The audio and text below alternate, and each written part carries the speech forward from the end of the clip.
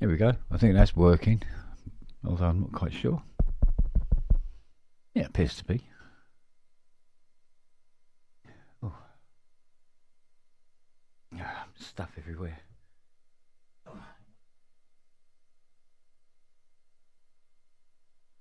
That's better. That's better. I can hear myself now. Oh. Right. Well, none of the Motley crew has shown up yet.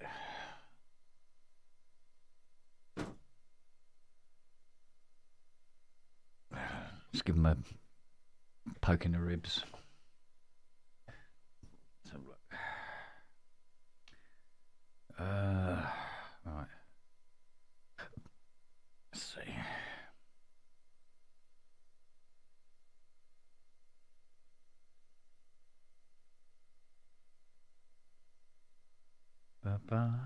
Right.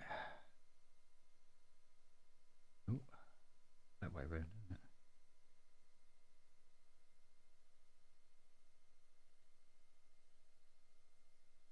I think that's got it underway.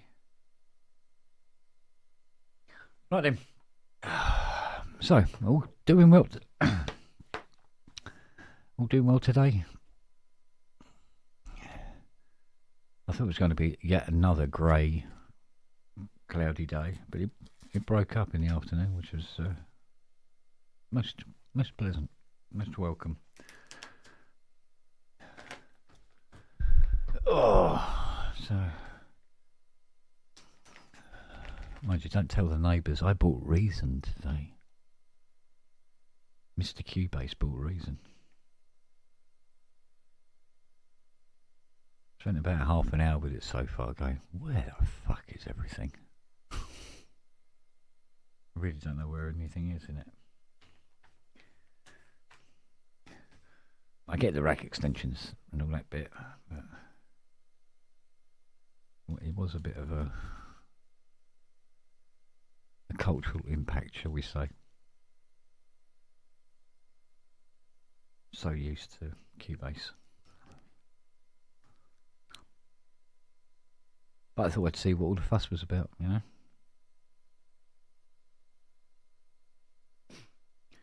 And I can see there's a lot of things in it that are pretty cool, I must admit.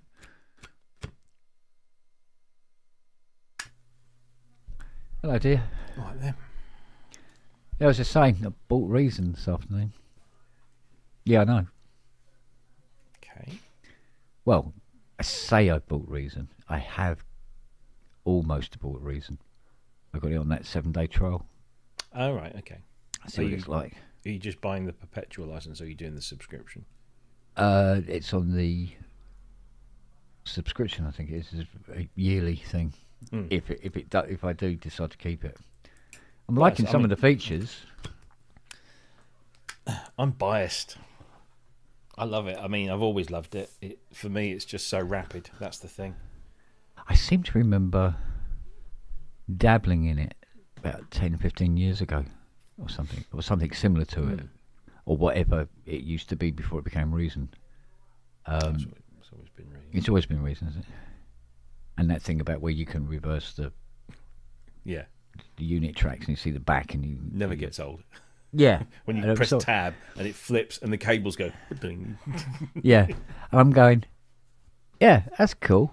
As opposed to in Cubase, which very boringly you go to the mixer unit and point things at things. You've got this thing. So, but there was a bucket of things. I'm going, oh, where's that? Where's that? Oh, where? Oh, you know, the usual thing, like no muscle memory for it at all. Yeah. So one of the things you'll find, and you might find this more useful, is that it isn't as what's the word?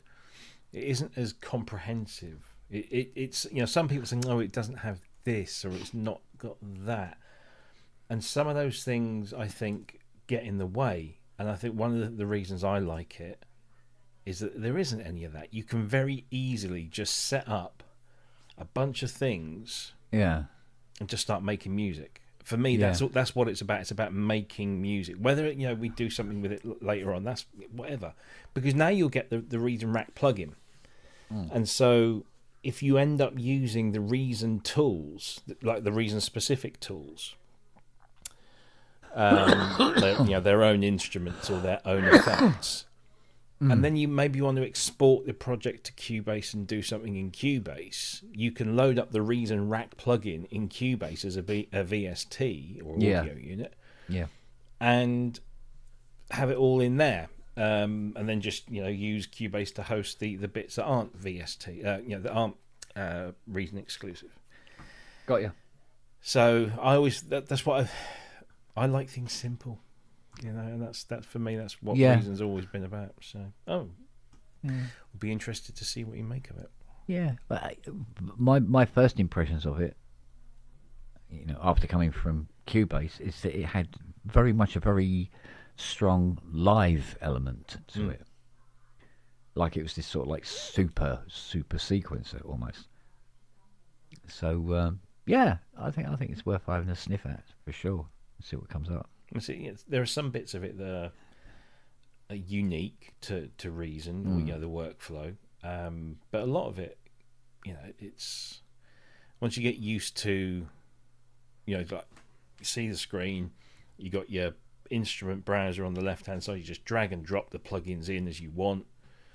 It'll automatically connect everything up in the order that you do it, and it'll create mixer channels for you when you do it, and then. Yeah. The default template, which you can change, of course, but the default template has a bunch of standard kind of stuff, effects and stuff set up. Yeah. And then the mix is based on an SSL, so it's very sort of easy to sort of understand. And again, it's all about immediacy. It's like I can just say, right, I've got an idea, right, boom. There's the instrument, right, start playing, record, go to the mixer, and I don't have to think about what plugins, that all the basic kind of effects are there. You've got an echo, you've got reverb, you've got some chorus, you've got some delay. Yeah. And you can get an idea. And then, you can, when you want to dig in and elaborate, you can. But for me, it's always been about being able to, get what's in here out there. So... Yes. And of course, with the subscription, you've then got access to everything in their catalogue, and very soon it will have access to a whole bunch of stuff that Lander, because obviously Lander bought Reason, and apparently they're adding a whole bunch of extra things to the Reason subscription at no extra cost. Well, see, one of the things that's bugging me at the moment is Cubase 15. Because they said, it's not supporting VST2s anymore. Right. Although technically it can. But in their plugin manager, there used to be a little cog down the bottom. You click on that, and you could point it at an external drive or whatever. And go, look, scan that for VSTs. Yeah. Well, they've removed that because of the whole VST2 thing being no longer supported on Silicon. Right. So I got Cubase here going. Oh yeah, I think I can see your new SSD. And I'll scan it. And they scan it, and it comes back with, yep, found this. I go, well, what about the rest of the stuff? There's a ton of stuff on there you haven't found. Look again. Yep, nothing found. Look again, nothing found. And the help file said, we'll point out a particular directory that's of a library that for some reason isn't showing up. And of course you can't because they've removed the cog. So it was somebody on, I think it was on Facebook,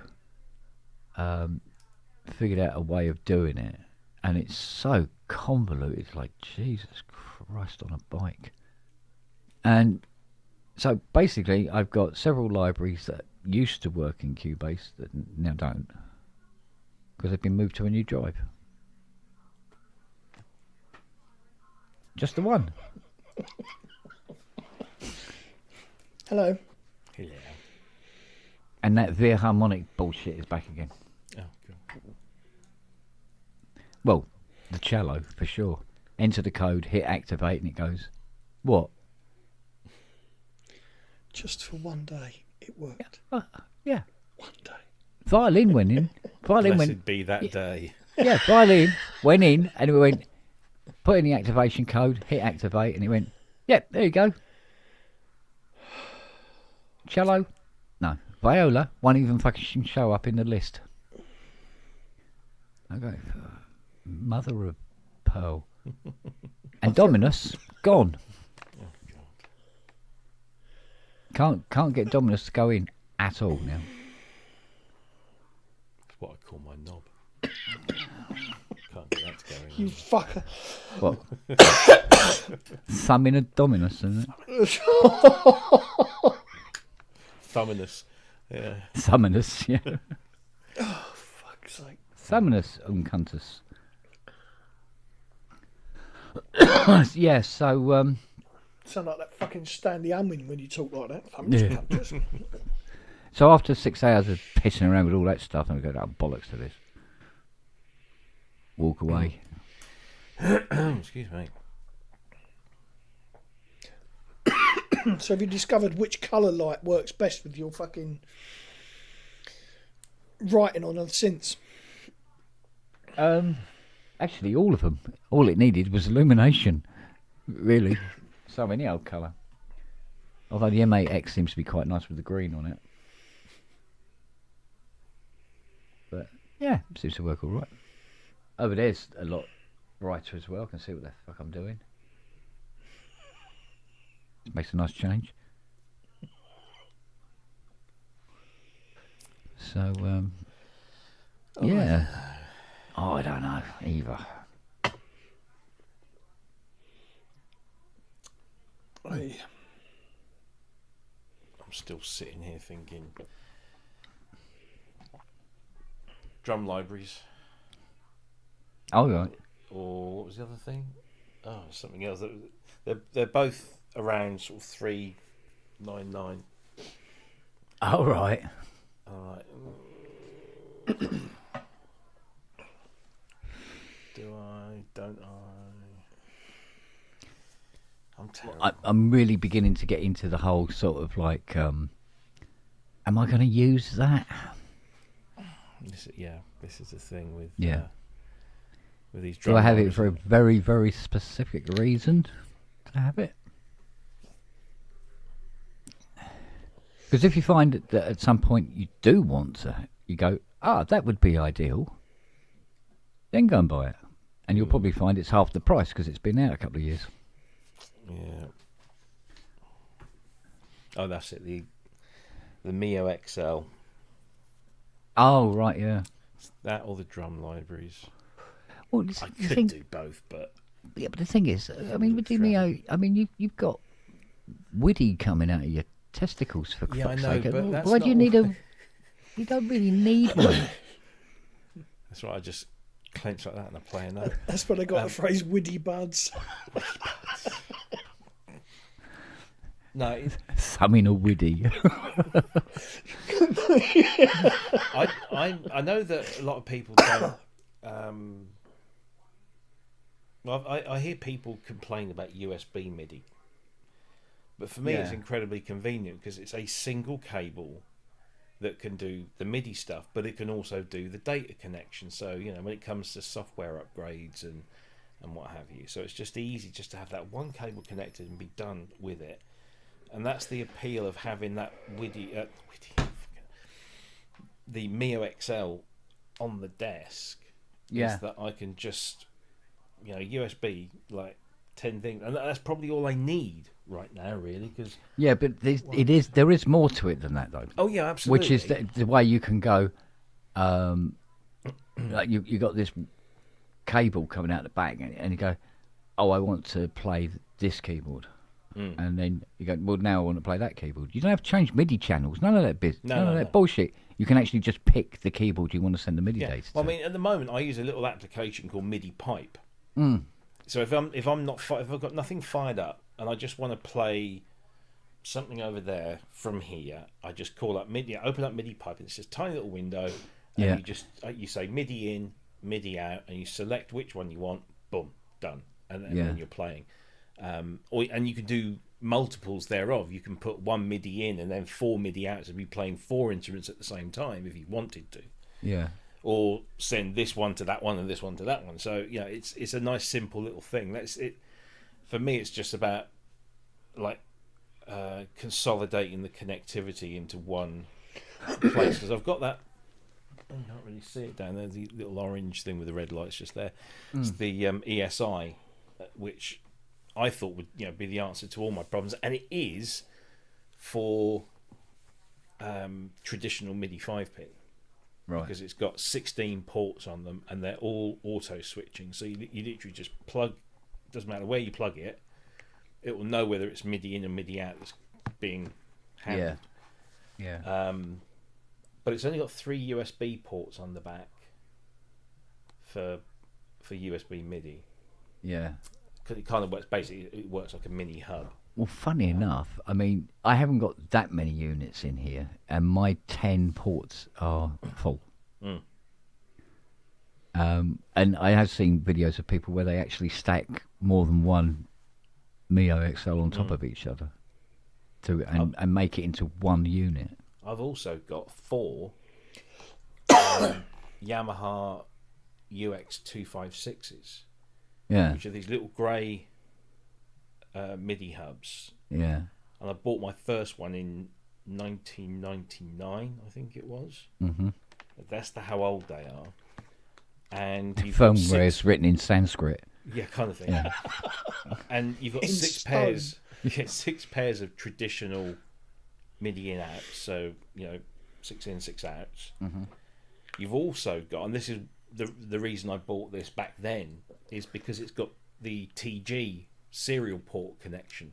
Oh, right, okay. Yeah. So it's a single cable that could attach to, for example, at the time I was using the Roland SC88, and that one single cable could do 16. Was it 16? Yeah, it's 16 channels in, 16 channels out. It's ridiculous. I mean, it was a Mac thing, I think, back in the day, and it just kind of got adopted. Yamaha loved it. It's like the CS1X, the AM1X, bunch of other stuff I've got has got this single cable connector on there. The thing is, finding the cables these days is a bit tough, but every time I went through a period like a few years ago, whenever I saw one pop up on eBay, they were generally like 20-30 quid. I'd just buy it. So now I've got 4 of the fuckers, and they attach via a single USB port to your computer. So with 4 of these, that's it's 24 MIDI ins and MIDI outs on 4 USB sockets, which is not bad. Yeah. And the latency is really good, and they're small and they're powered. So it's there used to be a configuration application for them that made them operate a little bit like this new CME box that I've got. Yeah. But I actually saw one come up on eBay on Saturday, or was it yesterday morning? And by the time I got back to my computer, somebody had bought it. It was 30 quid. I thought, oh fuck, I could have had another one, but I probably don't need it. And I've also got this. I've got an Akai ME30P2, which is a programmable patch bay, 4 ins, 8 outs. So I can just sit here and just press a button and boom, the thing's configured, however you want it to be configured. And that just sits there gathering dust. Yeah, like some of the other units I've got knocking Like around pretty here. much half the stuff I've got in this room. Yeah. Oh, talk to Yes, Ben. I know. I've convinced him. I know. He wants to be a woman. Nah. Yep. What? Yes, we've He been wa- talking. He wants to go into musical theatre. Yes. I've convinced Ben to come back to PSN. We are Wow. in discussions. It took 3 phone calls. Technically, it took 2. The Love third one was just to get all the icing right Yeah, and then yeah, put yeah. it into a Yeah. box, kind of thing. Well, it's been a couple of years now, hasn't it?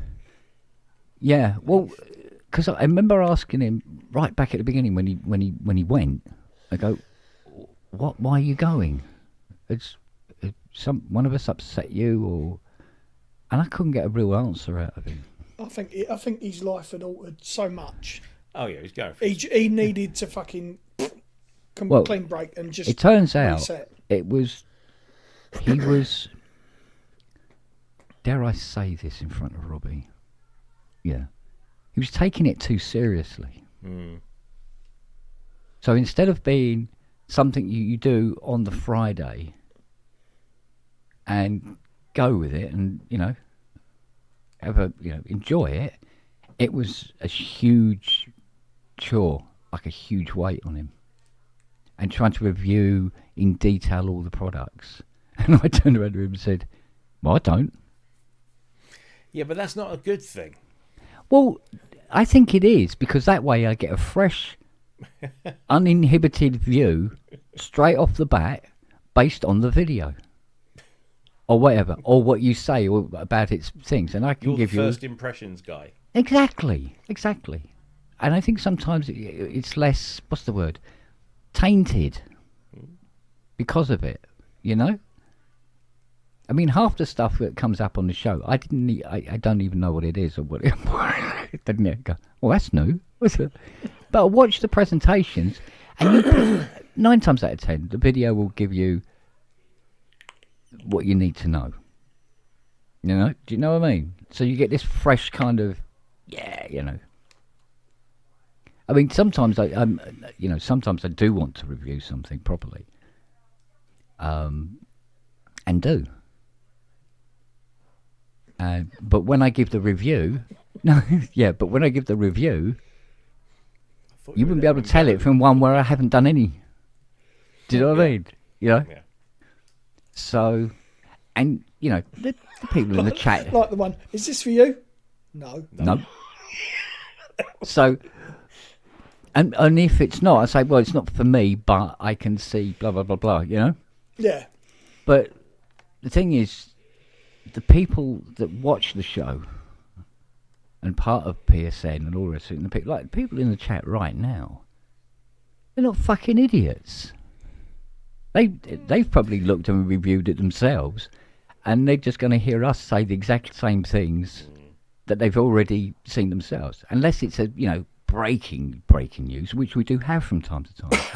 And when we have them, I do try to find out as much as possible about it. If you see what I mean. So, it's like, strangely enough, I had somebody a couple of weeks ago asking me about going to Nuendo. Your endo. In your endo. Going from Nuendo from Cubase, and it's going to... The upgrade was about 390 quid. And I said, "Are you going to do film scoring?" And he went, "No." I said, "Don't bother. Save yourself the money."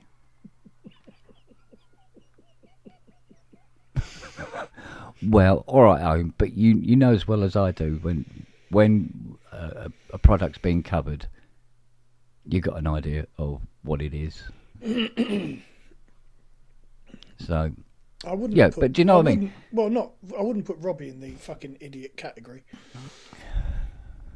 Well, what I was just about to say, I'm the one that does all the hard work. And these I don't know. Have you seen his say, car? No, I've not tired. You bastard! Still better than Wow. my car. Still better than my car. Wherever she is. I think. Oh, do you know what Fiona said to me this afternoon? She goes, You're a twat. no, she goes, "Oh, I've got to sort all that stuff out there, and I've got to take this, that, and the other." And then she went, "Oh." I went, "What?" Left She goes, it in the Chrysler. "No." She's gone, "You need the Chrysler, don't I? I take it down the tip." I went, "Yeah." What did I tell you? Because she always used to call it the skip. Because that's what she mainly used it for, was to take shit down to the tip. And she goes, "Oh, I'll manage to fit them in one way or another." I said, "There's a Chrysler door at the bottom of the garden. Good fucking luck." Fit them in what? Not the smart. In the Smart, yeah. Fuck off. I know. I said, no, I As if the think... Mustang's going anywhere anytime soon. There you Well- go. There you go. That's it there. No, you missed out a word there. It's that fits between Dick. of and heads. Yeah. I'm trying to be fucking serious here. Bollocks to you. So It's a pub. What the fuck are you thinking? But yeah, we just get very because I mean, I could review the product and everything like that, but then all I could say is pretty much just repeat what you've just said. Yes, but you might have a different opinion.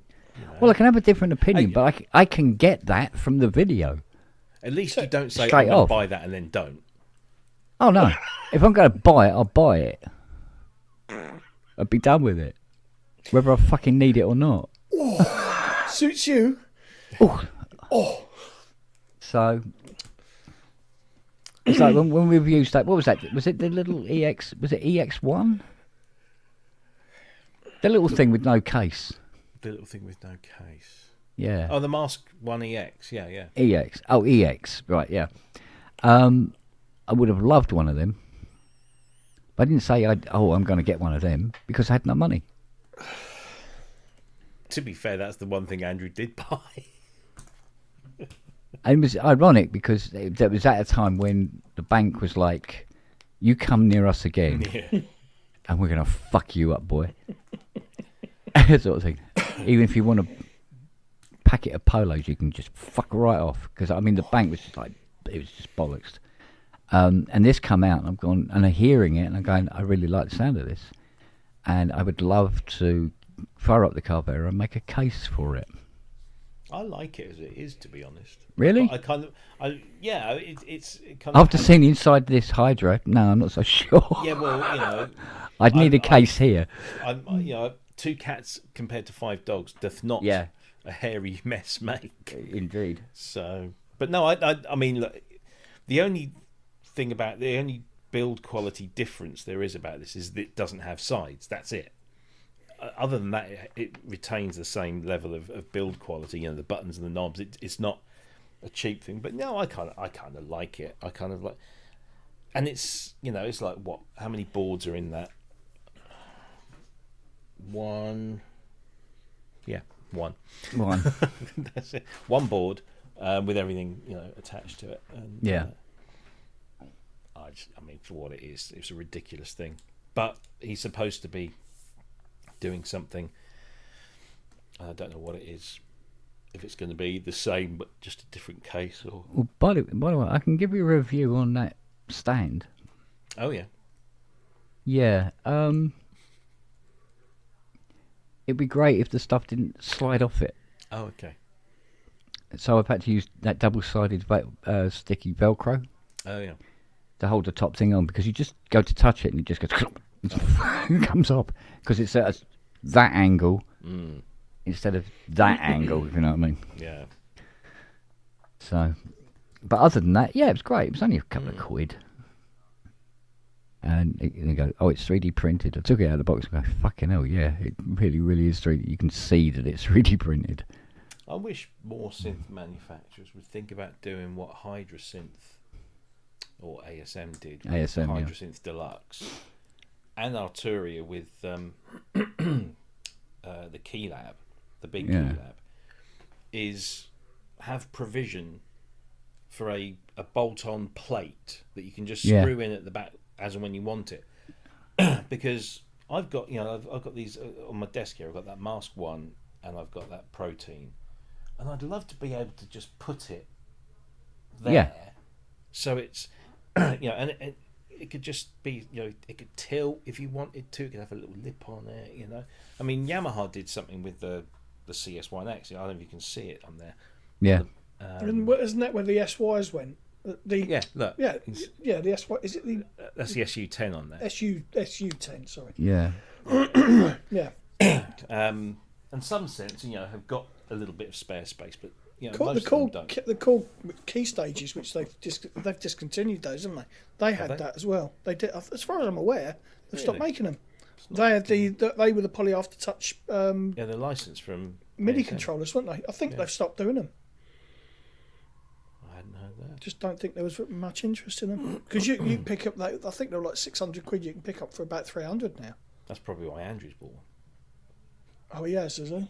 Apparently. Because that was always something I was thinking of until I got the that Hydra. shopping list is a long shopping list. Oh, isn't it? But it's like It's like when Haley goes to Sainsbury's. Fucking... it's like yeah, no, you know, sometimes obviously I'm going to try and do a review that's got at least one joke in it, just for the fucking hell of it. But remember when you covered that thing with a collaboration between Yamaha and Rolley, Oh, yes. where they did was it Rolley Air Yeah. with the M8X? Yeah. And all it was technically doing is what you could do with a simple £9 expression pedal. Plus, you don't have to take your hands away from the keyboard. And that's the thing. And there's like, you know, that's was basically said to go, well, that's a waste of time.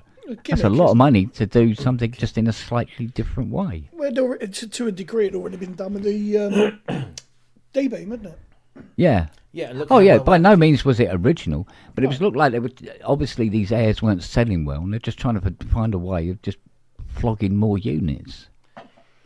what I But it don't wasn't get- a very convincing way of doing it. No, and what I don't get about any of these things, but when they come, whoever came up with the D-beam or whoever came up with this Rolley Air,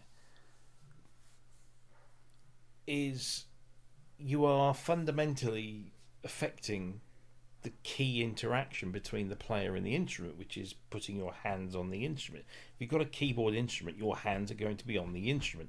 The minute you introduce something where you're going to go like this, you spoil that, you ruin that kind of interaction, and there's I just don't get it. I mean, maybe on a solo instrument, you know, if you had a Korg Prophecy type thing, where it's monophonic, so generally you're playing it with one hand, then yeah, all right, do all this fucking whatever. But it's not even. But it's not even as if it's tactile. For me, if I'm going to do like a filter sweep or something, I don't want to be waving my hand in the fucking air. No, look, You know, I want to feel what I'm doing. You know, I want to. Well, you got your pitch wheel, you got your modulation wheel. You can have like a little trackpad. It does the same thing, but at least it's keeping your hand near the keyboard. So Neil. correction, the Air was doing a lot more than you guys are saying. It's like the Nuova ring thingy, where No, I know what basically the it Air has does. different I was- axes and different expressions based on how you move your hand. Yes, but you're taking your hand off the keyboard, which requires Yeah. you to have your Well, hand not on always. it. You can do expression with your hands on the keys. If you watch the whole video, you can Yeah, see. You don't always have and to they were lift it trying up. to flog that as an educational thing because it could track your hands on the keys. Yeah, and while you can wiggle your hand, and it will pick that motion up. It'll also do like You can do tilt that of with the an hand Osmos, mate. to do stuff like that. So like the rings do, those little rings that no one really sells. They make more sense because, but this fucking roller. Keep your hands on the keyboard. But Just call yourself clever dick. but all those functions though, Andy, could be applied to the aftertouch pressure on the keyboard. Yeah, but you have basically at least 4 different gestures you can do without having to have like 4 different pedals, or, you know, I'm just saying it Vibrato. actually does a lot. No, I get it. It just seems like an awful lot of money to. The problem be is doing- when everyone demos it, they look like a douche. Just like on a D-beam. A D-beam is also very cool, but most people look like an asshole when they use it. I've only ever seen one person use a D-beam. Nick Rhodes did it on. Well, the great thing about Where the it does it D-beam all the is you time, don't take your still hands to off this the day. keys, you use your head. It looks stupid as hell, but it works. Yeah. Scottish Oh, D-beam, you just nut it. But they just got they set it on fire. made fun of it for so long. Nobody includes it Fuck anymore. yeah. Oh, I don't know. But they make a modular D-beam you can hook with CV gate stuff, so they're still out there. Yeah. It's just you know, the technology exists for a while. People laugh at it, and then it disappears, and they go, "Hey, where'd that thing go?" It's like, well, you guys fucking laughed at it. What'd you expect? And then they move on. I was waiting for Robbie to say, "Oh, Matt will have a fucking CV D-beam." It's like Tenorion. People laughed at Tenorion. Now a bunch of people want them because they know what they can do if you know what you're doing with them. So Yeah, but I mean, Seriously, Dan, there's in a all Tellurion honesty, revival on our hands. yeah, mind you, to be fair, a lot of people laughed at Rowley. Nobody wants them back. yeah, exactly. Look how much you like the Rolly, and people still shit on Rolly. So Guess what's coming back to yours next time I'm up there. Yeah, I know. That's what I mean. They laughed at the Rowley, but they still don't So want them again, back. people complain about not getting new stuff. They get new stuff, they shit on it, and then they wonder why there's no really interesting new stuff. Yeah, but new stuff is only good if it's good and useful. And Well, I mean, and if not people run can't by a think outside the company that box. takes money They from think of venture one way to do capitalists things. and pisses it So up the wall. you have to go. You have to, get out there sometimes and be wild. Look at what Don Lewis did. Right? They thought he was crazy. I'm sure, making his own goddamn MIDI type thing with analog stuff. Yeah. And he was a brilliant guy. He took a lot of risks. Yeah, it was like Matey Boy's drain pipe, isn't it? Yeah, anything that's odd. What was that thing called? The Kaleidophone. Kaleidophone, that was it. Basically a vertical roller, you know. Like that piece of wood that everyone's goofing on, that was goofy. He could have made it look better at least.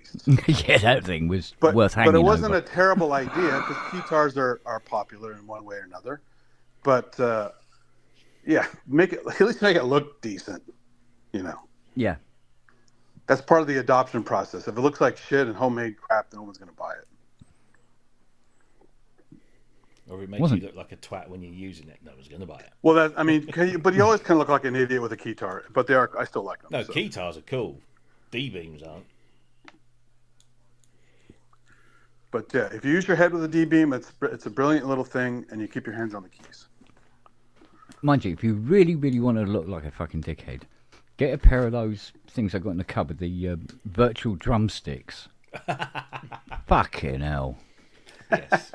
But look at all the air drummers out there who are pretending to do it already. So I wouldn't mind, but because it's a virtual drum kit, you don't know where the drums are. actually, you do. I actually have a decent one out there that's spatially oriented that works quite well. There is It's no just such you don't thing get as the a positive decent- pressure back. If you don't get any response back, But that's the only thing. Hey, I've well, actually it's very mapped it and it difficult. works. It stays. Yeah. it'll work, but it won't. No. Well, it's very difficult to work out the timing as well.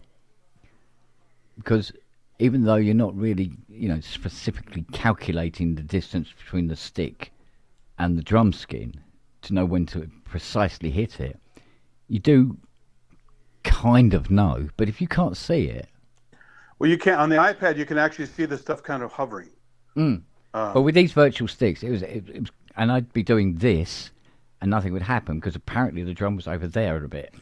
Oh, it's over there. Yeah, And then there's you one- I move forgot around, what and then app you it can't was. remember where the drum was again. On the iPad, you could actually see kind of where you were. Yeah. So you position yourself correctly, and then you just kind of freeze your torso and stay there. There's a very good reason why these things have never taken off because Yeah, you're removing, an essential part of the. It's true. But then how are you going to hook up drums in your car or on a park bench or something? Why the hell would you want to be playing drums in your car? Sitting in Practice. traffic, like that. If you're practicing in the car, you need to fundamentally change the way you approach playing drums. Like, No. Although in Wii- fairness, It's a Rob, toy. you could practice spinning your sticks, so you can get away with it. You the could, Wii had a thing with the Wii remote and the nunchuck and the balance board Yeah. and the Wii music program where you could do virtual drums as well. It's a very similar idea. I'm going to bring a pair of sticks to Synth Southwest and teach you how to roll your sticks. go on then. I'm bringing my own anyway because I'll be playing those. Then I'll borrow one and show you how to do it. Yeah, I must remember to pack I those. remember saying once before about, watching somebody play a theremin, it looks like they're trying to wank off a mouse. It's a big fucking mouse. Like that. It said, Well, they Take do that. take very precise movements, so yeah, exactly. Yeah. like a mouse. Like a mouse. Freddie Mercury had a Maybe fucking that's how you epileptic know that. fit near a theremin and wrote a Bohemian Rhapsody. It was Ay, ay, ay. Yeah, I perfected that guitar 1 and 2 a bit more on the Cherry Audio's GX80 this morning, and it's it's much closer, So You haven't got Brass 1 and 2 has been a bit of a bitch though. because it's on the GX80. It's not right, but it's not right on the Arturia version 4 either. But they're close, but they're not. And it's funny. The more I tried to get it right, the further and further it got away. But the ring mod's odd too, right? Can they really nail that? Not really, no. That's what I heard. That's one of the tricky parts, right? That is one of the tricky parts, yeah. But it is doable. But because I mean I can't say for sure how the GX80 or the Arturia one were modelled. If they were, taking readings from an 80 and used these readings to then model their software, they were both using badly calibrated 80s. Well, I was going to say, I can't remember now. Let me fire it up. The Arturia one. If I'm not mistaken, I don't know how detailed it is. You can actually, obviously it's not as, what's the word, calibrated as well. But if you click on the vent, the top two left vents. Yeah. The second one along allows you to calibrate both engines with tiny little screws. So pitch and bits and bobs. Would that help? No. Where the problems seem to lay most of all are the trimmers that are on the back of the card, which do the where their filter initial points are, where the VCF ADSR and VCA ADSRs are as well, because some of those trimmers are exponential rather than linear. Right. And if the preset card isn't right, then all the patches will be out by that function, if you see what I mean. So you have set voltages coming into the card. It goes through series of resistors to produce the different presets. So if some of them are out, then all of the presets that are using those functions are out as well. And judging by how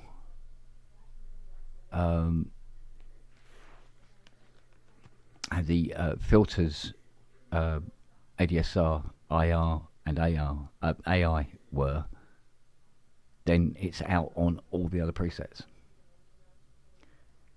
equally. I see. So, Hey, quick before I forget, have you heard about that video the guy's been putting out? Who's a Dave Matthews Band violin player who stopped playing violin? He invented a thing called the Box, BOXZ. It's supposed to be a percussion thing, and I think he's gone off the rails. And he has these videos where he might have had some paralysis, which is why he stopped playing violin.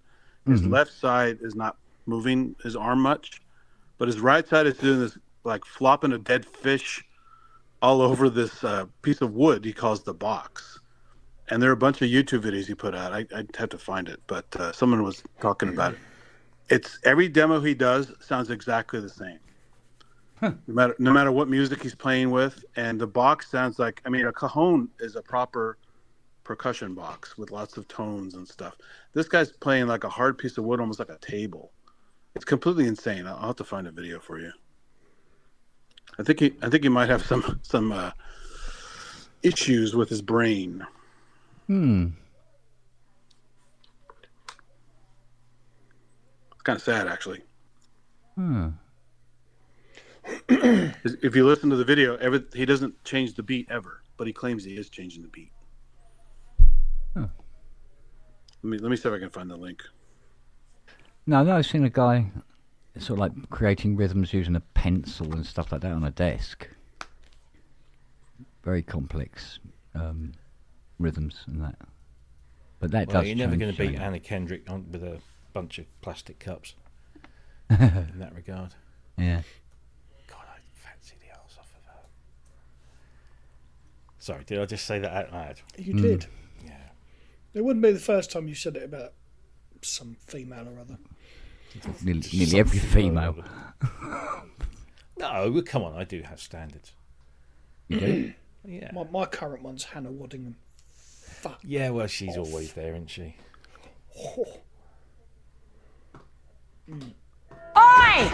Kent! What? Get your hairy ass into my office now! Yes, ma'am. She fucking said that, you would do and all, wouldn't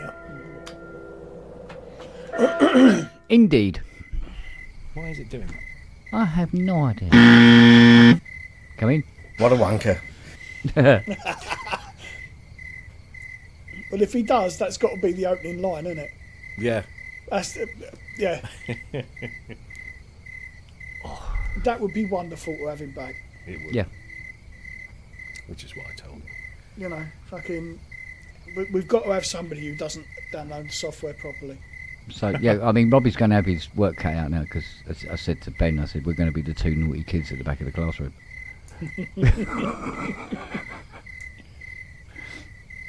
Is this ever going to stop? Have you got a Yeah, sticky, when it gets have you got a light. sticky button?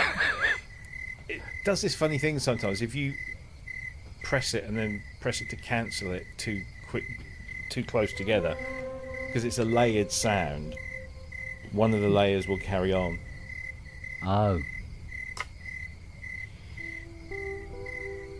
How do I stop? I had a bad day yesterday. My fucking VCR of 25 years finally died. Oh. Somebody asked me to do a video conversion, and it was like, yeah, dug it all out, plugged it all in, and it was like, no, fuck off. Oh. I saw there's a company out there that's started reproducing Super VHS decks. Oh, yeah. Yeah, I can't remember where I saw it now. Oh, this is really. Let me just do that. Okay, right. That's Maybe going to keep bells going all night now. should stop. It's like audio Viagra, it just keeps going. I know, isn't it? What a wanker. Yeah, they've. 'Cause my last VCR was a Mitsubishi. Oh, the wind's still going. Yeah, my last VCR was a Mitsubishi M1000. It was the top of the fucking line Super VHS deck. It was fucking brilliant. And I kept it primarily because I'd still got a box full of videotapes. And my mother-in-law gave me a blank video cassette for me to transfer camcorder footage of the kids so that she could take it home.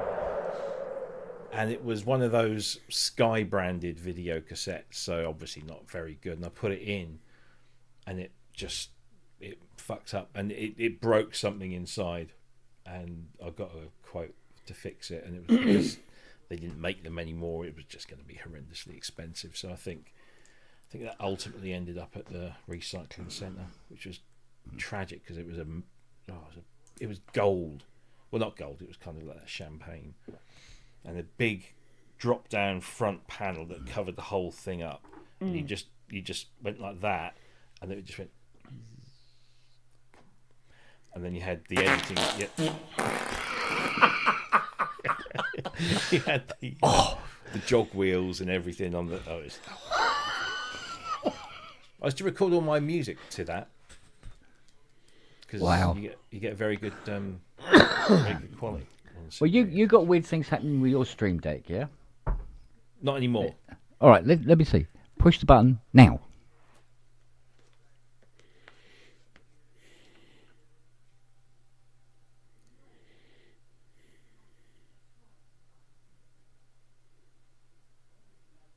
Oh God, what have you done to him?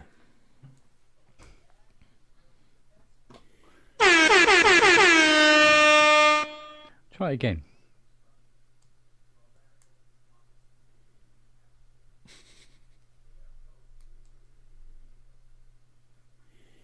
Nope.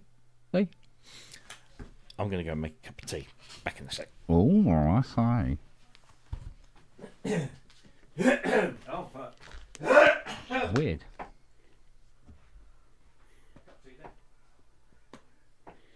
So weird.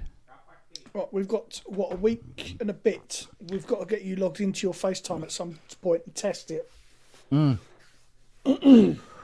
Oh, I can. Because I want to make sure that everything's running this end. Uh-huh. Otherwise, I'm going to have to tweak it while we do it. Because I don't want to put anything to chance. Probably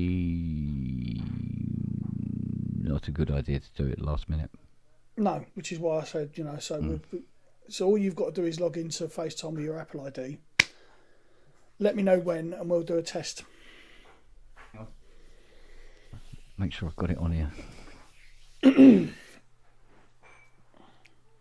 No, it should be on. If it's an iPad, it will be on there.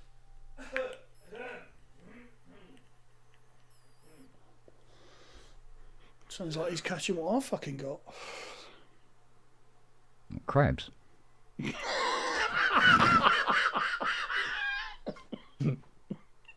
Oh, here we go.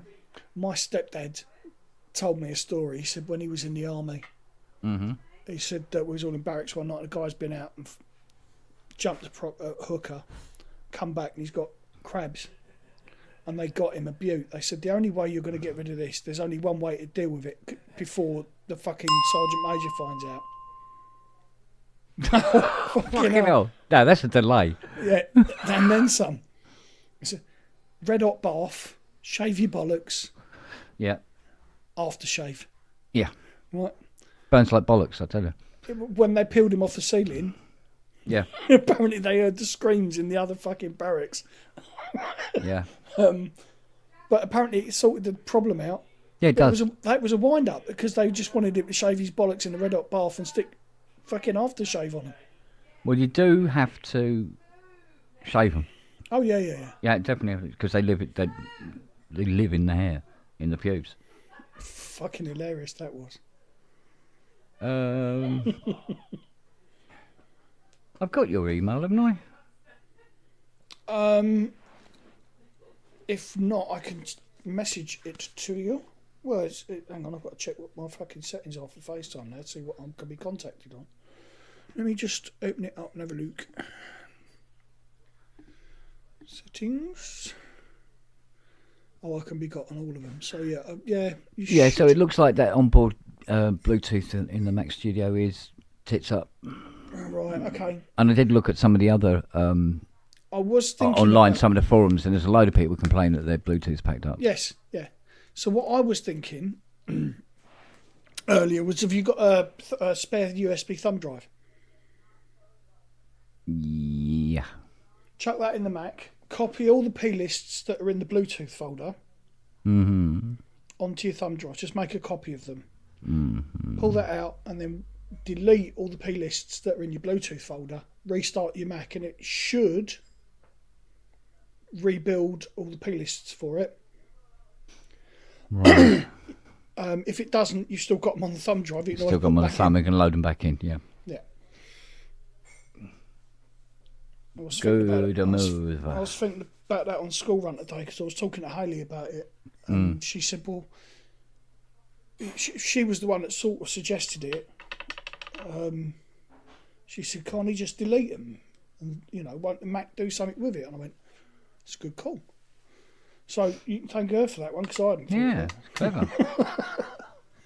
Very clever. that. She has picked something up across the years, obviously. Yeah, because this does. Your fucking studio is definitely haunted. That was the second time that I pushed it. And Wow. That was like 5-6 That's minutes a ago. 2 or 3 minute delay on those. Well, I'll tell you what. So we definitely know. I've just pushed another button, and it's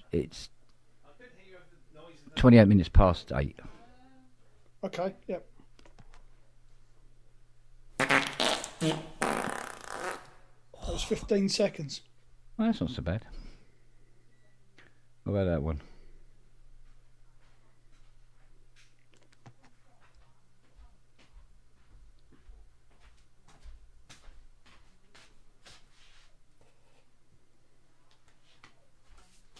Are we expecting guests? That first one. About the same. About the same. Hmm. Why is that, do you reckon? That's really slow, isn't it? That's very bizarre. What's this one? Oh, this is the buzzer. Did you manage to get your monitors installed or wired up? Yes. Sounded good? Yeah, lovely. Real Excellent. nice. 15 seconds, pretty much. Right, I'll just send you over nutters. on Facebook my email address so you've got me on Okay. FaceTime. Excuse me. Here we go. .com. Yeah, use that and you should be able to just fire me a FaceTime.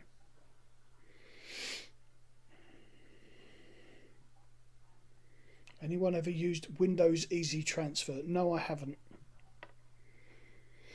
It's been a long time since I've done anything like that with Windows. All right, Ken, see the link I put in the chat. This is the guy on his little box thing doing a jam. Boyd Tinsley. Oh, right, okay. He claims he invented this thing. It's just a wooden box for percussion, but it doesn't sound like anything. Weird. It's just like a guy banging on a table, basically. And his hand is flopping around like a fish is flopping around on the as it's dying, out of water. Yeah. Right. You should definitely play that. It's pretty crazy. And the chat is like, is this a joke? Is everything okay? But he's playing on top of other music, so he's supposedly jamming. Right. But it's not really following the music either. So what the hell is going on? There are like 5 or 6 videos of this stuff. Oh, there it goes. So, you getting that at your end? Yep. Hey. There we go. Okay. Gone. Linked. Done. Done. We're just testing FaceTime. But I'm going to have to do a proper phone call at some point to test all the audio stuff on the Mac. That's better. It looks more realistic with the delay, doesn't it? This is the flatulence. Because my hands haven't right? moved. They haven't touched anything. Simulcast flatulence. Yeah. But why that's delaying 15 seconds? No idea. No idea at all.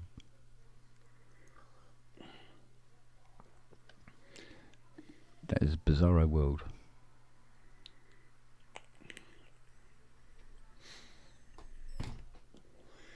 So Randy Feltface was fucking hilarious last night. No, weird, because I've never had the delay before. No. Yes, Feltface is pretty bloody good. For someone to make a puppet that expressive. Which isn't that expressive. That's the thing, isn't it? I mean, it's got limited... But yes. He does it. Exactly. Do that. Yeah. Spectacular. Where's me Stream Deck app?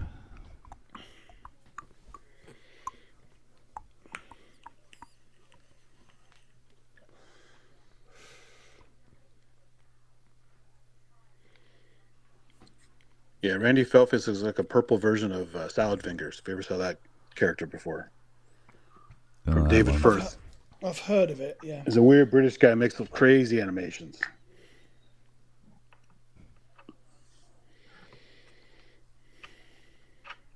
Yeah, weird, it's not there.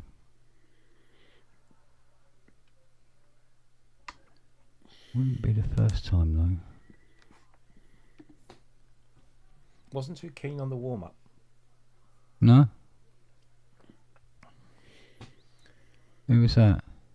It was an Australian woman, Bondi Snook, I think her name was. It was weird, typical Australian name. It was just a lot of her jokes were funny. It was just her delivery just didn't really. I'm trying to remember who was his support when I saw him. Can't remember. I'd have to ask Luke. Luke will fucking remember. But no, it was clever as well as being funny. Weaves a lot of clever stuff in. Yes. I will never look at echidnas the same way again. A what? Echidna. Echidnas. Oh, right, yeah, okay.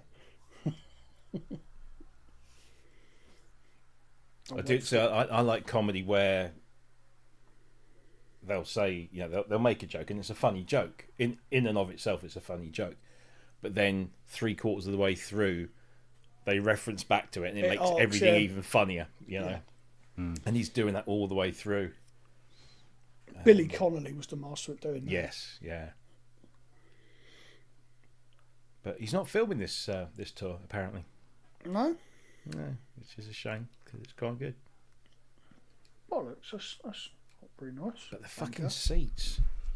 I said to Jackie, we got into the seats, and we're down in the stalls, so we're not, we're good seats, 6 rows from the front and everything. Sat down and goes, oh, these are quite nice. They're a bit wider, or it's either I've got thinner or the chairs have got wider. And they're a little odd. When you're sitting down and your knees are a little bit higher than your hips. It's a bit like that. And I think maybe that was probably the problem. Because, Jesus, my arse was going numb. And these are cushioned seats, but oh, fuck. And by the time Feltface comes on, I'm like, oh, I'm constantly like moving. And I'm thinking people around me are going to get really fucked off with me. But, yeah, it was just, not very comfortable. Yeah, the steps of shame. Did Jack like him? Yes. Yeah, well, she likes him anyway, yeah. So, yeah. I'd never heard of him until Luke pointed him out. And I'd never heard him until you pointed him out to me. Yeah, so I'm glad you did. So am I. I was talking to my cousin's husband last night. Because we got to London a bit early. Well, I say we got there early. Very fortunate with the traffic and stuff, but so we had a bit of time to kill, and of course we wanted to go and find a pub that the football was on, and so we could go and watch the football, really depress ourselves. And I was talking to my cousin, who is a customs and immigration officer at Norwich Airport, and he was saying, "Oh yeah, we're hoping that the team will come back from the football because they were flying it back into Norwich." What have you? And I said, oh yeah, well, we can't make the game. We have to watch it on telly because we're in London to see Randy Feltface. And he goes, who? I said, Randy Feltface. He said, I feel I should know that, but I don't. So I sent him a link. I said, have a watch of this when on your tea break. I sent him the Randy buys a bookcase, and he said okay. And then he messaged me back a few hours later. He says, fuck me, that was good. He said that he could tell a story. I said, it's exactly that. He can tell a story. Don't talk to me about football. I'm a Tottenham supporter. It's not a good time. It's not a good time. When is it a good time to be a Tottenham supporter? Let's be honest. I mean, all right, so you won a cup last year. 1981, 1982 was about the last time I sort of really felt it was worth it. Oh, 87. Buckingham Hotspur with Ozzy and what's this? Ricardo Villa. Ricky Villa, yeah. Stevie Perryman, Glenn Hoddle. City in the FA Cup final. Ricardo Villa. Ricky Villa, yeah.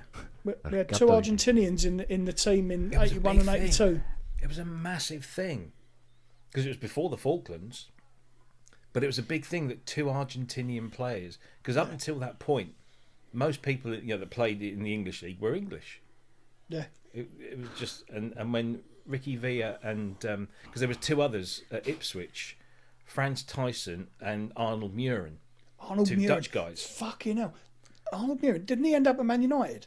Possibly. I'm fucking sure he did. But yeah, they came in to Ipswich, who were a pretty decent club at the time, and because Bobby Robson was the manager. Paul Mariner when was Villa there and at the time, Ardiles come in. Sorry? Paul Mariner there at the time? Paul Mariner, yeah. Mick Mills. I mean, that was a heck of a side. Fucking Mick Mills, yeah, Jesus.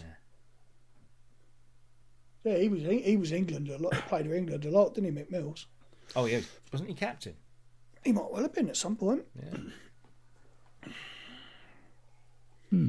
Wow. But yeah, we started to see this kind of influx of foreign players coming in, and they always seem to come in pairs. I think that's actually not a bad thing, because then you've got a friend, haven't you? Who's you're both not speaking their language. You don't end up with the Julio Giorgio thing, you know.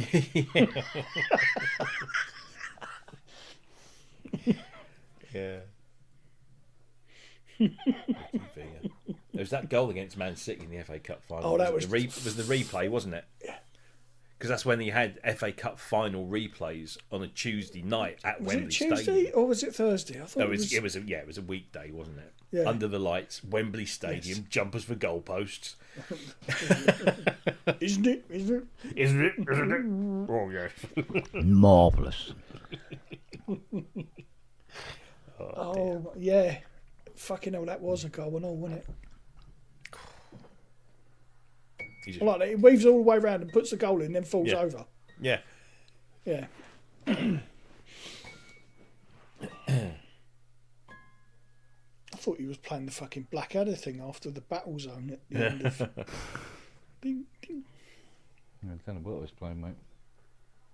I'll tell you what, I really love having the expression pedal on the PB12. Very nice indeed. Extra dimension. I got Jamie Morden's new sound bank for the Mini Freak. Yeah? Oh, it's good. He can do some good stuff, he can. Some clever buggers out there, aren't there? Yeah. I'm really not looking forward to tomorrow. Why? 14 synthesizers are turning up at the front door. I think you want to have a word with your goods in manager. I did, that's why there's only 14 coming tomorrow. Oh dear. Although, and I know this is the kiss of death, she goes, they just need to be assessed for resale. So they're either all done in, 6 hours, or I've got 6 weeks of hell coming. We go going, are they done yet? Are they done yet? Are they done yet? Surely that's only if they're being assessed. You're just looking for problems. That's all. Yeah, trouble is if I can find them. And then what? If they're being assessed, you don't have to fix them, do you? Hello. Really? Yeah. Well, they're being sold. Yeah. So I'll turn around and say, no, you wanted them assessed. You didn't want them fixed. You never told me that. That's extra. I would not be able to do your job. Well, yeah, but then there's the rewards, because if I assess them, and I mean, this is why it's the flip of a coin. If I assess them and they're all fine, and it takes me, say, 4 hours, it's £1,000. Yeah, all right. And I haven't even got my hands dirty. But law of averages dictates conversely, yes. that if you have 10 keyboards, 10 Rolands, you're going to get 3 with various degrees of crapitude involved. And the other 4 could be basket cases. You just don't know. So, we'll see. We'll see. You know I'm going to be present at the Strand Centre on the Friday night. Yes, we have been warned. Security on the door has been informed. Wow! Good thing I'm not bringing Hayley, because you wouldn't be able to fucking put a show on. What do you mean you're not bringing Hayley? What the She's not coming over for the Friday, no. Lightweight.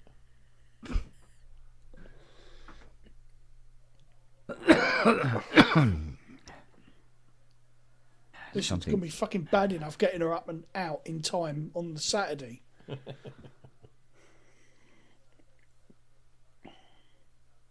I reckon we're going to have to leave pretty sharpish on the Friday to get there in time.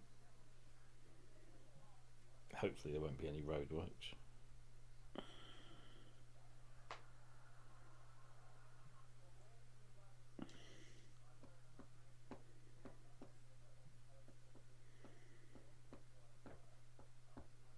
What is that then?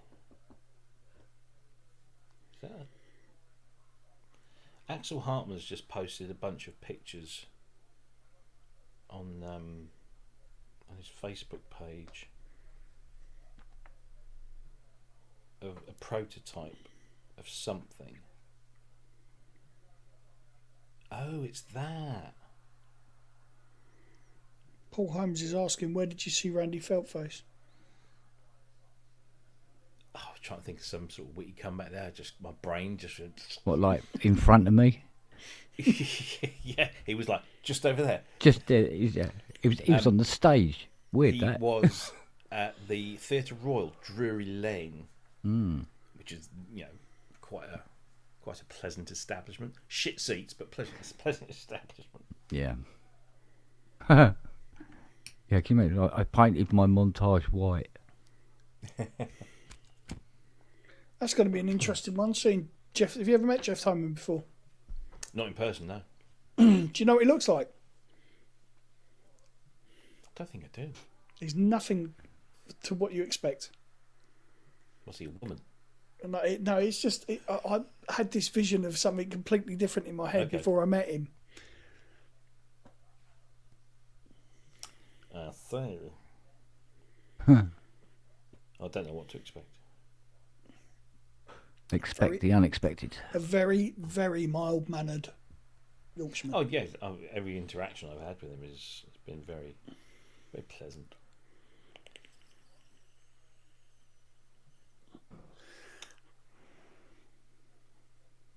What is that?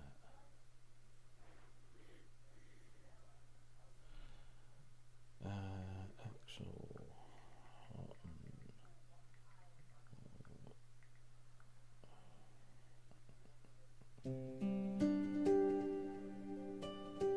Oh, of course it was that, wasn't it? Yes. The 20 Music 20. The Hartman 20. You have to send a continuous pulse on that. But... Weird. I saw a weird thing Oh, go on the Facebook official Leviathan page. Oh yeah. Because they're now starting to land in people's homes, and people are saying, oh, this is amazing and this is really good. And one person said, really don't like the name on the side of the synth. Should I take the end? Can I take the end cheeks off and swap them round and put them on the other side so I don't see the... really? What? Because, I mean, obviously the second you do that, you've invalidated the warranty straight away. But, yeah. But is it... What's so bad about that? Horses for courses. People put blue LEDs and stuff and fuck them up. This is true. So, it's... People will do what they do. Well, I put quite a lot of blue LEDs in here now. Touch wood, nothing's blown up yet. Give it time. Mind you, your computer isn't fucking working properly, so... Well, it wasn't before I put the LEDs in, so...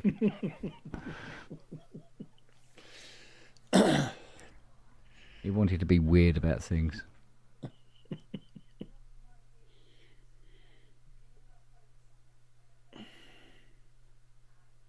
I'll let you fucking do this. I'm not. No. You're right. I'm not fucking. No, that is him. Getting in trouble with some guy waving his cock about after fucking. Yeah, but we might get another good word out of it. Bernard Minge. Like a scum. There he is. Bernard Minge. Wait for the music. Oh, there's no music. Oh well. No cock and balls this time. Oh, come on, Andrew. Don't let us down. Drop your shorts. Have we got a macro? I was going to say, has he got a macro lens on it?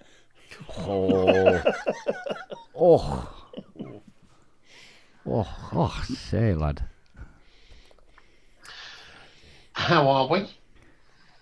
I don't know. How are we? I don't know. Why are we? Why? Where? When are we? Who? When? Are we? Are we? Yeah. Oi. Yeah. Scotham's here. No. Scottam. Are we? So for the last 3 weeks, I've been trying to get pensions and mortgages and things all sorted out. Then the war happens. All of that's kind of, bye, see you later. I've got to say, I've just That'll just teach seen you his, if you're invested in Turkish delight. I've just seen this in the chat when Ken came on the show the other day, and the first words he said about Kent's fucking hydroseats was "ew,"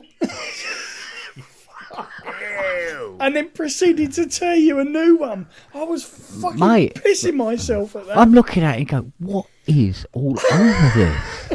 What is this? Oh shit! It was the way he just tore into you. It was beautiful. Yeah. Rightly so.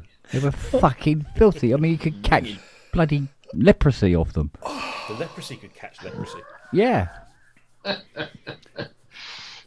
In fact, there was probably a cure for leprosy in there somewhere.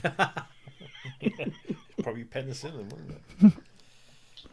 Oh, the Oberheim 08 thing that I worked on, Yeah. little rat unit, Oh, it has a fungus growing all over the MIDI plugs on the inside. Nice. Keith's one. No, this is a customer's one. It's an 08, not a Ah, right. OB12 or whatever it was. Yeah, no, all growing all over the MIDI plugs. Nice. It's very.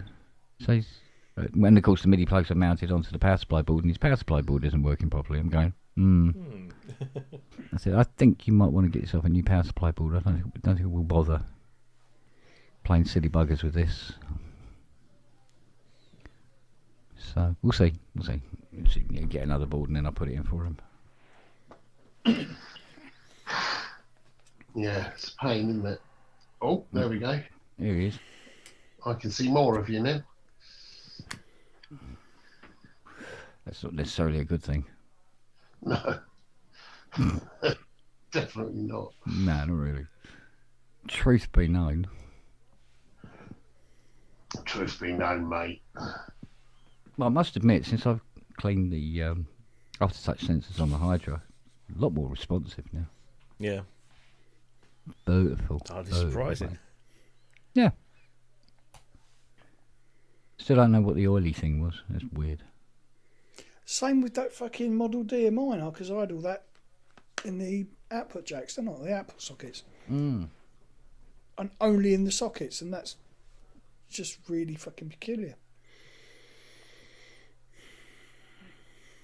Who knows?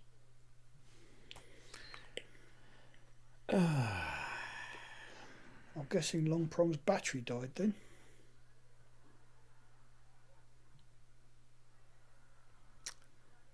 I guess so.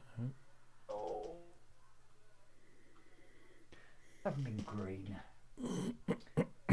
just green. There you go. Oh, that's nice. Oh, looks like System 8 now. Yeah, alright, blue. Bang! Fuck off. Sorry. Red. Ooh, red's moody. Aye, he's going to have ghosts in his fucking room now. Red lights attracting shit everywhere. Come back on again. Everybody knows you put red lights in a room, you attract all kinds of things. Hookers for a start. Doesn't work for me. Alexa likes red. Okay. Let's see what happens.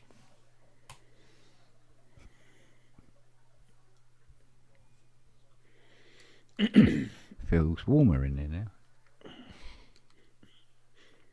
That's because your synths are on fire.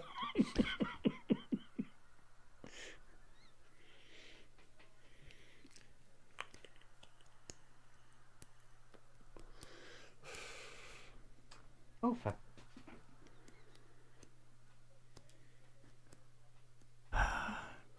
Really fancying the idea of getting some Bluetooth headphones. Yes, but then that'll introduce delay. And Bluetooth doesn't really work in there, does it? Not on the computer. I've got some. Everything else works quite Like nicely. mine. They look like licorice all sorts. Yeah, they do actually, don't they?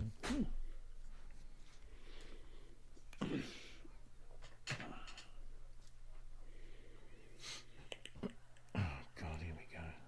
What?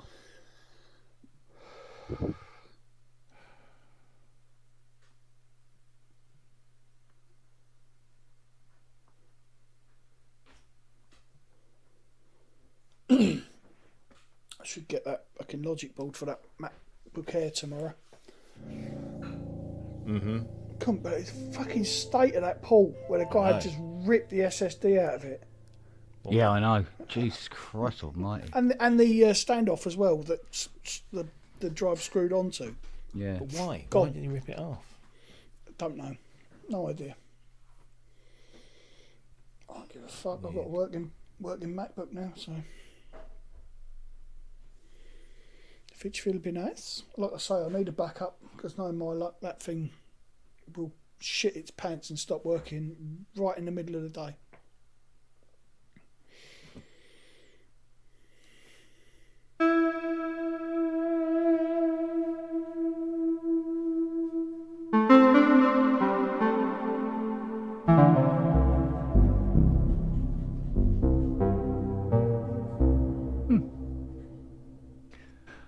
Well, still not quite there, but it's very close now. Very close.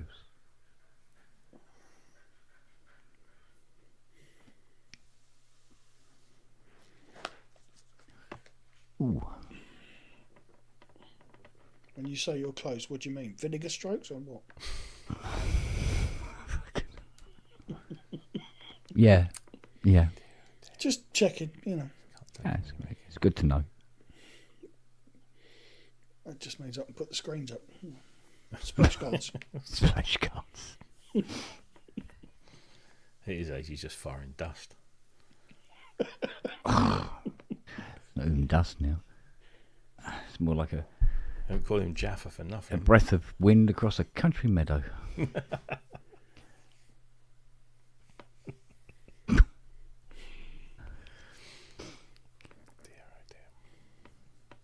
Mine's like dropping Granny's ashes on the floor. So. Oh yeah.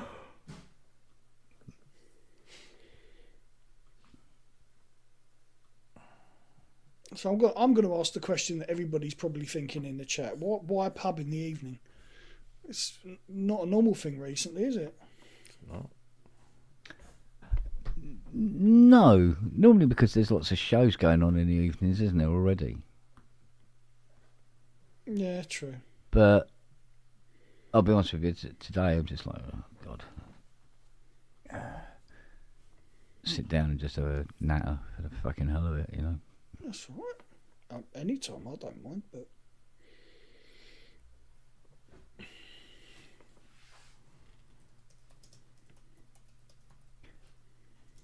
What's this? I feel the need to offset my monitors to the left of my desk.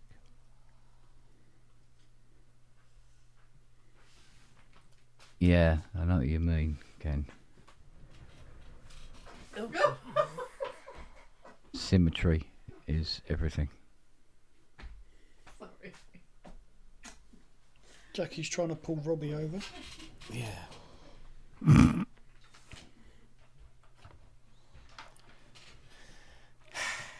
I need like one of those things for my headphone cable, like self-retracting. So as I move away, Yeah. it extends, but as I move closer, it moves Yeah. back in. Cuts slack. Because that's why I was talking about the Bluetooth ones, because this keeps tangling up in this chair.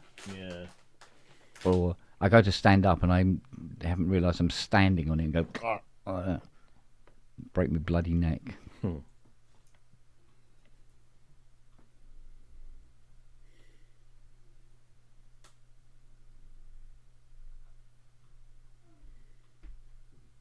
Yeah, I think if anybody's going to watch Hardware Jams, they go and watch it.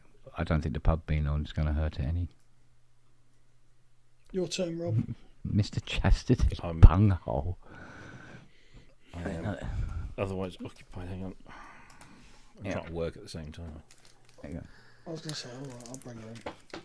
Well, that answers the question: is the glass half full or half empty? It's neither. It's completely in fucking pieces, and all the contents are all over the floor.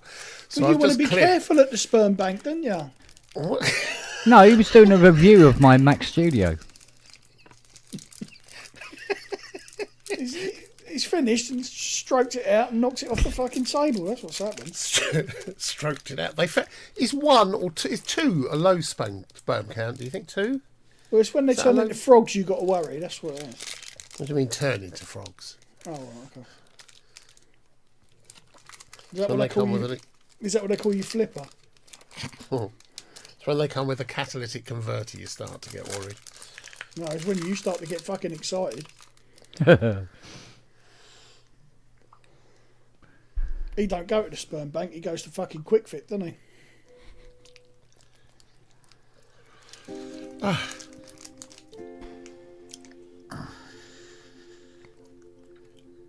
Is that doing something?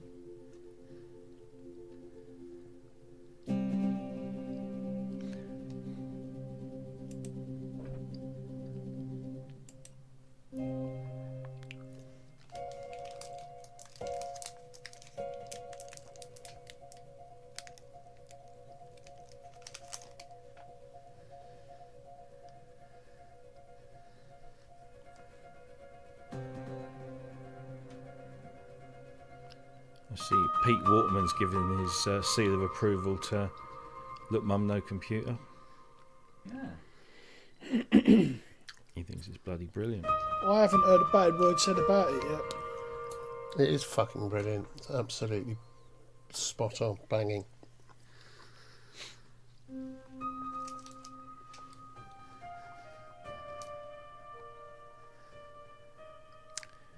Unfortunately, I have heard a few bad words said about it, and the people that said them are just twats.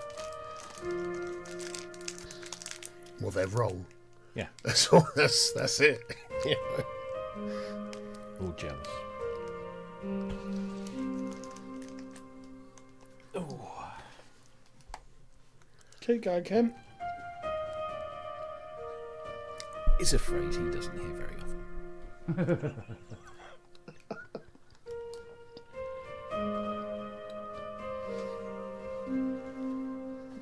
That's not green sleeves. No. He hasn't wiped This his is- nose today. No, I haven't had a cold for months.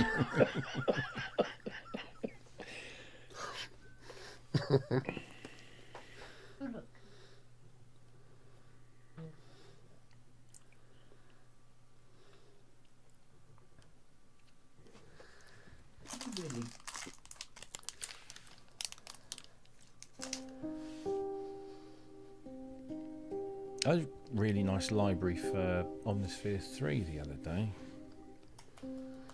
called Equilibrium by Luftrum. By. Luftrum. Do you know who it's by? Luftrum. Luftrum. How many more times? Luftrum. Fuck's sake. Yeah, it's really nice. Very nice. Really decent.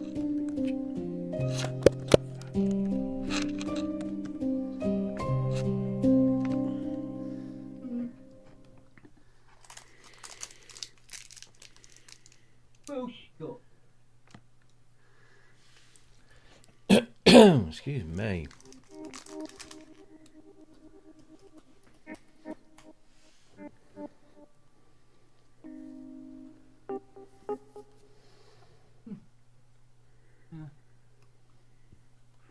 Oh, pardon moi. Oh, God, those Yorkshire puddings keep coming back.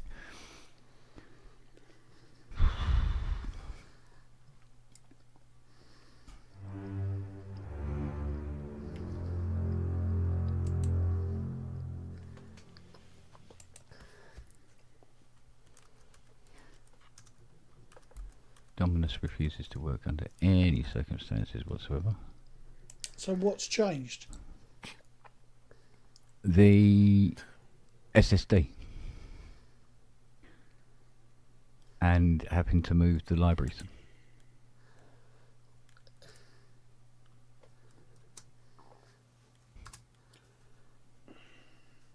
However, this thing works perfectly.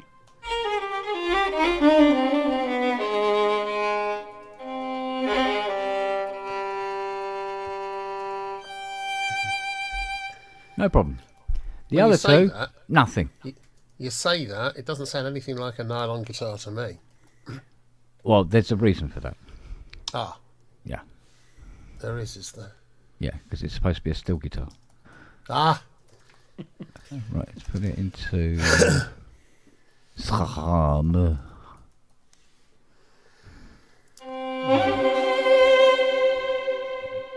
Too much. On your bike.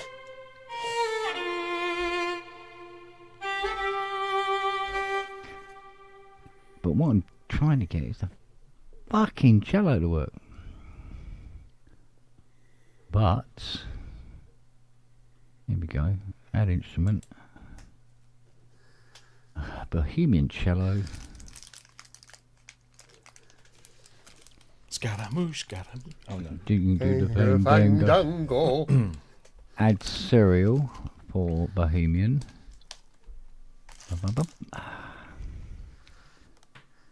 What, like cornflakes or that kind of thing? Yeah, something like that. Activate. Activate. Activate. Activate, activate, activate, activate. Activate 1,000 times. No. Will not, on pain of death, activate.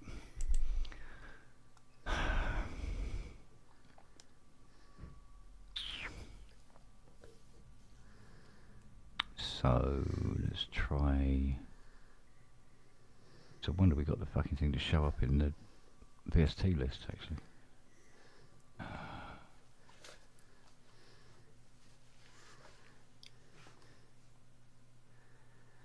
Come on. When you're ready. Here we go.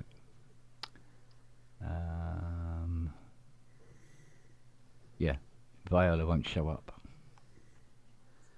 Other two did, but Viola won't. And then cello doesn't activate. Could be she's at the dentist. I don't know. I did email them about it, see if they had any clues. Looked online. There's a couple of people saying they had trouble getting it to activate. It won't activate. They go, oh, you've got to allow it full disk access. And all, yeah. Well, yeah, it's got it. And all that jazz. There's often, I know on the Mac, there's often permissions you have to grant at folder levels and various other levels to. Oh yeah, it was asking for all sorts of permissions all the way through the install, which I granted it, but it didn't fucking help. Nice, mate, nice. Exactly. Mind you normally have to give the installers full disk access anyway. But this thing about Cubase 15 not wanting to access external drives is just fucking ridiculous in this day and age. Yeah. Considering it used to do it, and they dropped the support.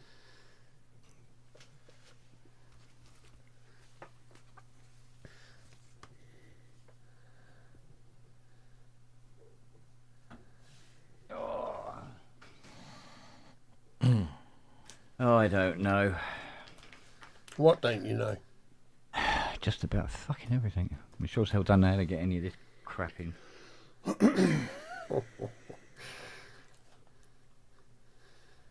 Everything else swapped over a charm, but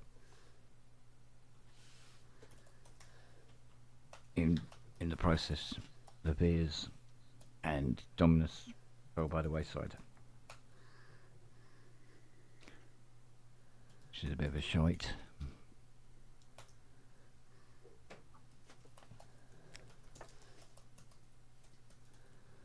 To say the least.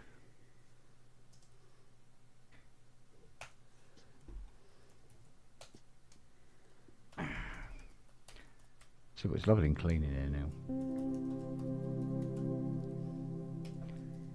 For a change.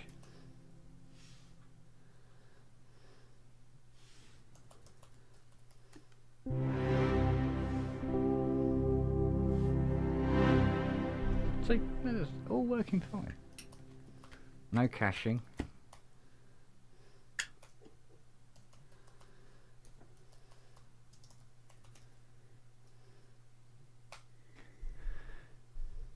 Downloading at about, what, 112 megasecond? Which isn't bad. Not bad at all. Installing what was it? I think it peaked at 9,000 gigabits.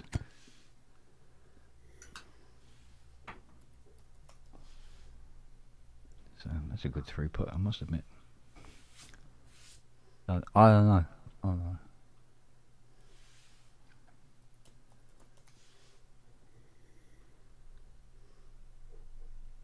Oh, yeah.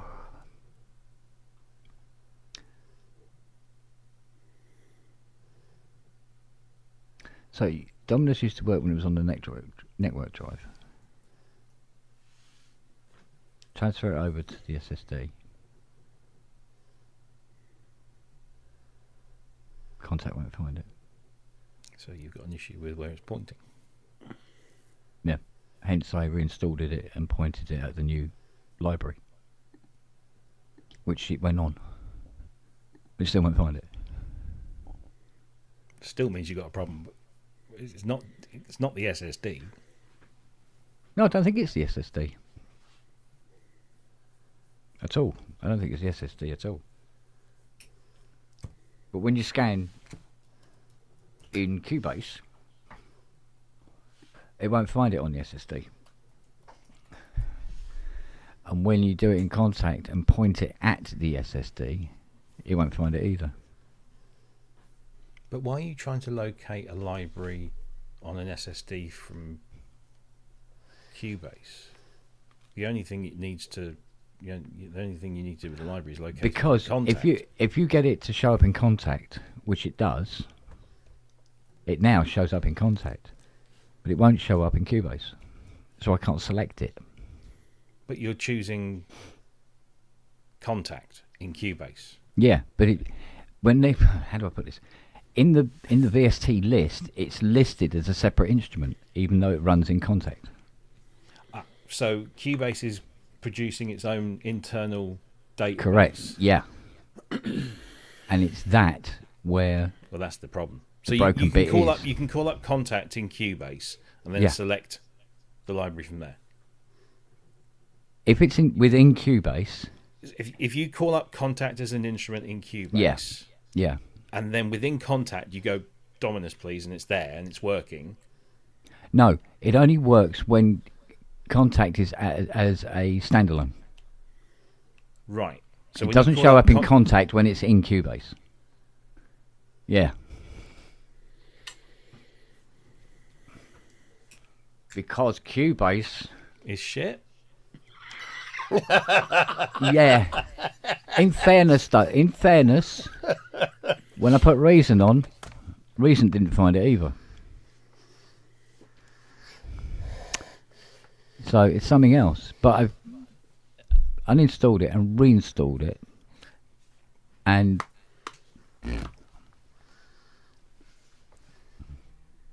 Well, that's so I don't know. Yeah. I don't know. There we go. I was using Cubase earlier, and I've got to say that it's too fucking ridiculously labyrinthine and complicated. I'm using it, but just you have to remember so many key shortcuts and look up so many things that are just stupidly simple to do. I should probably spend some time just rearranging all the windows and setting up my own workspaces again. But it just drives me nuts. I'm beginning to get really heartily naused with it at the moment. It's a great it does everything, but you can't find what you want to do. Well, the ideal thing is to set up your perfect default template. I've done that, and then it disappeared. I've got one thing to say.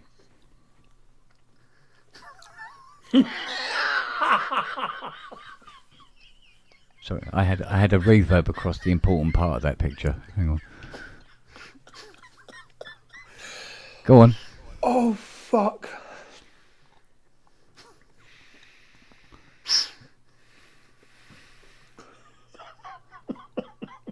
I'm not seeing it. What is that?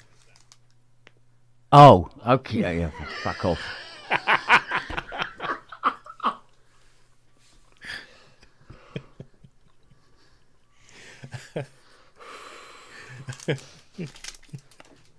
Cunt, you made me go dizzy.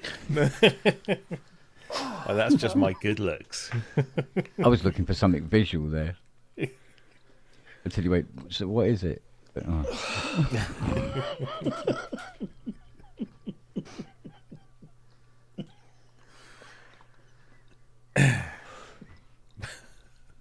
What?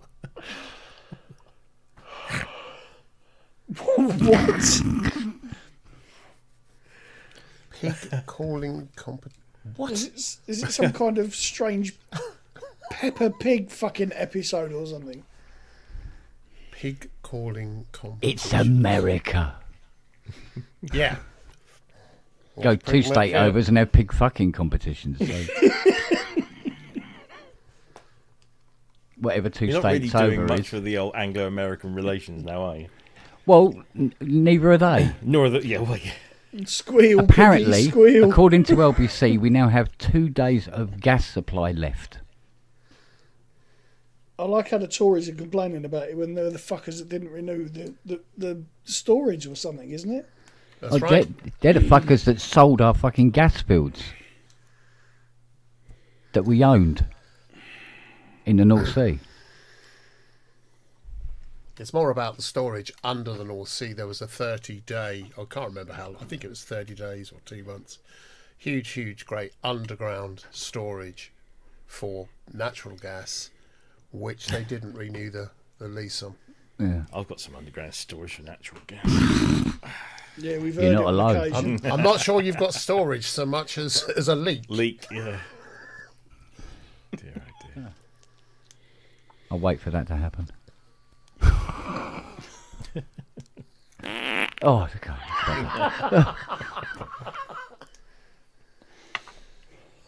Yeah, so yeah, what was he like? Oh, they interviewed a farmer who bought his supply of heating oil for the Oh, don't, yeah. month. Thought that was about to be a blues song. And it 320 quid or something like that. It's now over 600. You go, oh, it's because of the war. You go, really? Is it? Or are you just using the war as a fucking excuse to put the price up? So, Fucking using the war as an according to excuse. the industry, because I still, I mean, obviously, I'm so glad I don't have to use heat and oil anymore. But as they rightly point out, East Anglia has the largest proportion of people that use heating oil, and having been a user for 17 odd years, Yeah. I still have a not a vested interest, but I still have an interest in it.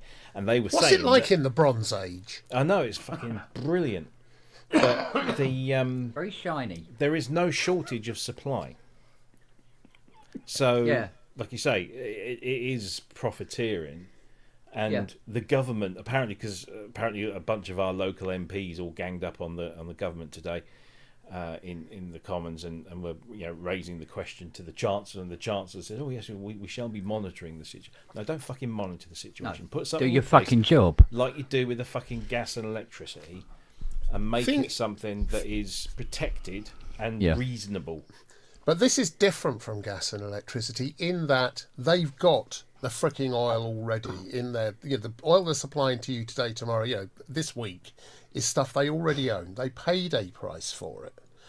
And presumably when they order some other oil, they'll charge whatever price that is, right? Yeah. So why are they charging more for the oil they already have? Because they can't. It is profiteering. Yeah. And plus, Purely. the other thing that always happens, it goes up by 100%, right? And they go, oh, it's because of the war. The war finishes, and it drops 5%. And then kind of takes a couple of years to slowly work its way down, as long as nothing else happens. You remember that from the Second World War, do you, Ken? Or was it the First? Jesus. No, I remember that from The Boer? mid-70s, The Punic? late 80s, and early 2000s. Yeah. This is the situation at the moment. Unless you're Baron Trump, in which case you spend 30 million buying up oil 2 days before the war. Which is exactly what he did. Yeah, look at that. So look, February. So kind of steady 57, 58. Nice little drop there just around Christmas, which is always nice. But yeah, sort of steady 60 pence a litre, even before that 52. Get to the 27th, 60. Then it goes 60, 63, 66, 85 in a day. Next one, 99. Next one, 127. 131 is now at 133.73 a litre. Cunts. So you take that, right, and you multiply that by average household tank is 1,000 litres. Jesus.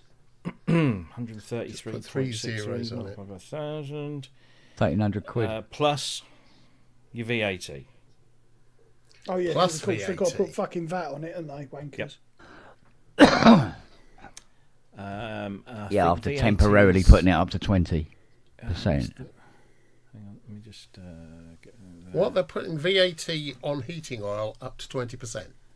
They were talking about doing something like that. I don't Yeah. think they've done it yet. I think it's still 5. But when they put up Yeah. VAT normal, and go, we're temporarily putting it up to 20%. That was how many years ago? 10? 7? Something like that. It was 7 years Yeah. ago? Yeah. went up from 17 It and a ain't half fucking to- changed, does it? Somebody needs to look up the word temporary. Yeah, but they're using that word in the geological sense, aren't they? Yeah. Yeah. So Well, right it's a- now, it's a full tank of oil, so 1,000 litres delivered, you're looking at £1,400 to £1,500. Which is From, mental. what was it, a month ago? 300? It was half that, at least. It was less than half that. Yeah. So you're probably looking at maybe 700, 600. Which is, yeah, that's what you kind of expect to pay for a full tank. Yeah. I mean, I could pull out some of my invoices around the time that COVID and the Ukraine war kicked off, and they went up to those prices. It was ridiculous. Yeah. It's like when There's- we were on Mock the Week this Sunday, the thing that caused the most consternation was when somebody pointed out that a Freddo was 45p now. Wasn't it? Yeah. It's been 45p. Angela fuck Barnes, off. that was, wasn't it? Yeah. 45p for a Freddo. I mean,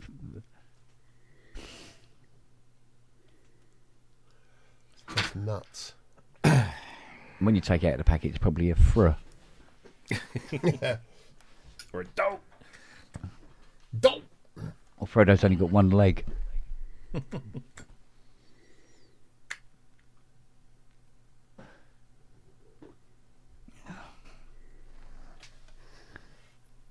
I love watching those videos of the things that people have received from whatchamacallit. What's the Which Timu. Timu. team? Oh mate, they're fucking hilarious. 3-piece suite and the sofa's that fucking big. Yeah, Yeah. and the woman that bought the saw these lovely curtains, and they were hanging in the window in the picture presenting these curtains. She ordered the curtains. When they arrived, it was the picture with the window on it on these curtains.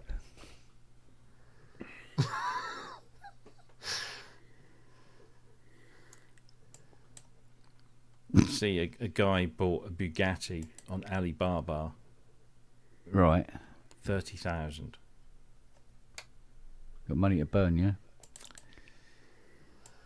You don't get a Bugatti for 30,000. No, he definitely didn't get a Bugatti for 30,000. What he got was well, let me think. I'll find a still. Basically, looks like a lump Oh, of is this rubber. the thing that they can literally pick up?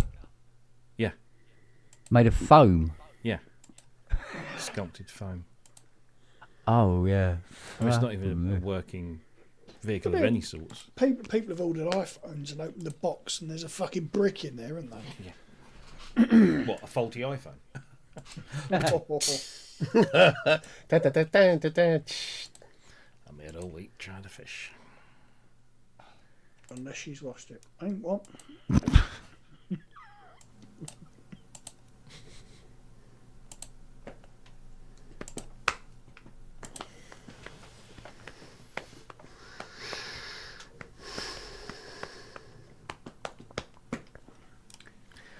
Hey, Bert. Yeah, well, I suppose once everything gets to the point where nobody can afford anything, then all the companies go bankrupt.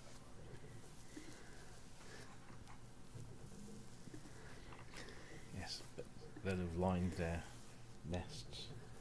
Mm. They'll all just fuck off to their little pedo islands. So the video that they saw that this economist explaining what would happen if the government took back the water companies and renationalised them. We wouldn't all be ill and having to drink bottled water every day. Well, they were talking about how much it would cost to the taxpayer. And he turns around and said, nothing. You just take them back. Yeah, yeah. I go, what? Water companies, what's this?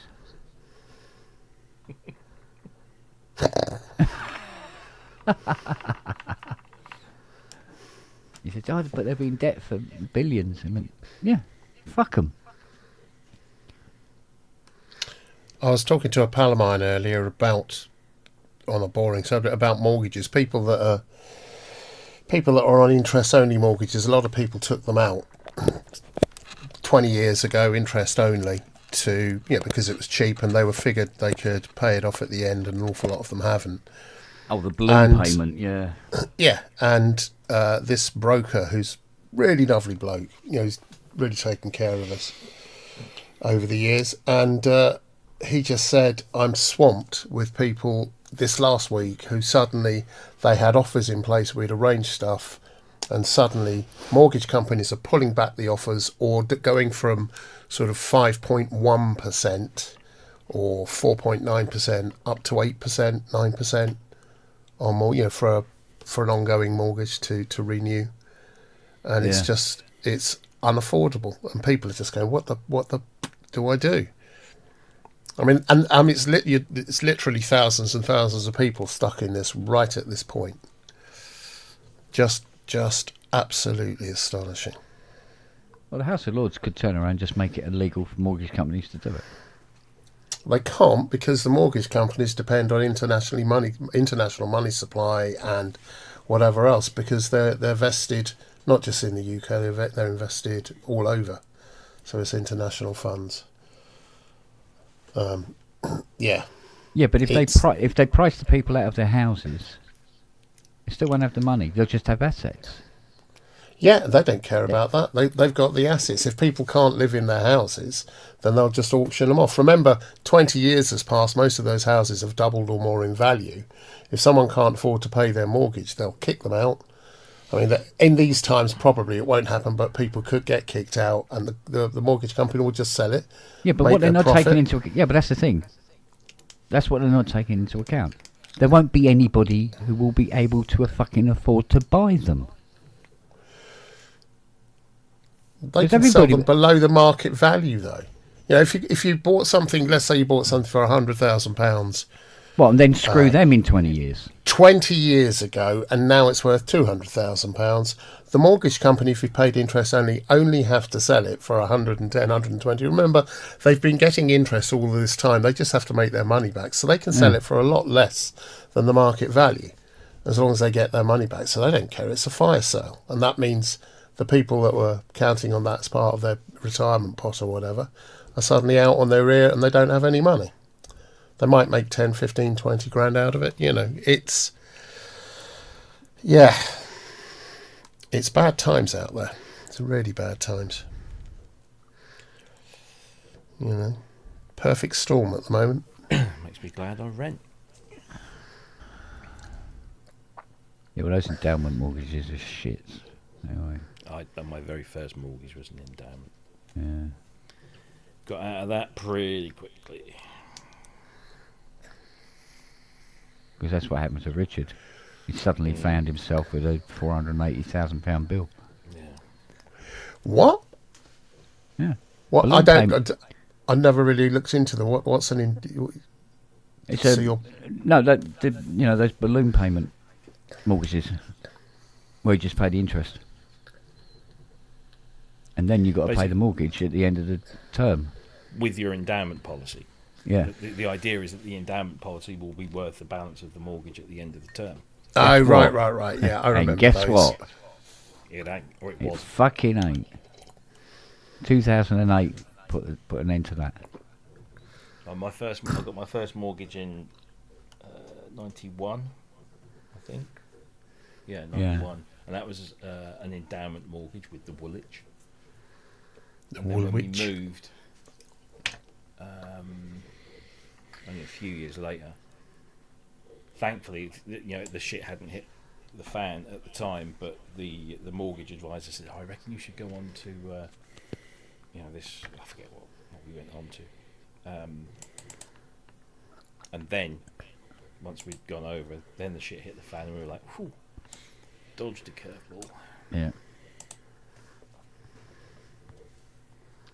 Yeah, you certainly did.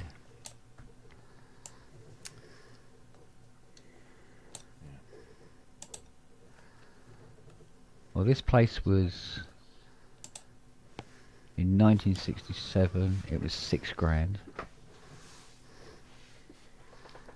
In 1985, when Mum decided that we should buy it, it was 32. So when she died in 2017, we had it valued, and it was 510,000. What? Yeah. Because This of where it is, not 19 foot by 19 foot. 510,000 Like in 2017. Mother-in-law's place in Chobham. Small 3-bed semi. It's Cobham, Lounge actually. diner in the... because it's Chobham, darling. Yeah, I know. It was 500,000. Yes, but When it's she pronounced sold it, she didn't have a Cobham. mortgage. She was pure profit. In 1997, I paid 32,000 quid for my 3-bedroom house, terrace house in Newton Abbot, Yeah. and I sold it 3 years later for twice. It was Yeah. just about 60 grand. Wow. I remember my dad bought the big family house in 78. It was a 4-bed detached with a fairly decent bit of land around it, and it was £45,000. And you think, Yeah. Jesus. Well, my parents' first house was 11,500 quid in 1978, and that was a 3-bedroom house in 4-bedroom house in South London. And then he moved from there in 83 to Shooters Hill when he paid 38 grand for a 6-bedroom house. What? Yeah. Yeah. And then he moved to where he is now, which is just outside Grantham. I mean, what's your council tax now? Mine? Yeah. It's about 1,100 quid, I think. And this flat's would fit probably 1.5 times in your ground floor. You say flat, you mean cupboard. Pretty much. Yeah. Pretty much. They haven't sent out the council tax bills. No, I'm still for this waiting on year mine yet. as well. I have here, it's nearly 1,500 here at the moment for this. Ours is expected to be about between 23 and 25. Yeah, that's what mine's about 2.3 at the moment. Really? Yeah, 2.3. Yeah, 2.3. And it's interesting because, like, when we first got the garage, it used to be 5p a week. I say it's 1,500. I'm going to have to look it up Can you now. believe it? 5p a week rent on that garage. By the 80s, it was 51 pence. It's now 24 quid a week. Fucking hell. And it's got a 60-year-old asbestos roof on it. And the workmen won't touch it because it's got an asbestos roof on it. You didn't tell me I've been in that garage. Fuck. Yeah, but as long as you don't lick it, you'll be all right. I haven't. Yeah, but I did. I stood outside. Well, I told you not to lick it. Thing is, this summer I've got to go out there and repair that roof. Oh God. What I'm going to do is just under seal between where the two asbestos sheets meet. It's just to stop the leak. But I have to go out there and do it, even though it's costing me 24 quid a week. They won't come out. Right, here we go. So look, so I think they've set this year's, but they just haven't sent the mail out. Where are they? Sign in for council tax. And we also paid, was it £120 a year for a garden bin?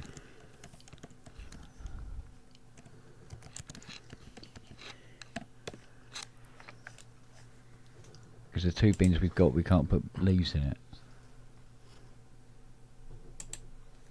Yeah, that's all changing around here as well. In Yeah. the next couple of months. Well, we've got a bin for glass and bottles. Oh look, they're putting it up 5% basically, 4.99%, the maximum they can do without a referendum. Torbay Council, Yeah. fuckers. So mine's gone up this year at £2,443.48. Thing is, the banks caused this. Get the money off the fucking banks.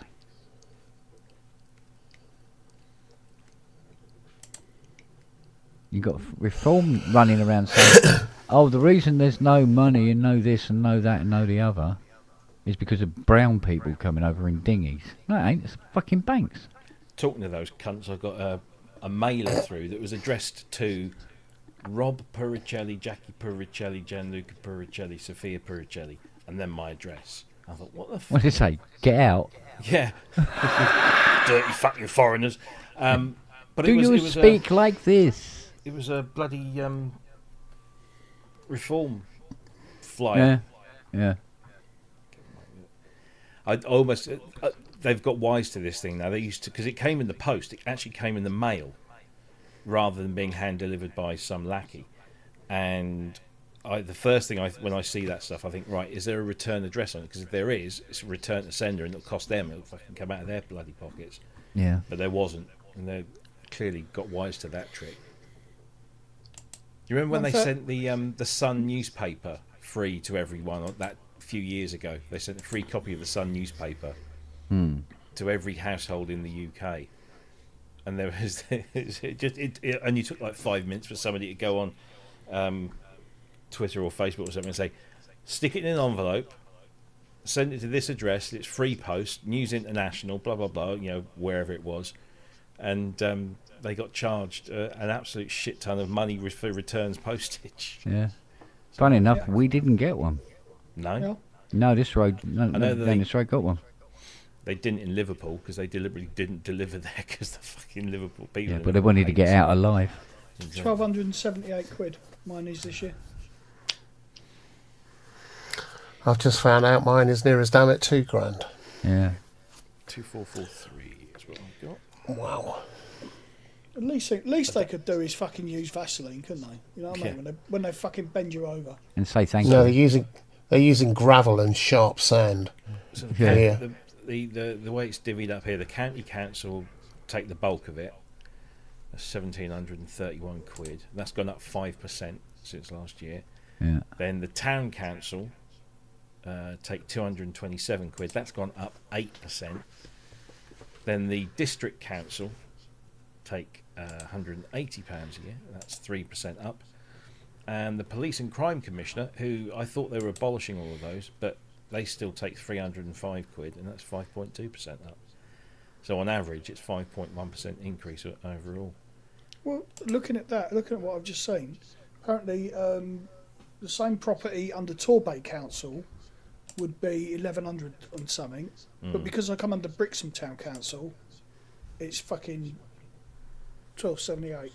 And they still base this off of house prices in 1991 or something. 1991, yeah.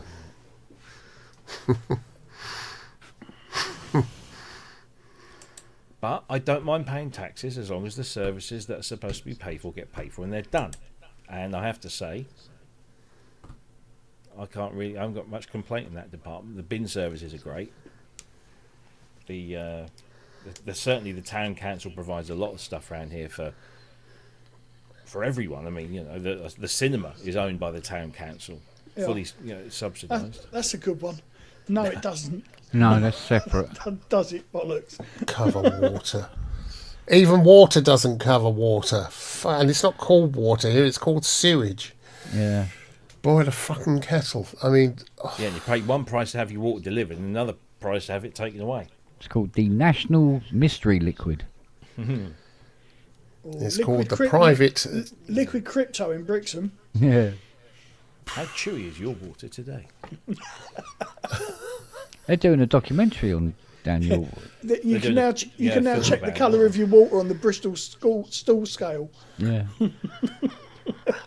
Yeah, it's on Channel 4, Kent. Yeah. Yeah. They're saying it's the post office documentary movie of the year because it's it's doing what the BBC was it? No, it was the ITV thing did for the post office stuff.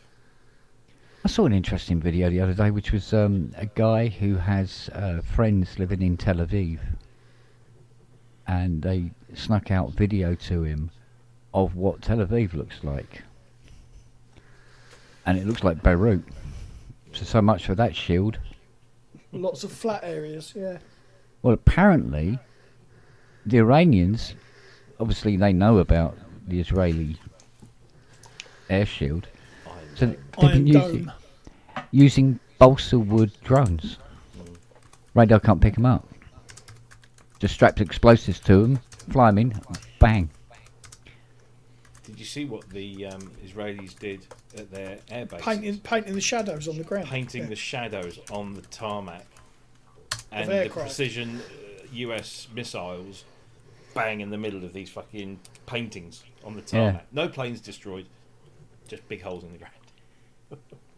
According to Trump, it's a win. Yeah. Yeah, except for that airstrike that the Americans launched, and was it the Kuwaiti missile shot them down? Yeah. The damage in Tel Aviv isn't anything. I mean, there is some damage, mostly from stuff that's been shot down and then hits and damages things, but it's not like Gaza or Tehran at all. It's not even slightly like it. Was in the videos I saw. Yeah, the videos you saw.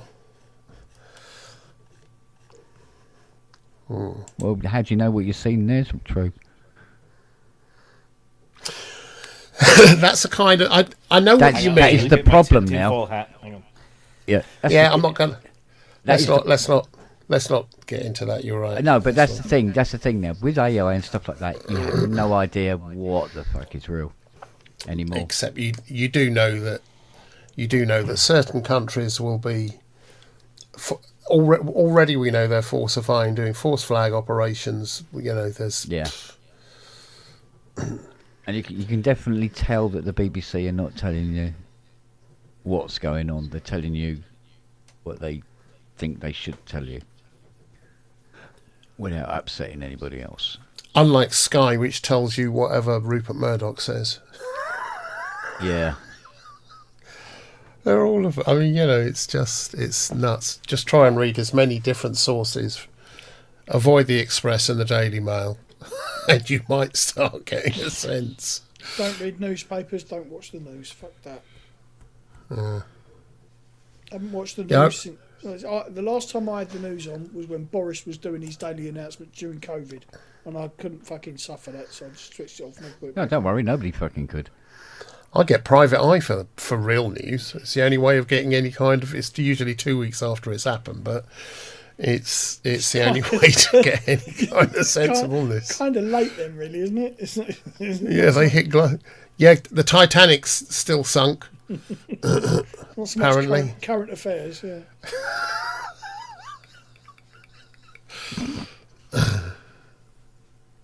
No, I mean, no, Boris Johnson's daily fucking thing was like watching a Fraggle trying to eat pussy. It was awful.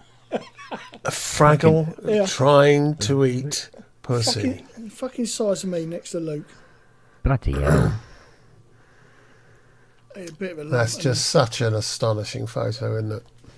Well, that is pretty much him. Just sums him up. And you're not a small lad yourself, are you, Matt? I'm only 5'8". That's not small. It's average height. I feel sorry for his mum. She couldn't walk for a fucking month. Well, no, because he was too big to be born normally. Oh, okay. He had to go. He was £11. Fuck me, that's not a C-section. That's a JCB. Well, the moment they opened her up, they looked one look at him and they started a sweep, and nobody was close. He was the third biggest baby born in Torbay that year. And they have some right waters down there. Oh, some big buggers there too. And the one above him was a cow.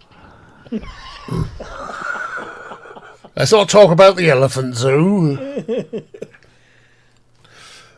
I can't read and I can't write, but I can drive a tractor. Oh, mate. Traggers! Funny thing is, his mum's Cornish, so he really does fucking have the twang. Yeah. Proper. Oh, proper job that is. Oh, right, oh. Well, apparently her dad used to knock about with Jethro, so you can imagine the fucking strength of her accent. Bloody hell. Yeah. What happened was... It's like the shock that I had when I heard, the woman that played Troy in... Oh, Marina Sirtis. Yeah. Have you heard her speak? Yeah, she's from South London. Yeah, she's right fucking Cockney, though. You fucking sorted, isn't it? She was in the... Do you remember Up the Elephant and Round the Castle with Jim Davidson? Nah. She was in No. that. That was a TV... It was a sitcom in the 80s, I think it was. Late 70s, Not early a great 80s. one. Oh, it was shit, but... she was in that. Right. Yeah, no, it was quite a shock when I was like, fucking hell, she's a good actress.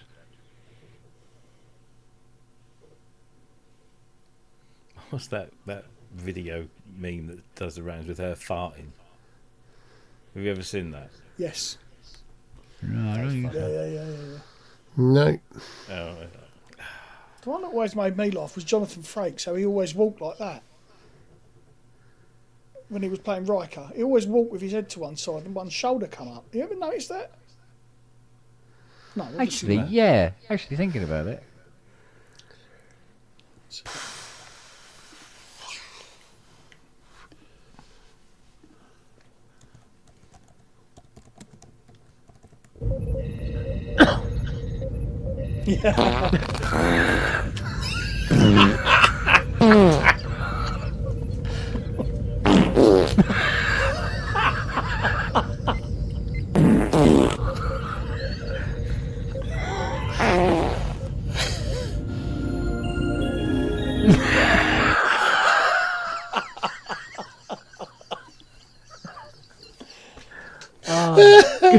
Classic.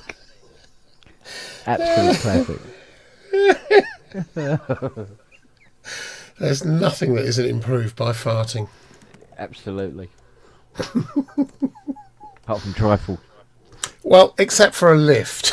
You on PSN the other night. When I'm about to put some testes in your trifle. Yeah, I when don't you want to were- be the testes in the trifle, but I don't know where the fuck that came from. Oh, fucking hell! Oh dear. Oh, mate.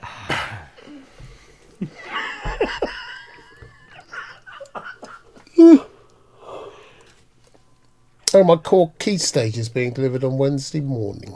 How lovely. Ew. Yes. That's one off the list. This is what. Yeah, it's one. It's a bugger being broke at the moment. It really is. Fucking tell me What about can you it. do? Normally, you'd sort of sell some stuff to buy some other stuff, or whatever it is one does. Yeah. What's the point in selling now? You get absolutely fuck all for it. So, yeah. Well, it's like everything else. Then you start to think, well, how come I'm selling this stuff? Because I bought it and I don't want it, so why did I buy it? Maybe this thing that I'm going to buy with the money I get from selling these things, I don't really want in a year's time either. Yeah.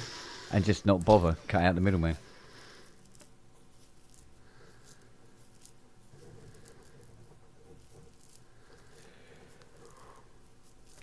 It's like I've talked myself out of buying a Leviathan.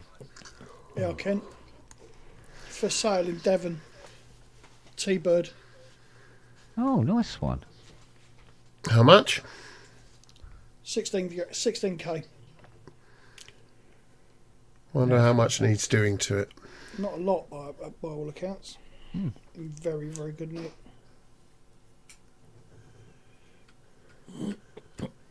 The T-Birds over here suffered from rust. Lots and lost. Fools over here suffer from Yeah. end of. Yeah. I watched a video last week, I think it was, of a bloke taking his, funny enough, black 73 Mach 1 out onto the motorway and pulling 189 mile an hour in it. Fucking hell. Yeah. Yeah, but a lot of that's inertia. How long does it take him to stop? Because the weight of it. Oh, I think he stops roughly around about Leeds. And he put the brakes on in London. Yeah. Go on. Yeah. No, actually, I think it was Paris he put the brakes on.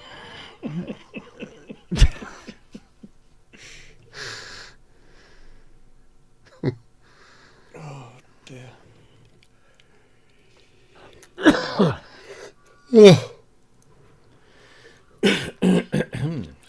Tired today. I'm tired every fucking day now.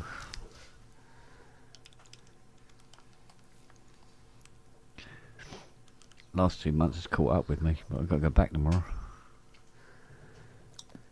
Should be a giggle. Not. Yeah. So what have you got coming in? Well, there's at least 10 Rolands. Roland Watts. Roland. Yeah. Well, they're not mine, so they can't be that bad. You don't know, do you? Well, I do. They're not mine. Yeah, so there'd be, I imagine there'd be Jupiter 8, probably a Jupiter 6, a TB303, maybe some slightly more modern 90s ones in the collection. Who knows? They're all from one person. Yeah. Wow. He's selling them all off. The Jupiter 6 seems quite a popular hardware instrument now. Or it's going for more money a lot more money than it used to. Yeah. Not far off the Jupiter 8. A salty Jupiter 4, yeah. Salty Jupiter 4.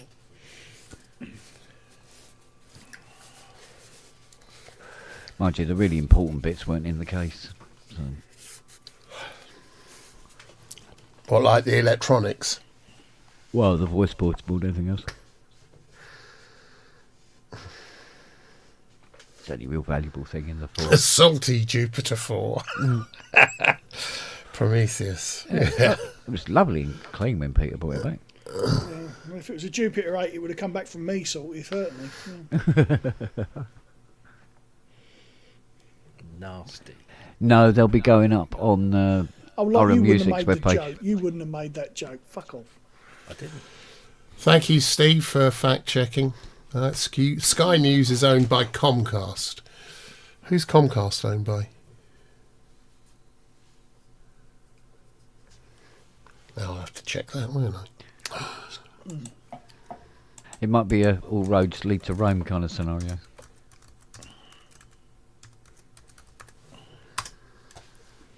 I thought, wasn't there something in the news the other day about Comcast and Sky and that they couldn't take over something because it would have triggered monopolies, bollocks and stuff?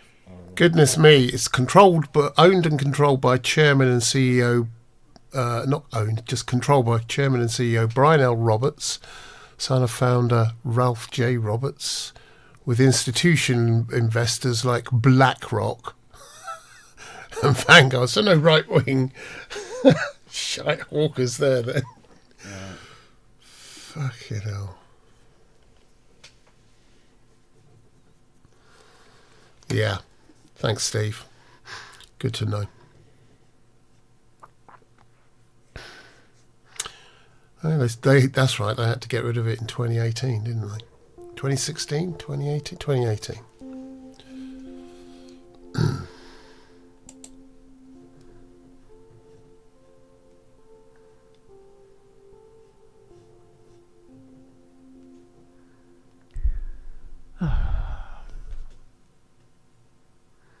Ooh. Have you seen that Moslab are shipping the EMU modular again? Mm-hmm. Pardon me whilst I knock one out. That's such a good synth.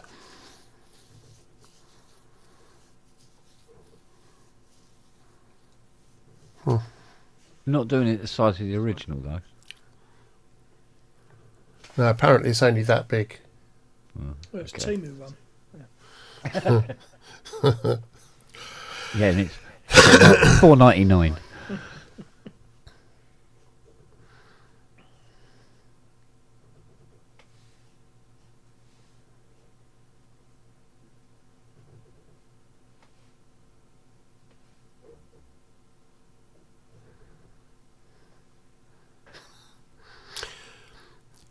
Grandpa, that squirrel over there is dead. How do you know, grandson? 'Cause I pissed in its ear and it didn't move. You did what? You know, I bent down and went psst in its ear and it didn't move. God.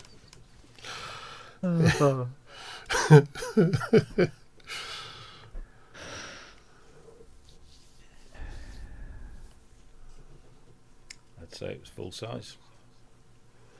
Yeah, that Wow. looks Good lord. That Yeah. looks lovely. Does things still that nothing quite else does. It was so far ahead of its time.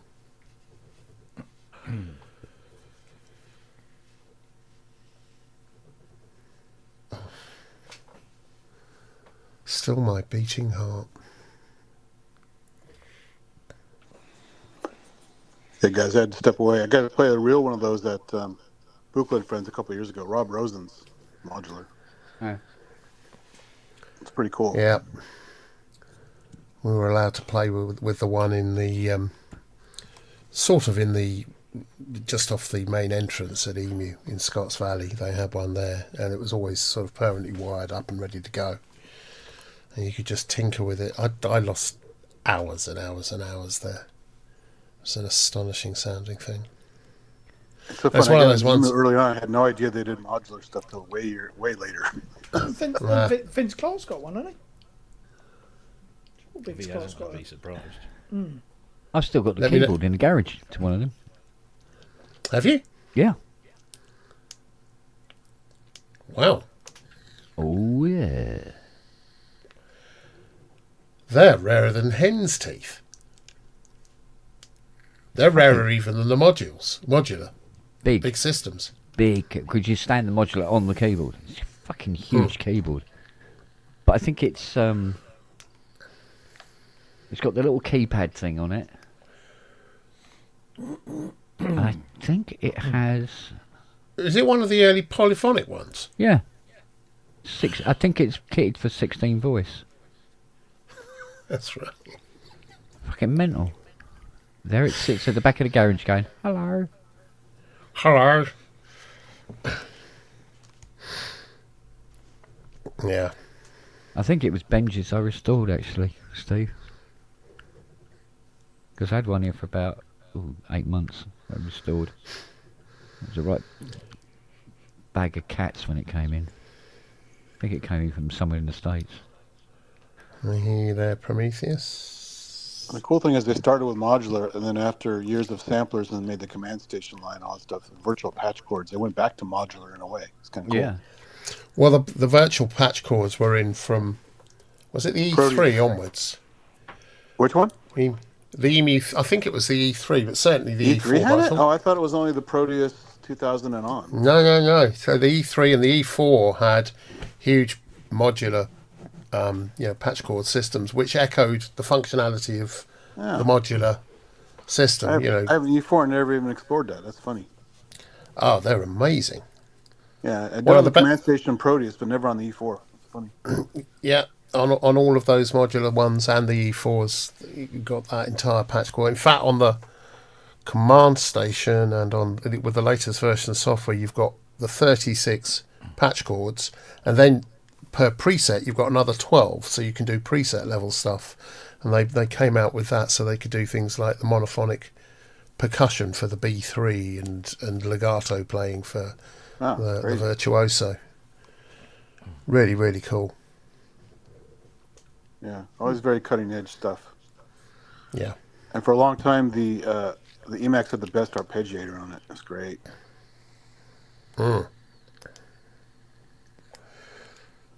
Did you? I can't remember. Did you ever get rid of the original Emax you had, Robbie, the 1 meg, or you still got that as well? Still got it. Yep. Some storage. I just can't bring myself to get rid. That's the one with the analog filters, right? No, the Emax 2s have all got digital filters. Oh, you've got Emax, but they're both Emax 2s. Both Emax 2s, yeah. Okay. One's 1 meg and one's Turbo HD.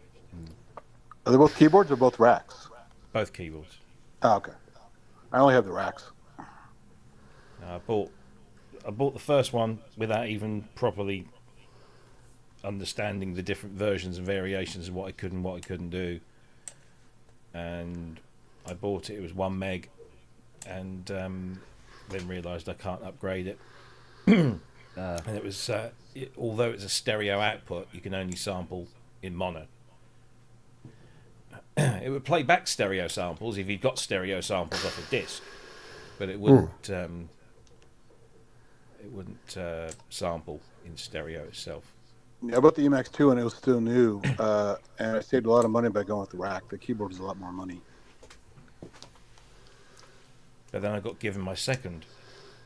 Well, I was like given. I bought my second as a dead unit for 50 quid.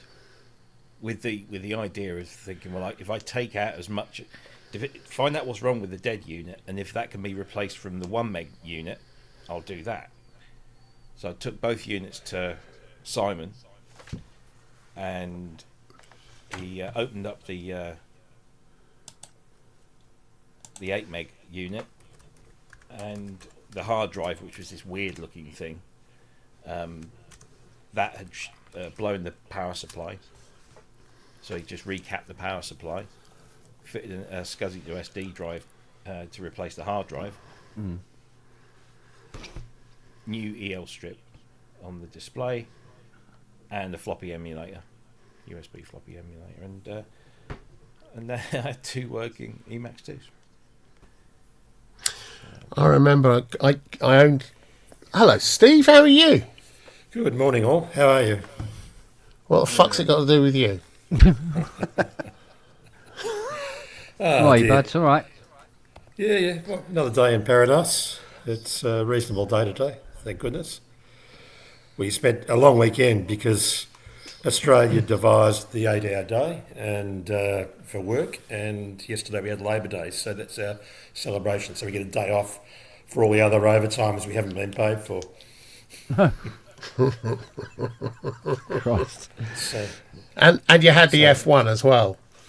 we did have the F1. The F1 had perfect weather, although our local lad, Oscar Piastri, he went through school with my son, actually, which is interesting. But, he bombed out. He overcompensated, oversteered, and he put it sideways backwards into the wall. And then, I think it's Yeah, the that problem was a is the shame. confusion that Albert Park Lake is basically a cross-country venue for all of the schools in the Melbourne area, and they all run around the lake once, and that's their 3.2 kilometres or whatever it is. But obviously Oscar just suddenly was thinking of cross-country and decided to park the car and go for a walk.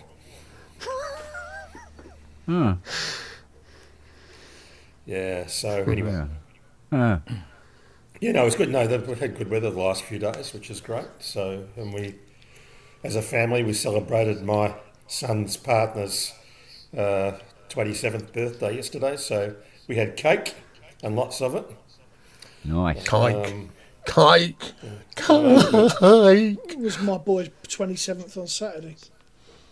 Oh, right, so you're only a day out. Yeah, I think it was Beck's on Sunday too. Yeah, I think it was Sunday or maybe I can't remember. The 8th it was, but International Women's Day. So we've had a bit of a family time. Nice.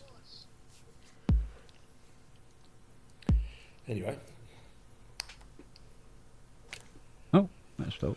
I can hear an echo, and I'm not sure if I'm causing that. I'm sorry if I am. Don't think so. getting a slap back with about 50 milliseconds, maybe 100 milliseconds, which is just enough to be annoying. Anyway. Not here. Not hearing it. There's a tiny little Okay, bit. But that's good. nothing. That's good. It's obviously my leakage between the machine Leakage. and my brain's leaking out of one ear and in the other. I think that's the problem. Back It to takes about Longhurst 50 again. milliseconds.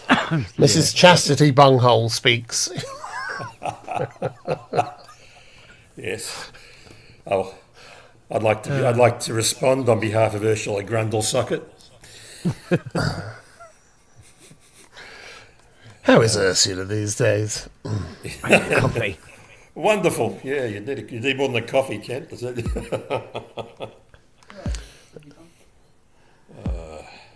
Who's got a kick going? Yeah. Me. Robbie. It sounds like an LM1 kick, a Lynn kick. Maybe not.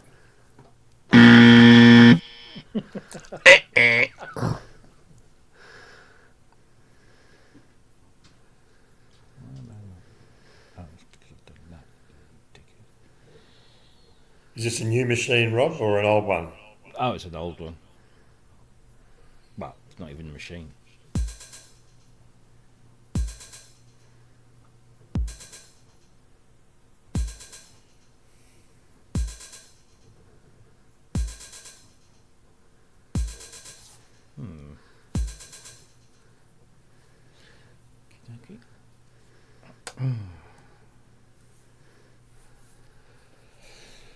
Is that a Yamaha? No, it's not a Yamaha. I was fishing there just in case you were wondering. So, what did you buy? A Key Stage 61?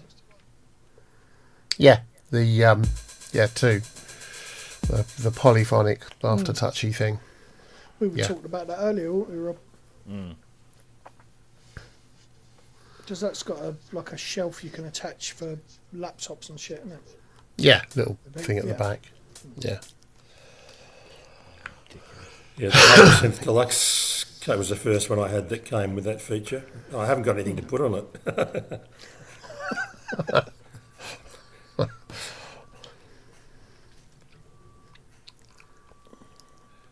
Half God says it's a Ableton drum rack that Rob's. Well, No, it's not.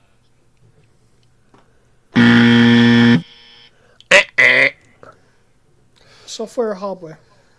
Software. Software. in that case, it could be. Reason.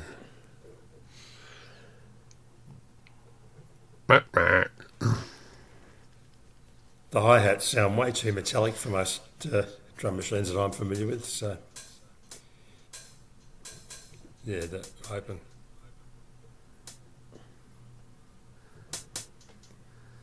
Sounds like a 909.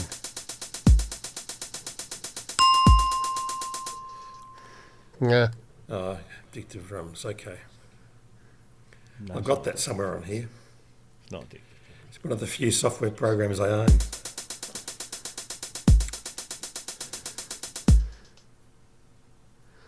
So what are you doing? What are you recreating? Well, hopefully when I've finished it, you'll know.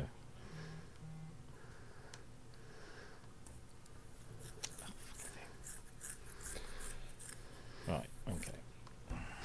Chopin's Piano Concerto No. 2 in C minor. Yes. That sounds like Trigger talking to Rodney about his fucking classical he's listening to. It's I don't come on here to be insulted. Oh, no, hang on. I do come on here to be insulted. I forgot. well, Got confused there for a minute. You do make it easy. Thank goodness I have sensible hair. I don't have any, so.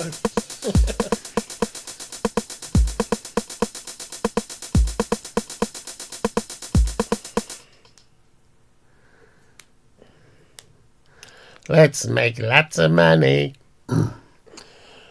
Right. Rob's doing a cover of Sergio Mendes and Brazil 77. What the fuck?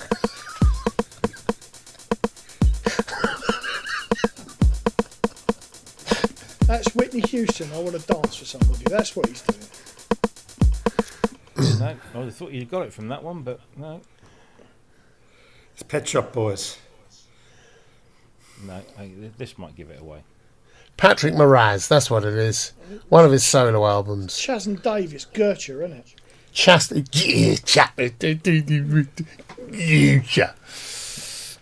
That's what it is. Rob was making his 17th cover of Day Trip to Bangor. Didn't we have a lovely time? Time the day we went, yeah.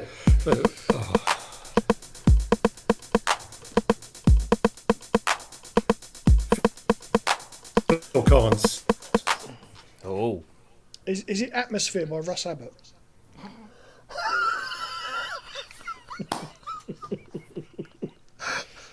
I fucking hate that song. Yeah, I'll sit there and You're going to need listen Helen Terry and just to annoy Hang on, back. myself. Backing vocals. Helen Terry? There were 4 backing singers on Take Me Home off Sudia? No Jacket Required. It was, Sting and Phil Collins. Peter Gabriel. I'm sure that, Sting was one of them. Peter Gabriel. Phil Collins. Peter Gabriel, yeah.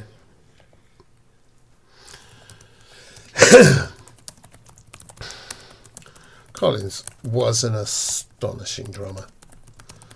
Just fucking astonishing. Yeah, Helen Terry from Culture Club was on that track. I was right. I just checked my own faulty memory. Church of the Poison Mind, if I recall rightly. Same lady. Yeah, she sang on that for some reason. Hell of a voice. Hell of a voice. Well, on Stings, we'll be together tonight. There was an Australian singer, Renee Gayer, a female soul singer. And they met several years later after she'd sung with him, and she went up to him and he said, "Who the fuck are you?" Nice, you remembered. Wow. That hurts. Yeah, this is typical Siri, this is. Went downstairs, so make the coffee. And Siri runs in, up on the cooker, staring like that, and looking at me, looking back again, looking at me, looking back, wagging her tail. I'm going, "Oh, what's on the cooker that you want? Something on a plate or something like that?" And go and have a look. There's a single garden pea. So go pick it up. Goes, "Is that what you want?" Jumps down, walks off again. Fucking garden pea. Everything is dog food if you look at it long enough. Yeah, exactly. Everything's a dildo if you're brave enough. A Volvo 850. Apparently. I'll say. With or without muffler. With a turbo. Probably.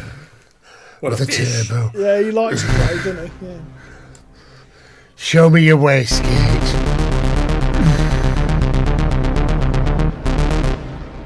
Okay.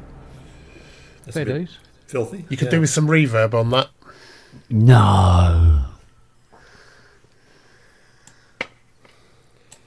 Never ever use reverb here.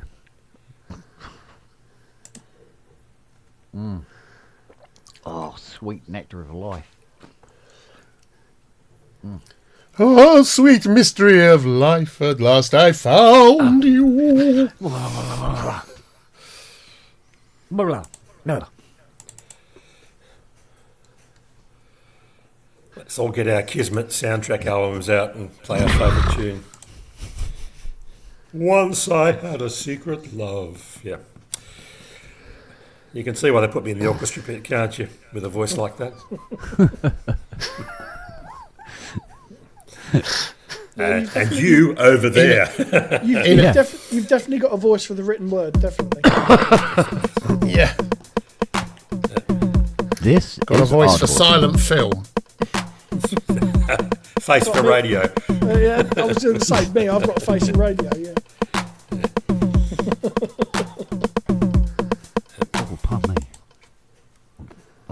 again. Are we still meant to know what that is, Rob? You got to figure it out. No. It's a drum machine. Now you need the little chimey 106 at the top. Dum, dum, dum, dum, dum, dum, dum, yeah. Now, if only I knew the chords. To take me home. That's an E flat, I think it's in from memory. I can't remember, but yeah. I can go and work it out. And then it's E flat, and then B flat, and then D flat, and then A flat. So that's all black note chords. Oh, that's easy for me then.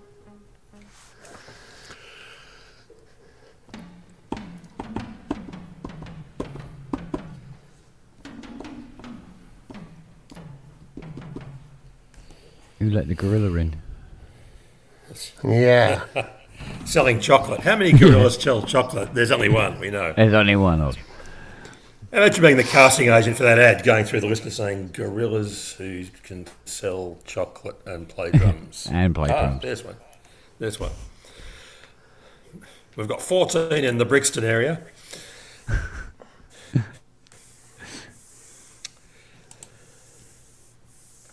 That just won't go in. God damn it. It's not something I often hear. Not around here. Got drummers in the Brixton area. That just won't go. Bastardo. Batardo. It is bastardo, you know. It's squeezy. Probably under other. Weirdly, it isn't. Oh, that's interesting.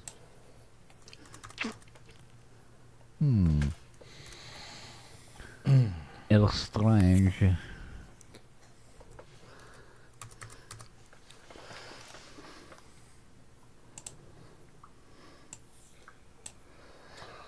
Let's try a reboot. No, don't want to. Please yourself. I often do. It's the best way to do it. Right, so shut that down.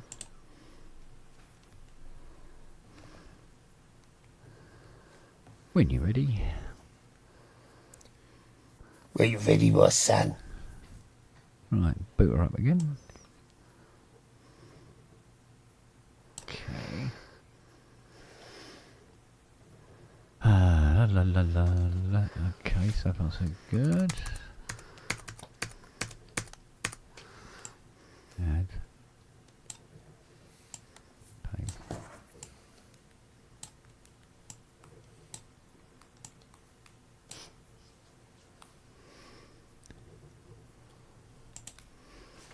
Jesus, Vicarissa. Oh, Jesus.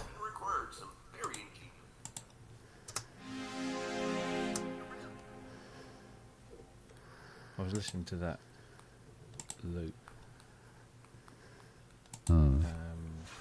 of Take Me Home, about 909. And the panning on that is fucking incredible. Good.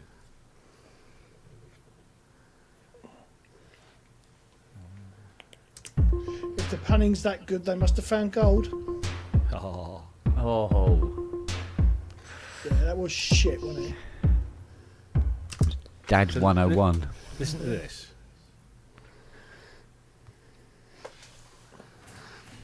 I'll be back in a sec. Just going to check the key on that.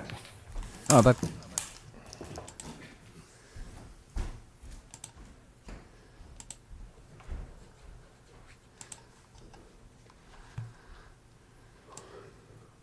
You hear that panning? Not hearing anything at the moment. Not hearing anything. Oh, No. Jesus. There's me getting all gooey. again. Again. Yeah, I know, right? Why is it missing an audio source? Interesting. As long as it's not missing tomato sauce or brown sauce. Yes.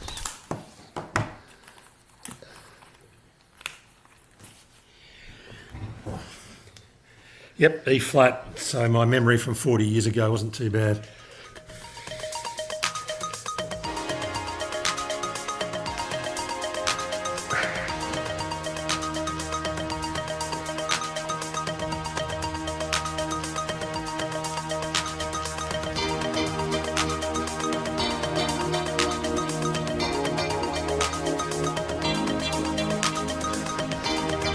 B flat, B flat, D flat on B flat, A flat on E flat.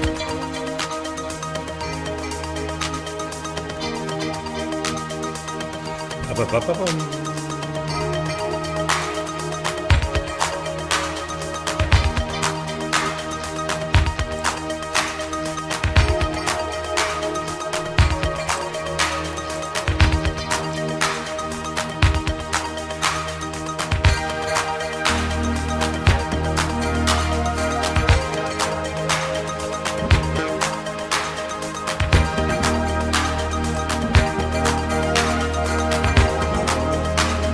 So good.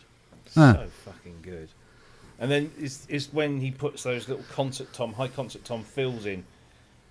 Fuck.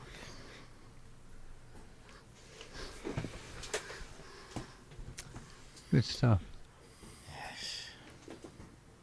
I fear he's not long for this earth. Many of us aren't. Because I stuck this on. I got this. I bought this right from Oxfam online. They're changing hands on eBay for 30-40 quid. I got it for $12.99. Bargain. And it's a great live video, live performance.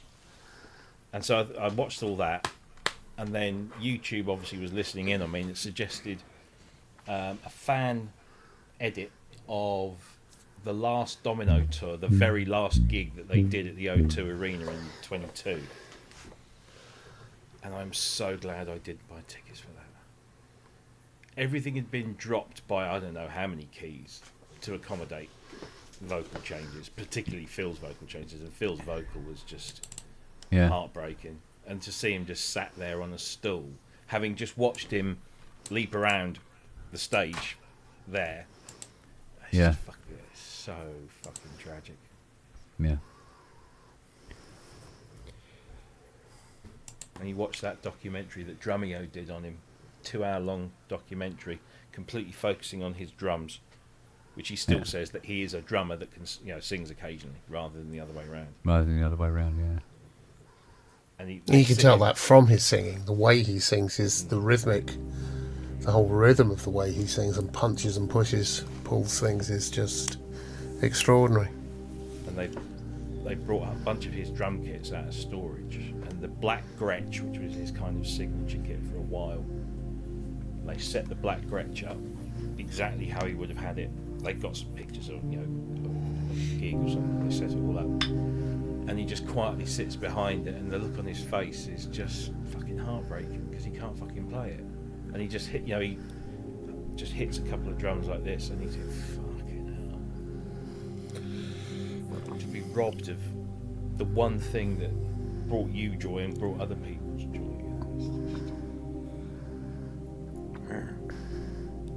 Yeah. But I also love the early Brand X albums, Moroccan Roll and Moroccan Roll's a cracker. Just the quality of the playing, and it's as tight as a. I was going to say Nat's cunt, chuff. but I won't say that. I'll say something else. What was I reading? It's just because he toured with Plant, didn't he? When Robert they Plant did was one going solo. season. Yeah. And he did it for nothing Jumping in. because he wanted Robert Plant to be successful, so he did it for nothing so that he could, pay everyone. And he played on Gabriel's stuff for free. Yeah, third album. Yeah, He played on the third album, but he also played beyond that when the band was costing him too much money. Peter Gabriel, this is.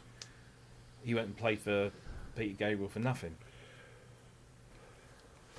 just wanted to play. It's all he ever wanted to do, to play. But what I found difficult was when they did was it Live Aid or Farm Aid or whatever it was, where he flew across and played with Led Zeppelin, and they all pointed the finger at him and said he was the reason things didn't work. I think there was more going on than so Collins I would rate as the consummately good floor show drummer, that he could hold any band together better than they could try and come apart on him. But Led Zeppelin obviously was flexing in that regard. But anyway, there's that clip that goes round of it came out of the documentary movie they made about the making of Live Aid, and they've got him just sat in Studio One at Sarm, the big room, with just the drum kit, and he's playing. I mean, if you listen to just the drums on "Do They Know It's Christmas," fuck, what a groove! It's such a groove, and he's right there. It's that energy behind the and the track and the ghost notes. Is it Gary Kemp or Paul? No, I think it might be Gary Kemp from Spandau Ballet in the background, and the camera cuts to him, and Gary Kemp's going, pull it out, because it's just so fucking good. Yeah, he's always a hero. Yeah. Yeah, it crosses the line. If you listen to the drum machine, it's one thing, or if you listen to a drum machine playing his grooves, it's another thing. But even if you listen to him playing, there's an added lilt on top of it, a swing that is just naturally there. And also Nick, his son, is close, but not quite the same. But he's getting there. He's definitely getting there. I listened to some of the stuff on the Seconds Out, last Domino tour, where Nick played the drums, and it was good, but it wasn't quite that. But then, fair enough, he's got to do his own thing. But I went to see Mike and the Mechanics about a year ago, and Nick was playing on there, and he's definitely, the apple has not fallen far from that tree. He's got his own style, but he's learnt his dad, because they did some Genesis numbers. Well, that's like Jason Bonham and his more famous dad, as it were. Jason is a stunning drummer. He's not his dad, but he does have his own style, and he's a great drummer. Just huge, loud, great, big, feely drummer. But there are two jobs, aren't there? There's the job of being the originator, and then there's the job of being the copyist, and they're different tasks. Well, Chester did a fantastic job of that, though, didn't he? Oh, yeah. Chester Thompson. He was with Zappa and Weather Report. I mean, he's a consummately good player in his own right, And then Chester reminds me of Billy Cobham. So, I mean, they've got a similar sort of swing.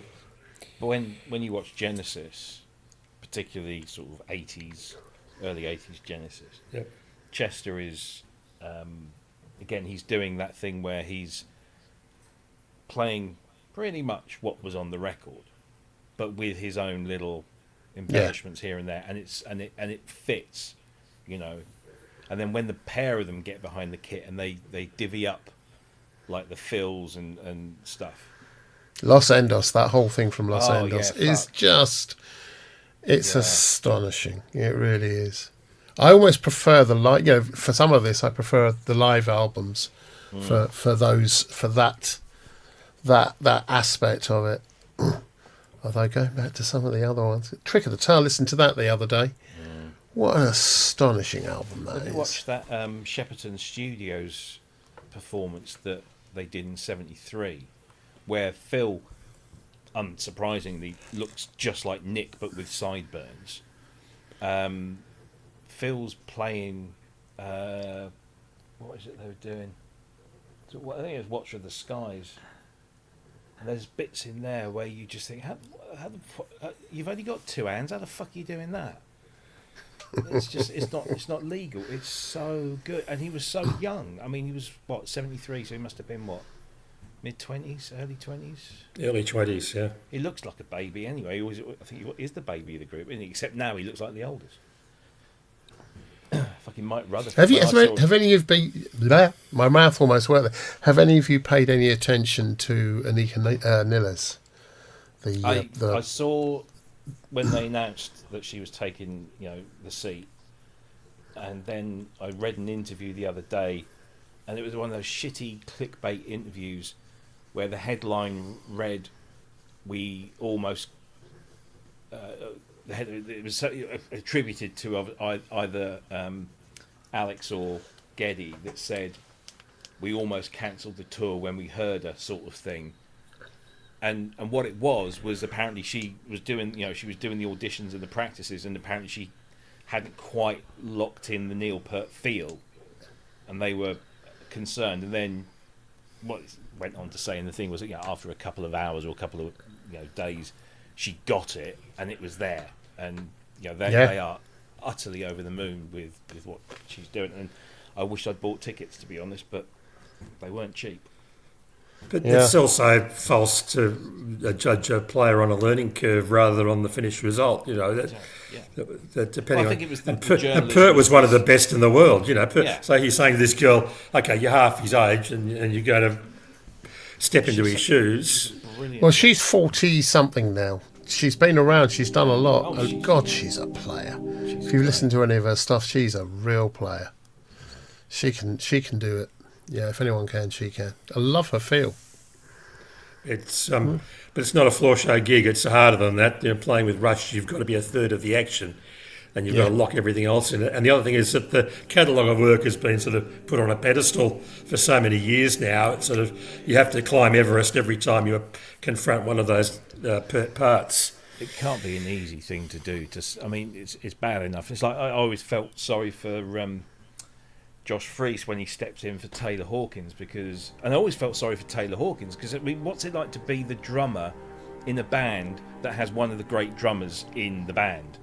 Dave Grohl is just stunning, but then Taylor comes in and then of course when he pops his clogs, Josh Freese comes in and will bring his own thing to it, and apparently it didn't gel, and so within a year or so, Josh was out the door, and they got this other guy in, this new guy, who apparently they have gelled very well with, and they feel very happy. But it must be. I would hate to be offered the job. If somebody said to me, you got the chance of replacing this fucking legend. I'm like, no, because it can't. You get judged to fuck up. The thing is, I reckon what I've been hearing is that she had spent a decent amount of time nailing those bits of the Peart performances which had to be Peart. They had to be identical. They had to match it up. And now she's just getting to the point where she's beginning to add her own style in for the other bits where it's not as she's doing her own thing. God, you should check her out. Some of her. Oh yeah. Her vid. She's a real player. I love the sound of her. She reminds me a bit of, curiously, of Phil in the early days and Bill Bruford. And Bruford and Phil are two completely different players, but there is that sort of swing about it. Similar pedigree, but and good with odd time signatures, but no, they are totally different. And yeah. The other one I'm a huge fan of is his name was literally just gone out of my head. I can see his face. What the fuck? Gabriel's drummer. Oh yeah. Manu Katché. Yeah, fucking brilliant drummer. Absolutely brilliant. I first became aware of it. I was obviously heard him elsewhere, but I first became aware of him on Mike Lindup's solo album.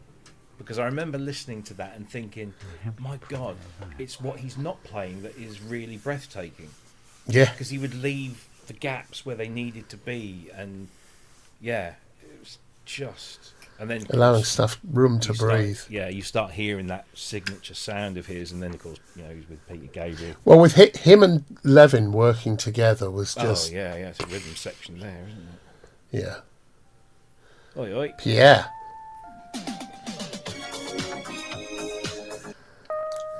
They're still doing it.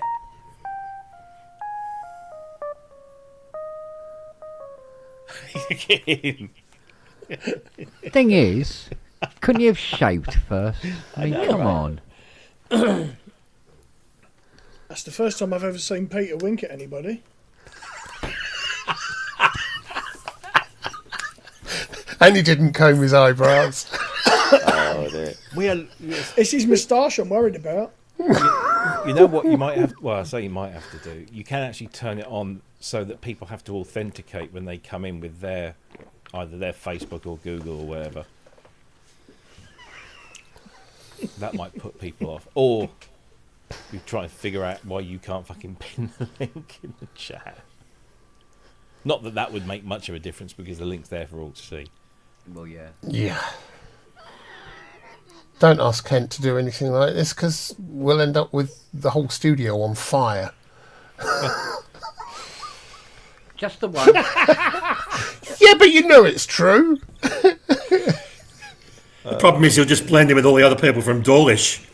So somebody somewhere, right? Because Peter's not been on the show tonight. So somebody has gone back to a previous episode, screen grabbed a little bit of video from... I'm just waiting for them to do it to one of us. It would be fucking hilarious. But Yeah. what do they... What's the point? I don't get it. What's... Well, That's on good this, fun. Well, it makes on it for this- us a lot. Fun. no, on this, Brilliant. what's the point? Because on it's this a it- pub. But what's the point of doing... What is their end aim? What's their goal? Are we all supposed to go... Whoa, and knock one Yeah. out? Or what? I don't get it. But it's also, they think they're interrupting something serious, which is obviously a bad know. judgment call. Yeah, Yeah. exactly. I just War? think it's Fucking, brilliant. fucking jokes on them, the daft cunts. We expect just us to think go it's war. brilliant. I'd worry get back getting fucking carpet burns off that arsehole, mate. Fucking hell. Not playing on AstroTurf.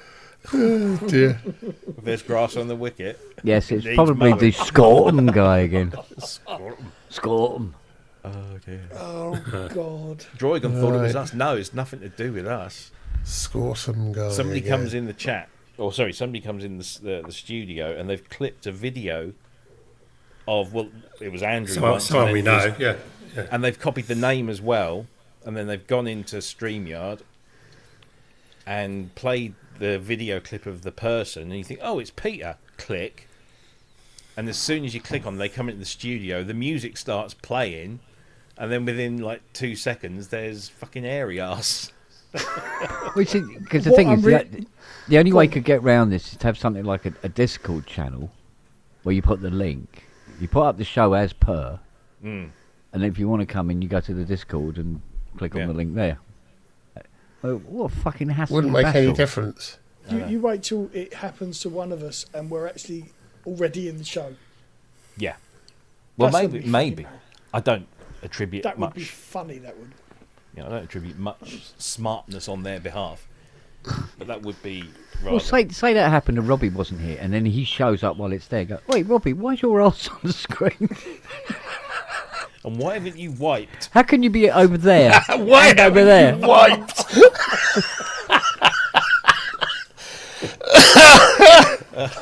They're going, well, that's going to be a difficult birth. It's a challenging one. Nurse. That was yeah, that's a difficult wank. That was my favourite quote last week. That was stolen. That was stolen off. It was on. It was an 8 out of 10 Cats when Rachel shows her skiing gear and she's got a Sean full Locke. face mask and everything else. Yeah. Sean Locke. Sean Locke. And Sean is Yeah, just yeah. brilliant. So I didn't. I didn't originate that at all. It was Sean, and it was just brilliant. But you had to use the line in the circumstances, really. I sent Kent and Robbie a photo yesterday with the caption, "That's a challenging wank," and it fucking was as well. Because the one that the joke that he told off camera that Jimmy Carr told everybody about when they were at dinner together, and he said he goes he was walking past the tramp. And he goes, yeah, was it? I fucked a tramp yesterday. He goes, well, you got to give him something.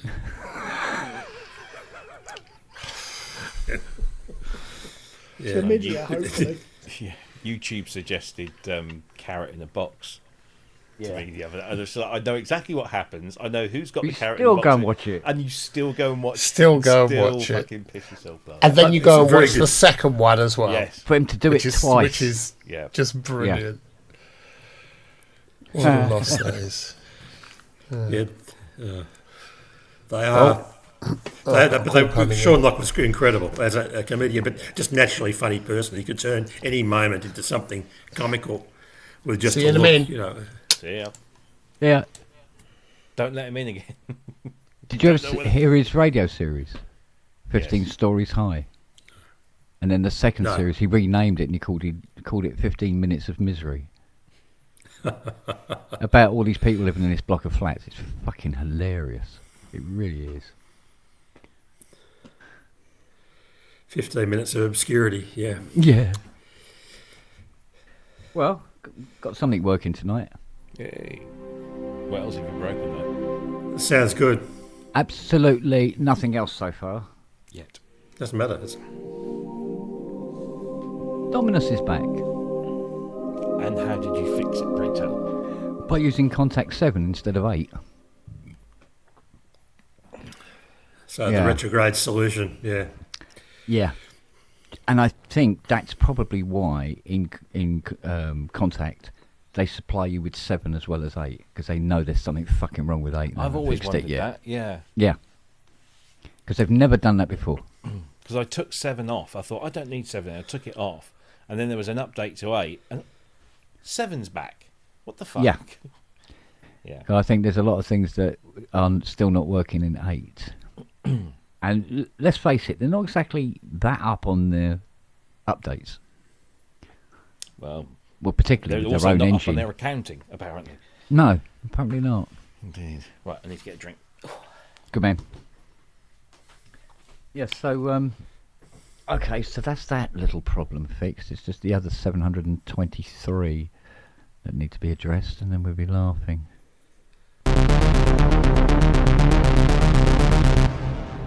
Okay. People wonder why I don't do software Nah. and don't do USB for audio or for MIDI. I just, for me, that just once you go into that rabbit hole, you can't check anything. You're sort of in this dead man's fog of problems. Yeah. And that's just me, because I'm an old Luddite, a really old Luddite. If I can see the connection, and I can pull it out and make it not work, and I plug it in, it should work, and those two things are immutable. Yeah. And then you've got some basis on which to proceed. But the other thing is just, if you're in a live situation, you can't afford to trust a PC, I'd be in the middle of the solo set when the bloody Windows update kicks in and everyone's watching the wheel spin on the screen behind me, No, I can't do it. No CPUs on stage, thanks.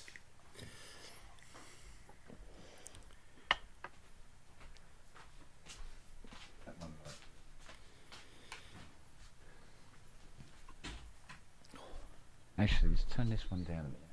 Lost another half a kilo this week, or last week. Good man. Have you tried down the side of the settee? Yeah, you can only cut it off once though, Robbie. I know, right? It was a half a kilo. It's a bit like ringing up the Asthma Foundation, speaking to the receptionist, because it's cheaper than those 1802 numbers.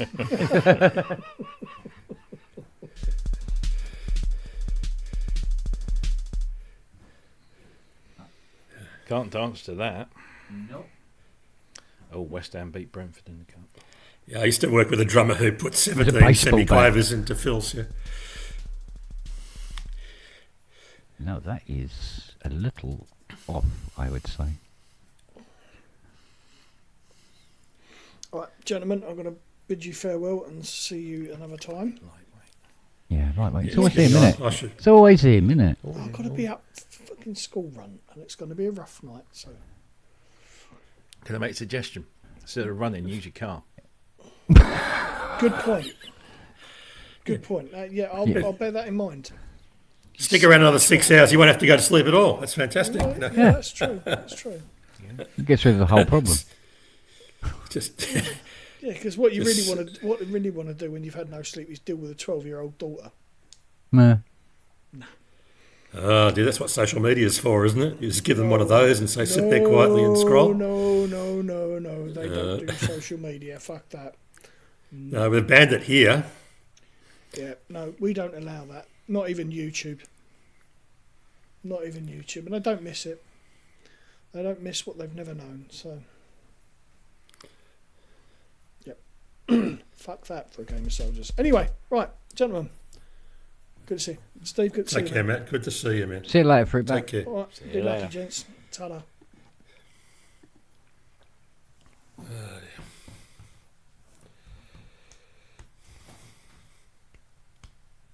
So my question, Robbie, is the new Akai baby sampler going to be workable, or is it going to be like the MPX8, which just didn't work at all? I think, obviously, I'm not going to be able to say until I get my hands on one, and I do plan on getting my hands on one. I think it's If they're at that price point, they should be great. But the MPX8 should have been great at its price point, but the MIDI it was implementation was lower. just ruined. Yeah.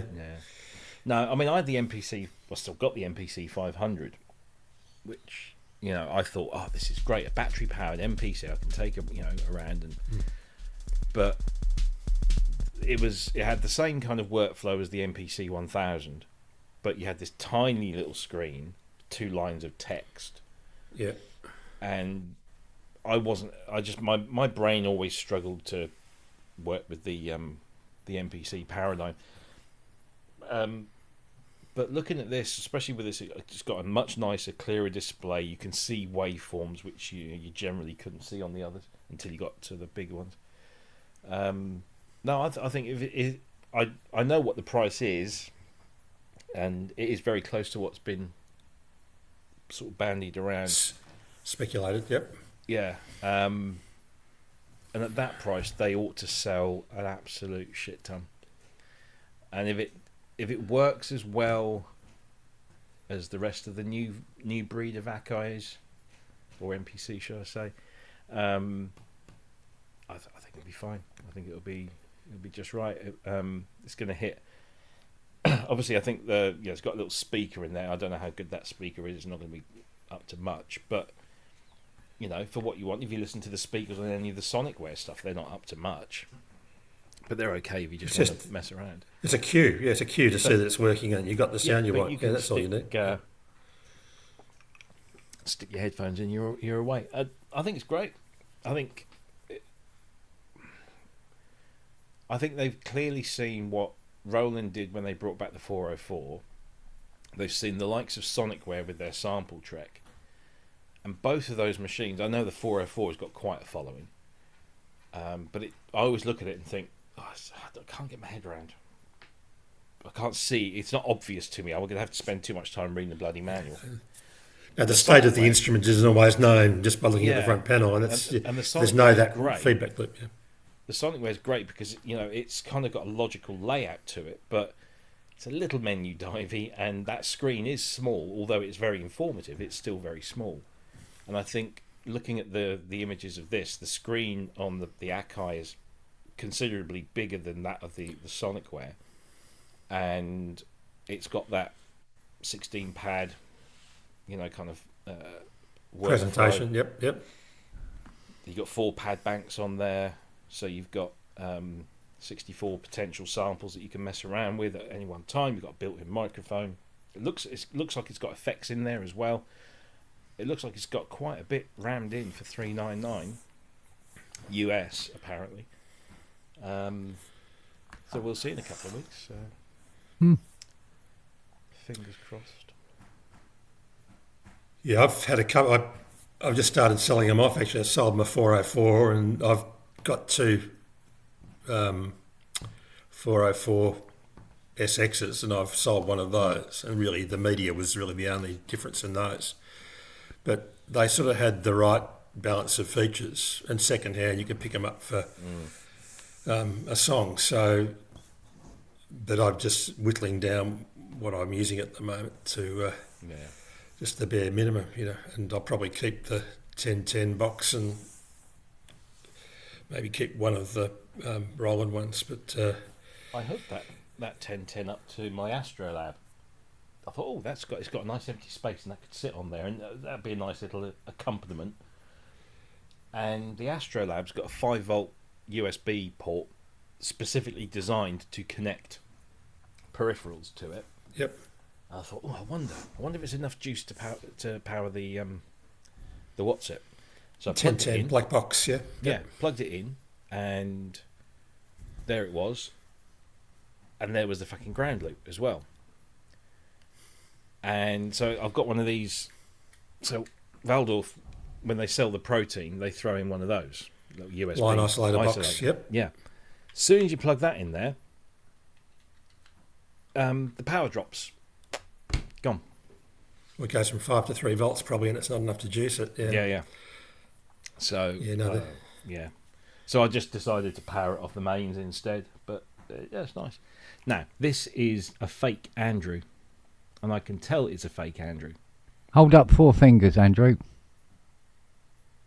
No, look. If you look at the thumbnail there, it keeps coming and going because the clip is only short. But if you also look, his name banner is already in the picture, and it's not in anyone else's. It only comes on when you join the studio. Join the group, yep. Ah. And they're probably listening, so they won't put it up again, and they'll probably disappear. Come on. Or you can just ask him to hold up 4 fingers. Yeah, or your hairy arsehole. Fuck's sake. Yeah. No, that's what we should do. No. When they come in, just. But with fucking Andrew, flash how them will you know? Oh, that's true. Well, if it's grey, then it's Andrew. If it's not. Because Andrew's got open other end on the cake hole.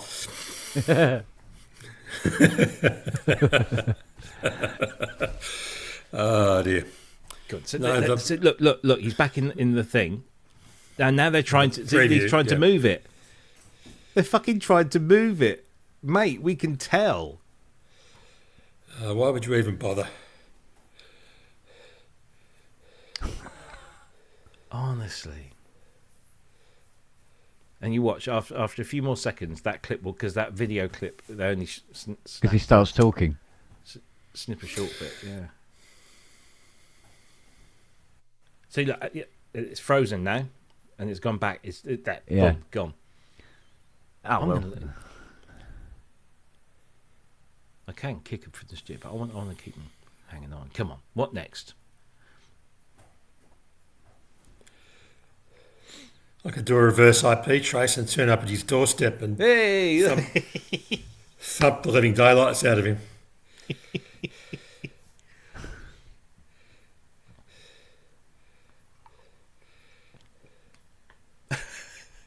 can you see this? You can only see your own thumbnail at the bottom, Steve. Is that right?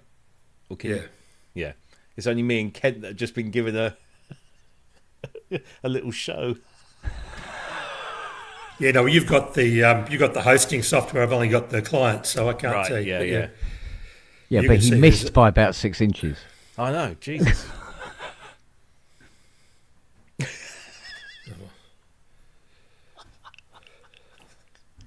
Mate, if mine was that small, I wouldn't fucking put it on a camera in a public fucking room.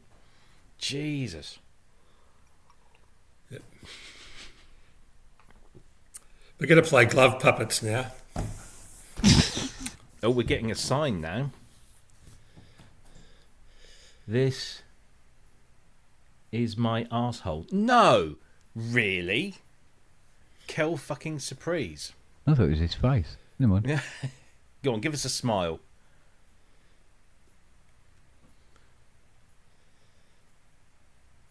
You got to paint the smile on, mate. You can't just show the hole. Let me in. Oh, let me show you something very important, please. Well, that sounds authentic, doesn't it? Who says please in a pub? I don't think I've heard that word Yeah. ever on this broadcast. Fuck me. Please. Yeah, nobody said please. Yeah. Oh, that's try-hard humour, isn't it? Really? Oh, hang on a minute. There's my father works with Mossad. Oh, really? joyful chap. You don't go there, mate. The minute you say that, they've got your IP address and they'll be around in the middle of the night. Well, that explains the hairy arse then. Yeah. You'll be having a happy Hanukkah every day of the week. Epstein is alive. Well, we knew that. He's coming to my place for dinner tonight. How can... And they've gone. They've had their 5 minutes of attention. Hope they piss off. They probably will. Well, if he's alive, who did the FBI hang? You'll never know. Yeah. No. Now all of that's too mysterious and too shrouded in double stories to sort out, so you can't even worry about it. Now, sorry, Woodtown, no Scorpion for the rest of you. Oh dear. They've just given the Iranian female football team visas to Australia. Yeah, I saw that. Yeah. I think they You'd hate to, I would, from the bus. would hate to be a woman in that situation and know that you can't go home, you think you can't stay here, and your whole future is in the balance. And that's the hard part. It's not the where you live or what you eat or who you're with. It's knowing you're going to be alive, and then secondly, knowing that you can be safe, and that it would be a terrible situation to be in. Yeah.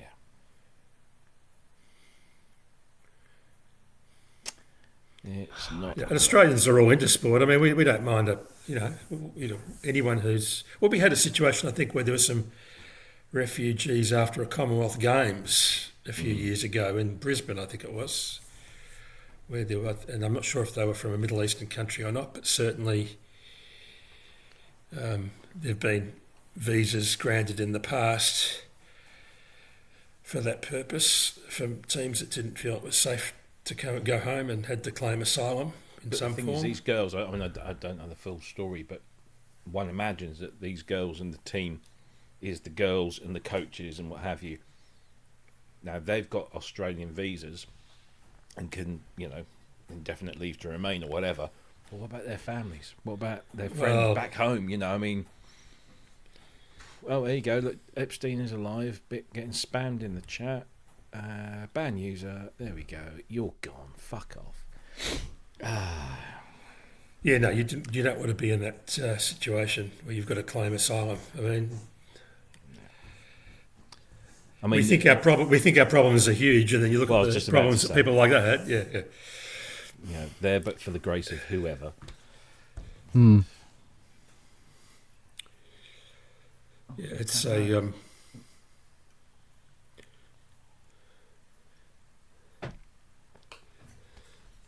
The big mistake that Hairy Bollocks just made there was coming up in the YouTube chat, because that actually, we can ban you a lot easier from there. So the problem is they've probably got 35 profiles, but it's just a case of chasing the monkey.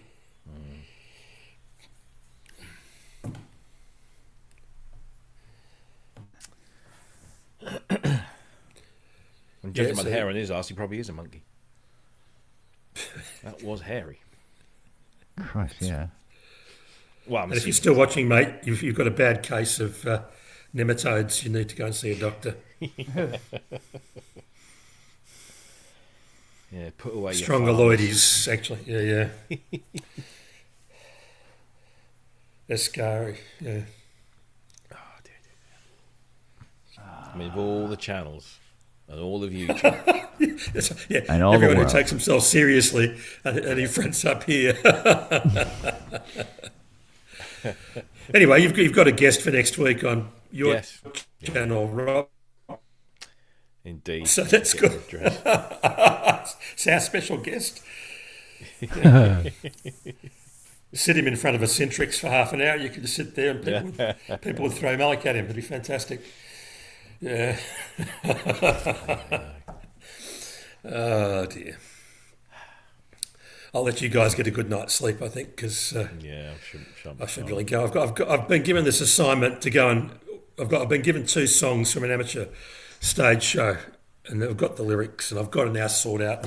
They want to actually perform in one style and then the other, and one's a male vocal and one's a female vocal, Right. and they want to do them as a combined song at the end.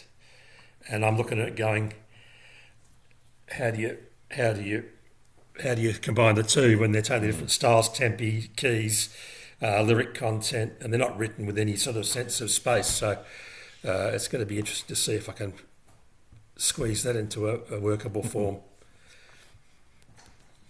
But anyway, I will leave you guys. Have a good evening and safe travels, and we shall catch you when you're older. Indeed. And Enjoy your don't day. sit in front of the Centrix too long. Take care, everyone. See you See later. you. Chat. Bye. Bye. See you, butter. Ah.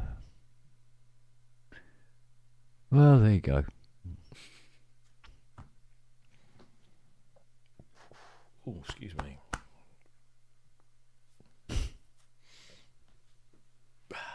Oh, A little light relief. indeed. Mm.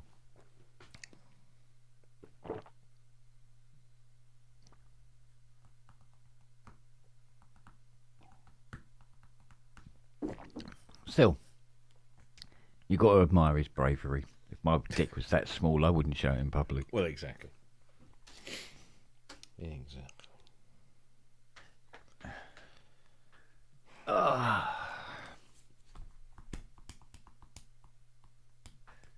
What a day. Not quite as bad as it'll be tomorrow, but nonetheless. I had a funny one today because I was like, I got 3 different projects that I was trying to manage today. I'm doing a work live stream next month, so I was trying to prepare all of that, do the thumbnails and get it all promoted, and then I got a translation project. And there was something else, can't remember what it was. And I'm just like, oh, I hate it. I'm the older I get, the less able I am to focus on multiple things at the same time. I just have to. It has to be one thing, and everything else. And my boss, I was having a chat with my boss, and she said, "No, you really should be able to, handle multiple projects at the same time." And I said, "Look, really, I can't because they'll all suffer." Yeah. Yeah, So spreading yourself too thin. yeah, I just and it was it wasn't a bollocking or anything. It was just like we were just chatting. She said, "Oh, it'd be good if you could just handle a bit more." And I'm like, One of the things that I was handling today was this video project. So a colleague of mine created 2 videos, or had me create 2 videos from a collection of smaller videos. So they all had to do with a particular product that we sell, and it all was all about the cleaning and maintenance process of this product. So we produced little bite-sized videos, which is how people like to consume this stuff these days, and we did all of those. But somebody somewhere said, "Oh, we'd like them all into one chaptered video." So we don't have to sell loads. We just send the one video, they can just skip to the chapter. So I did all of this stuff, and it was all got kind of approved. And then a couple of weeks ago, they let this guy go for various reasons. So he no longer works for us. And just about the same time, the people he was preparing this video for turn around and say, "Oh, we'd like to make some changes." And we turned around and said, "Well, the guy that would do that, you've just fired, basically, or made redundant." And there's nobody else in the team that understands that particular product line. So, don't know how you want to handle this, but now maybe you realise why we didn't want him fired. And so it's all this toing and froing. And the only other guy that knows this stuff was moved from our department to another department to do the same job but for somebody else, and I still don't to this day don't understand why they did that. But anyway, so we're now having to go back to him when he's got a new workload with a new manager, and we're just going to say, oh, could you possibly? And this could all have been avoided if they hadn't fired the person that they thought they couldn't afford to keep on anymore, which is just fucking ridiculous. And then my boss calls me about 4:30 and hands me this new project, and she says, you can put all of those to one side. So secretly, actually, I'm quite happy now because I've got one thing to focus on. Yeah. Until the end of that conversation, when she turns around and says, oh, you might want to speak to your oppo in Chicago. She's got all the assets, all the audio-visual assets that you're going to need to make this video. Yeah. But she's off sick. So can you get it done by the end of the week in the hope that she comes back from her sick leave in time? Okay. So she might not... I sent her an email before I knocked off this afternoon or this evening and said, if you just by any chance do check your work emails, even though I know you're sick and you really shouldn't be doing that, you should be getting better, can you send me those files? So I don't know what I'm going to wake up to tomorrow morning. But it's likely to be nothing, and I'll just be sat here twiddling my thumbs. So yeah, great. That's how it works in this thing. It's like, it's all or fucking nothing sometimes. Yeah, well, I think I'm supposed to be looking at. Well, I got to put the new 723s into that Polymoke tomorrow morning, and see if anything improves. And by the end of the week, I should have all the bits and pieces that I need to build the DAC for that OB8, and hopefully that'll spring into life. But in between, we've got these 10 Rolands, and I don't know what the other 4 are. They're from different people, but they're supposed to be turning up this week. Is this all for Vimeo? No, this is for RL Music. Okay, but so, is that then for Vimeo? Or... No, it was RL Music will sell them okay, on his site, which means they have to be all 100%. Absolutely. Yeah. Whereas some of the stuff on Vimeo is not. That's the only problem.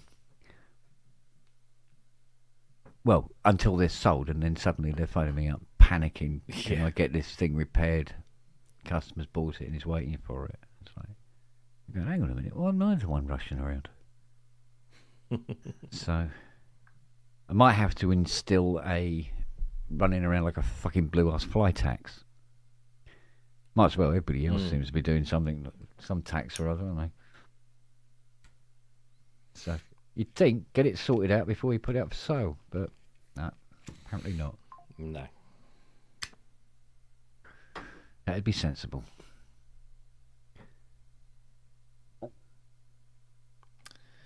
Yeah, we can't be having that. So, anyway, we'll see. Indeed.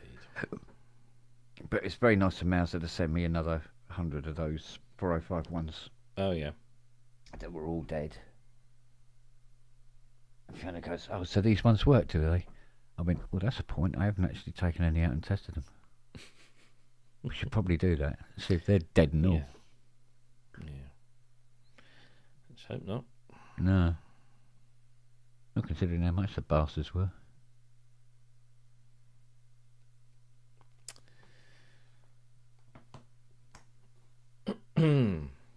But either way. Yes. See how it goes. But it looks like tomorrow's going to be quite heavy.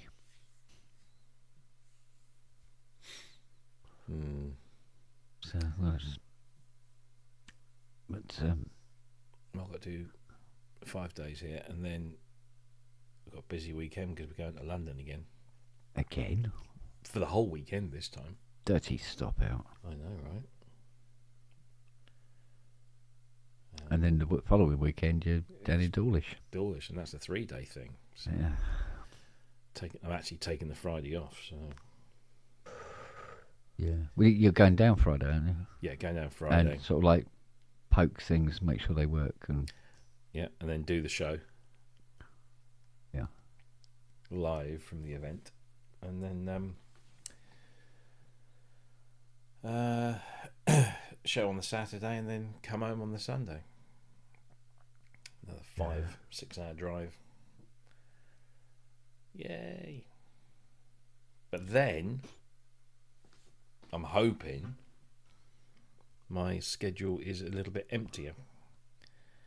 Because the weekend after that, which is the 28th and 29th, yeah, nothing on there. And then the weekend after that is Easter. So a few days off for Easter. Yeah.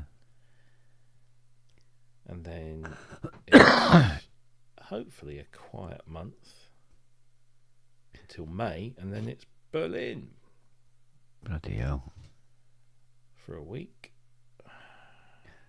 Well, I'll be, I think we're just going to start sorting out and prepping up the Mustang at the end of the month. Well, the weather's getting better. Weather permitting. Yeah.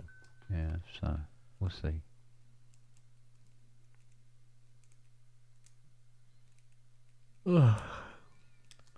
I've asked Charlie to stop pooing on the offside wing, but if he's not pooing on it, he's pooing right beside it. Oh, God. Well, it's all part of his... He doesn't poo in one place. He has to walk around in a big circle as he does it. He deposited, like 7 or 8 individuals. Yeah. Maximum effect. Yeah. Whereas it can't be a husky thing because Lily don't do that. No. No, she's more like the others. Actually, she's treating Nelly as her mentor. if Nelly does it, she does it. Oh, Sort of right. thing.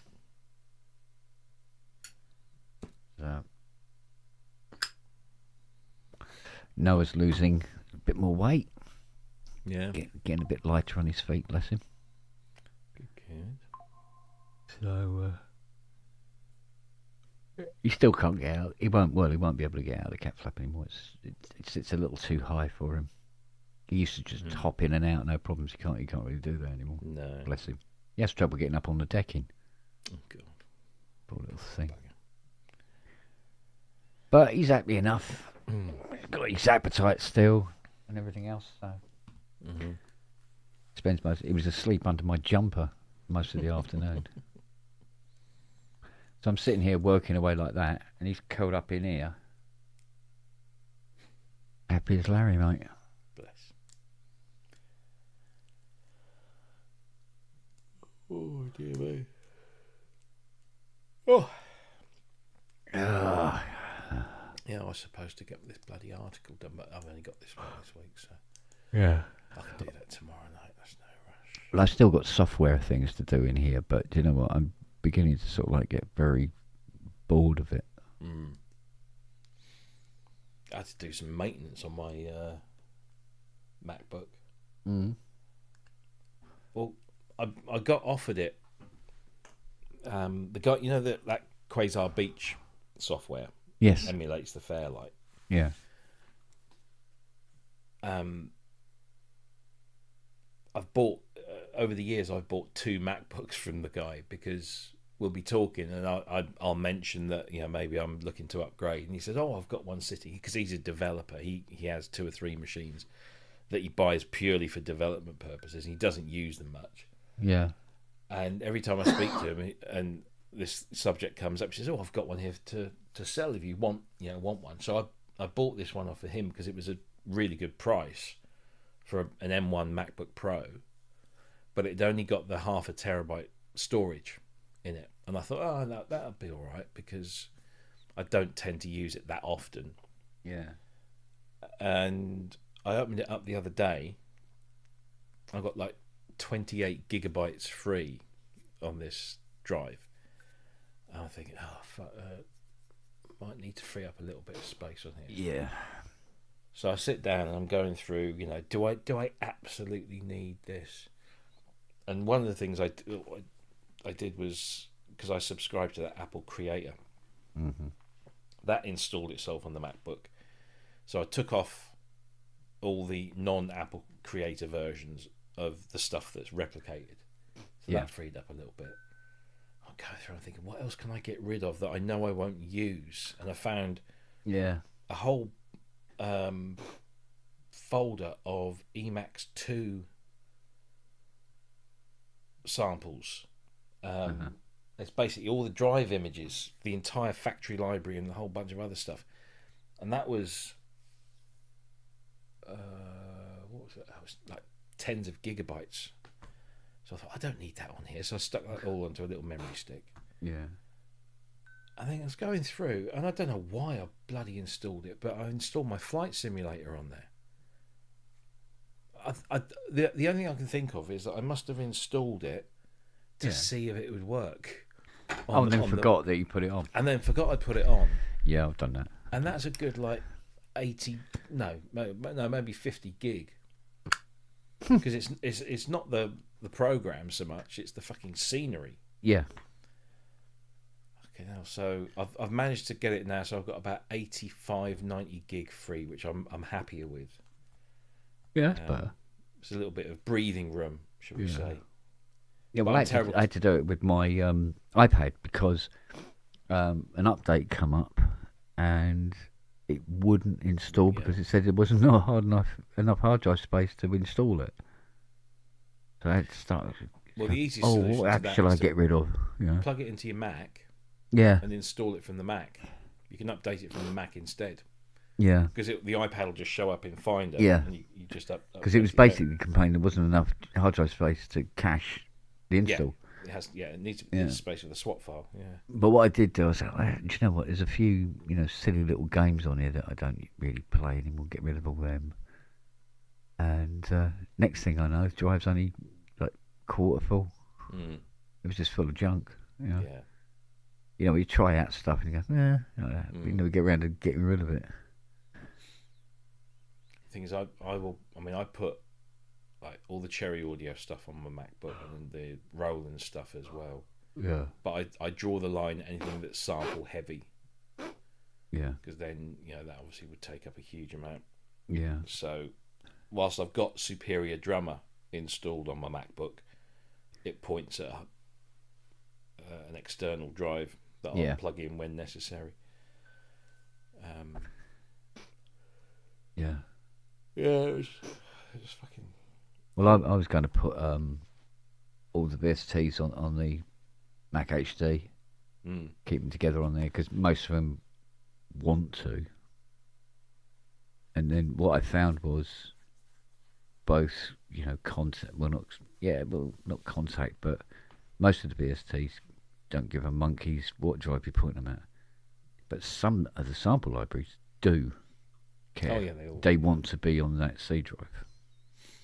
And I go, well, look, you can't all be on the C drive.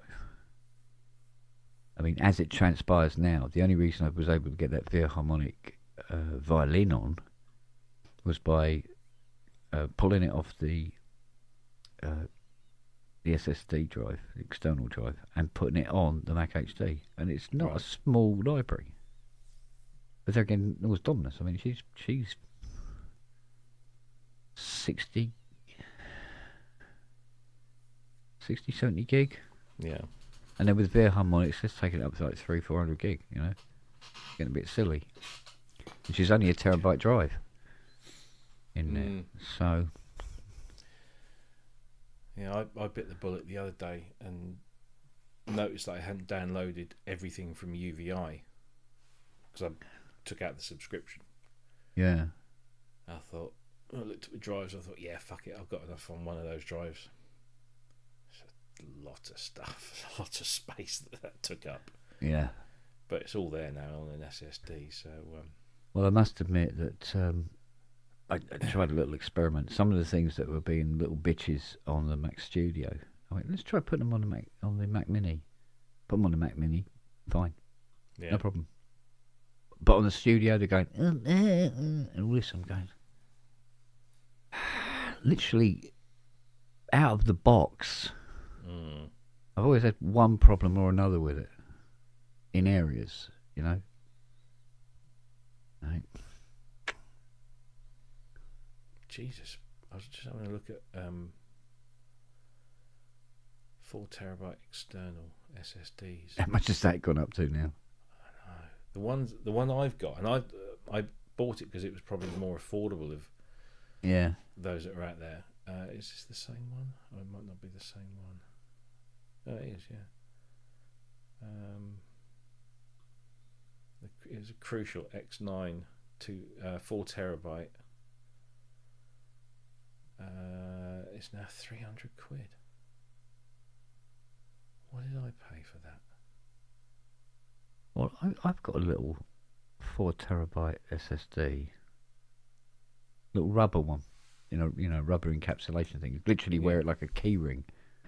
And that was, I think it was 189. That was a while back, mate. But I know they've gone up quite considerably because of the AI demand. Actually, no, this is worse than I thought. So I actually bought the higher speed writing one. Yeah. The X10 Pro, and I bought that a year ago, 11th of February, and it was $259.99. And now today it's over 300. $349.99. Good Lord! It's literally it's £90 more. Nearly a ton more. Yeah. In the actual same fact, unit. Did I get that one instead? Was that? I think I got that one instead. That came with the USB adapter, and that's not sold anymore, so they can't give a price on it. Jesus, that's mental. I tell you what, it was so funny. When I was installing some of the contact libraries that didn't want to go on in the usual way, I just installed them again. They were coming. They were installing at 9,000 and something megabits a second, which is about 112 meg, something like that, a second. When I installed the same library onto my NAS, it was installing at 64 megabits a second. No wonder it took so fucking long to put all those libraries Did I on. hear you say you'd encrypted that drive? No, I That haven't. would No, no. encryption would explain that. No, we were talking about, thank God it isn't encrypted. Oh, I right, didn't encrypt it. Because that would have slowed it down even more, And I was saying, you should put some, NVRAM cache in it. And they go, but that's only if you've already loaded the file up once. And you want to load it up again, it can go there. You can have it straight away, kind of thing. They go, well, 9 times out of 10, I'm calling up a project, so that's it loaded up. I don't need to load it up again. Yeah. So the benefit is absolutely fucking zero. So they go, right, you just be a backup system over in the corner. But the most you have to do is do Time Machine every Sunday afternoon or something. That's that's what you should be doing. And Just that's Time as Machine the whole much fucking lot. Yeah. So, but like I say, I had, the Veer Harmonics and the Dominus on and happy and working. And now, although I still have this authorization issue, because I don't know how many times I had to reauthorize, well, not reauthorize, but try to authorize Veer Harmonics cello. And then one day it just went, yeah, all right, and just went in.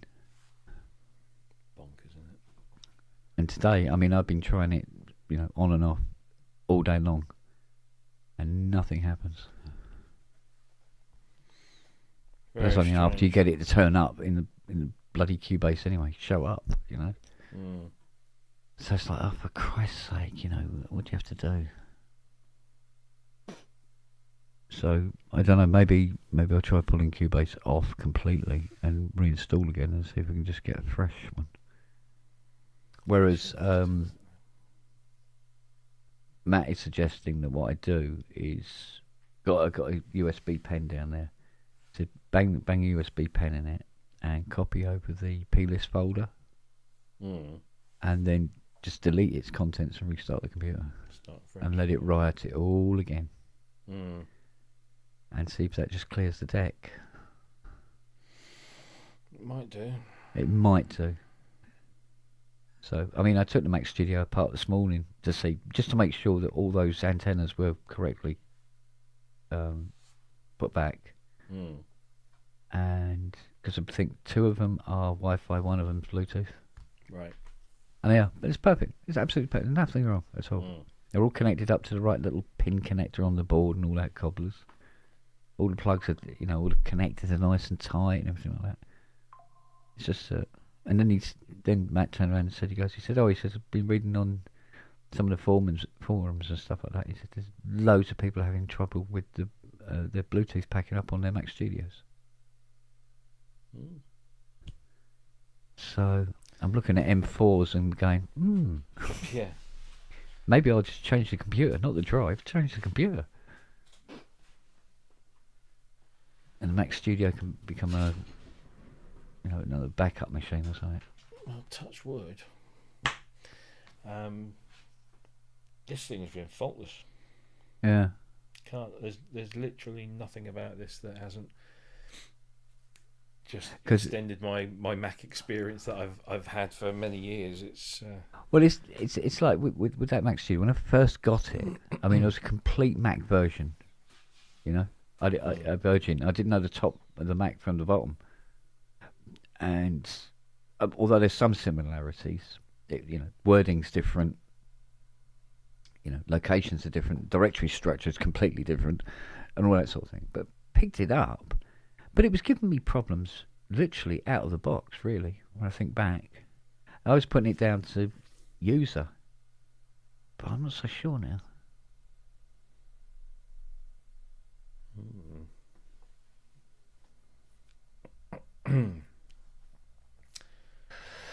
So I wonder.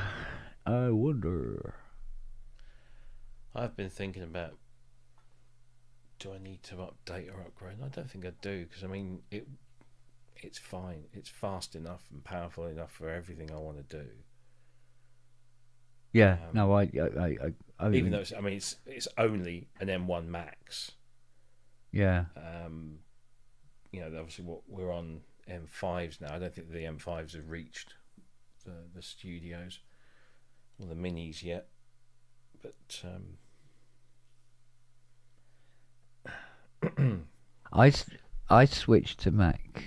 When was it? About 22, 21, 22? Something like that. Yeah. Something like that. And I've been on PC since, the 80s.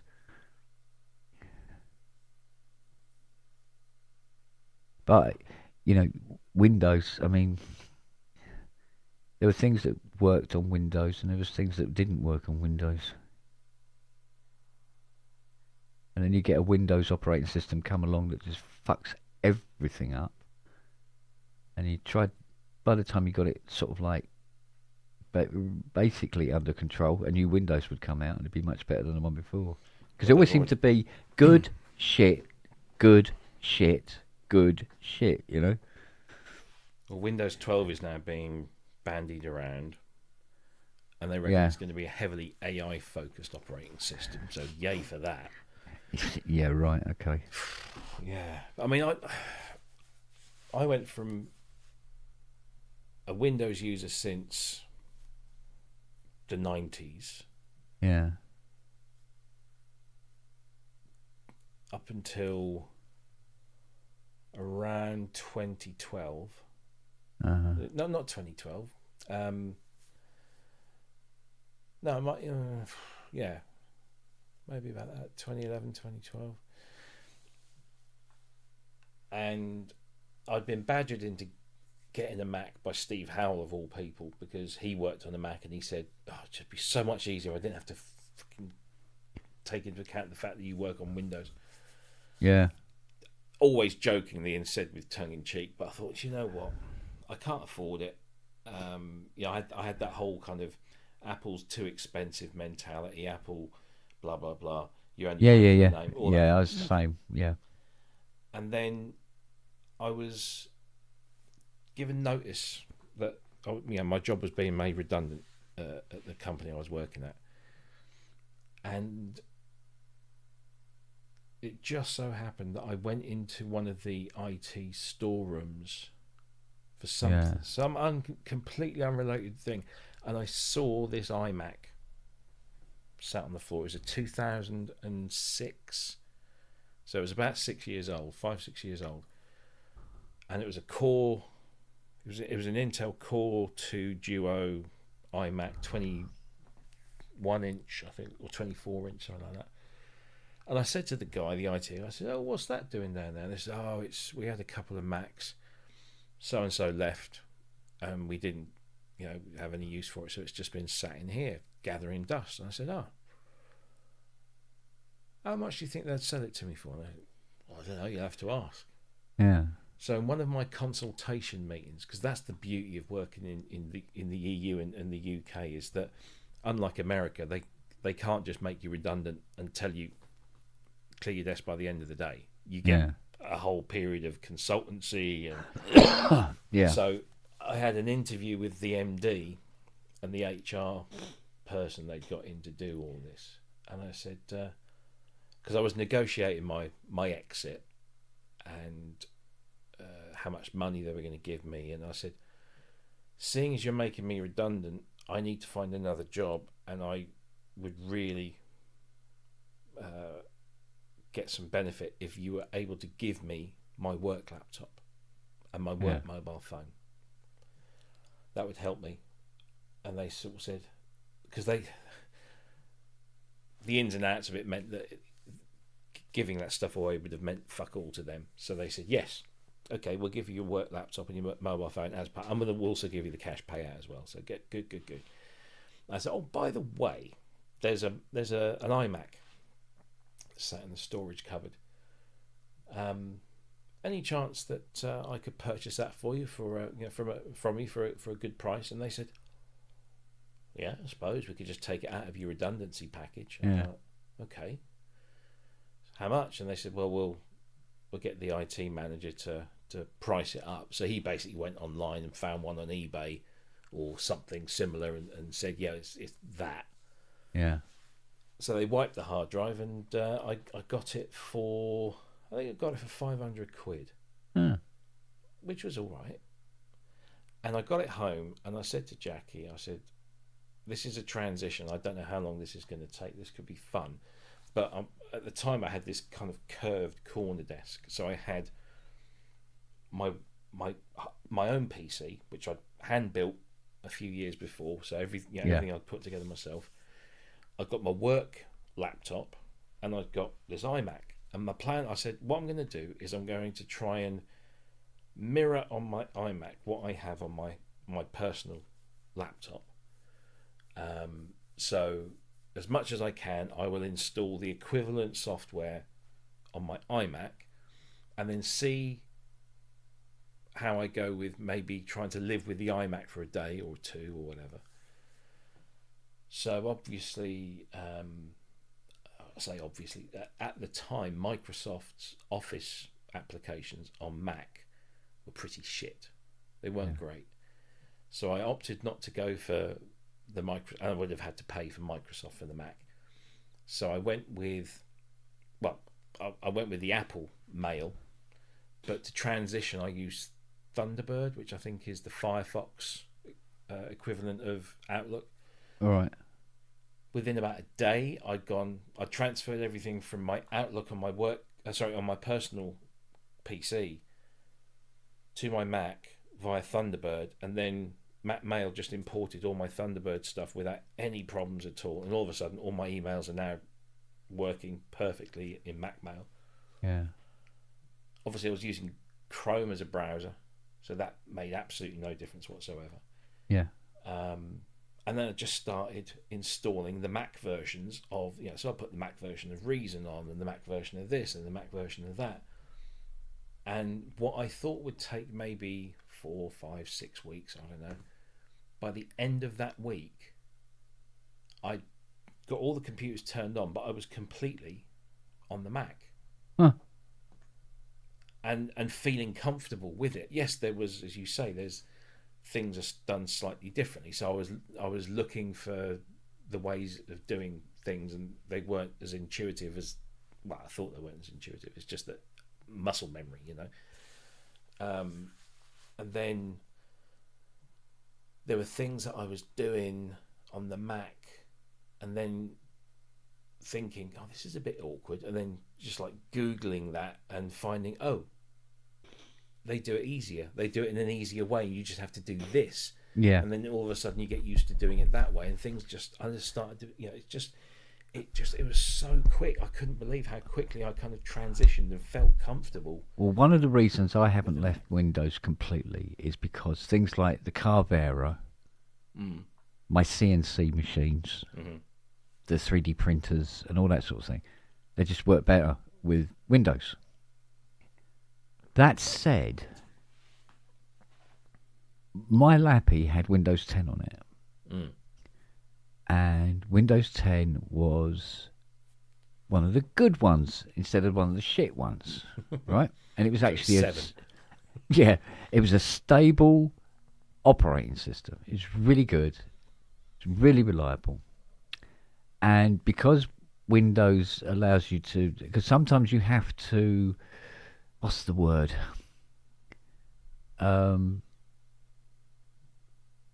Adjust things. So you can make certain things work. Windows allows you to do that. You know, you can get in there and get into the nitty gritty of it. And it's well documented across the net. So if you needed to, you know, if there was something that wasn't working, you go, oh, well, if you go into Windows system and you do this and you change this parameter and that parameter, or, you know, disable that device driver or whatever, and it'll work. Whereas with Mac is more cloak and dagger on the net. Do you know what I mean? And like I said, I was really happy with got the Windows 10. I'd had Windows 10 on the machine before anyway, on the big girl. And now I'm on this Lappy, which had Windows 10 on it as well. And she ran as sweet as a nut. But I must have missed it, because I turned it on one morning and I was presented with Windows 11 on it. And it updated to Windows 11 without me doing anything, right? So I'm going, oh, I'm on Windows 11. Okay. Suddenly the Lappy's running a lot slower, a lot warmer, and I've had nothing but fucking problems. Windows 11 is awful. I know. Right? So can't wait for Windows 12 to come out. Hopefully it'll be the good one again, you know? Wow. It used to be the odd numbers that were good, but that's although flipped on itself. Not particularly overly excited about the whole AI integrated shit. No. Because, even this morning, I go, I want to change the TR8 to accept external clock. External sync. Now, if you type, how do you get your Roland TR8 to accept MIDI external clock, it will tell you to turn it off and press the, I think it's pattern select button, and then turn it back on. But it isn't. It's you push clear and turn it on. Right. To go to the MIDI settings. AI completely got it fucking wrong. Well, yeah, that's a surprise. Right. When I asked AI to do a capacitor conversion from, because I needed to know what, I think it was, 331 designated capacitor was in UF, and he said it was 1 UF. It's actually 0.1 UF. And I was looking at it going, it's sort of correct, but it's not, and I know it isn't correct. So I tried it again, and I worded it slightly differently, and it come back, oh, it's 0.1 UF. Yeah, when you fucking say that the first time round? Even though the question was exactly the same, meant the same thing. Yeah. It's like, I don't trust it for you that can't, sort of thing. you know, yes, it's useful, but you can't blindly. Hey, AI is infallible. I won't hear you besmirch it. Come on. Right, he's out. Get him. Yeah. I just woke up. Actually, I fell asleep this whole time. I've been I was expecting you to come back showing your ass again. Yeah. I've been doing AI voice work. Yeah. So I provide it with a script, and then I choose the voice I want, and I've got a bunch of controls over various things. And the problem I have in my day job is that we use a lot of 3-letter acronyms. Even the company name is a 3-letter acronym. So, but we use these acronyms, and they're very industry specific, and a lot of them are very my company specific. Yeah. So last year I was using it, and I was having to phonetically spell these things. So there's an access control technology called MyFair, which is spelled MIFARE, Right. and that's the brand, and then the actual credential is called DESFire, DESFIRE. Yeah. DES is an encryption term, and then Fire is just their brand name.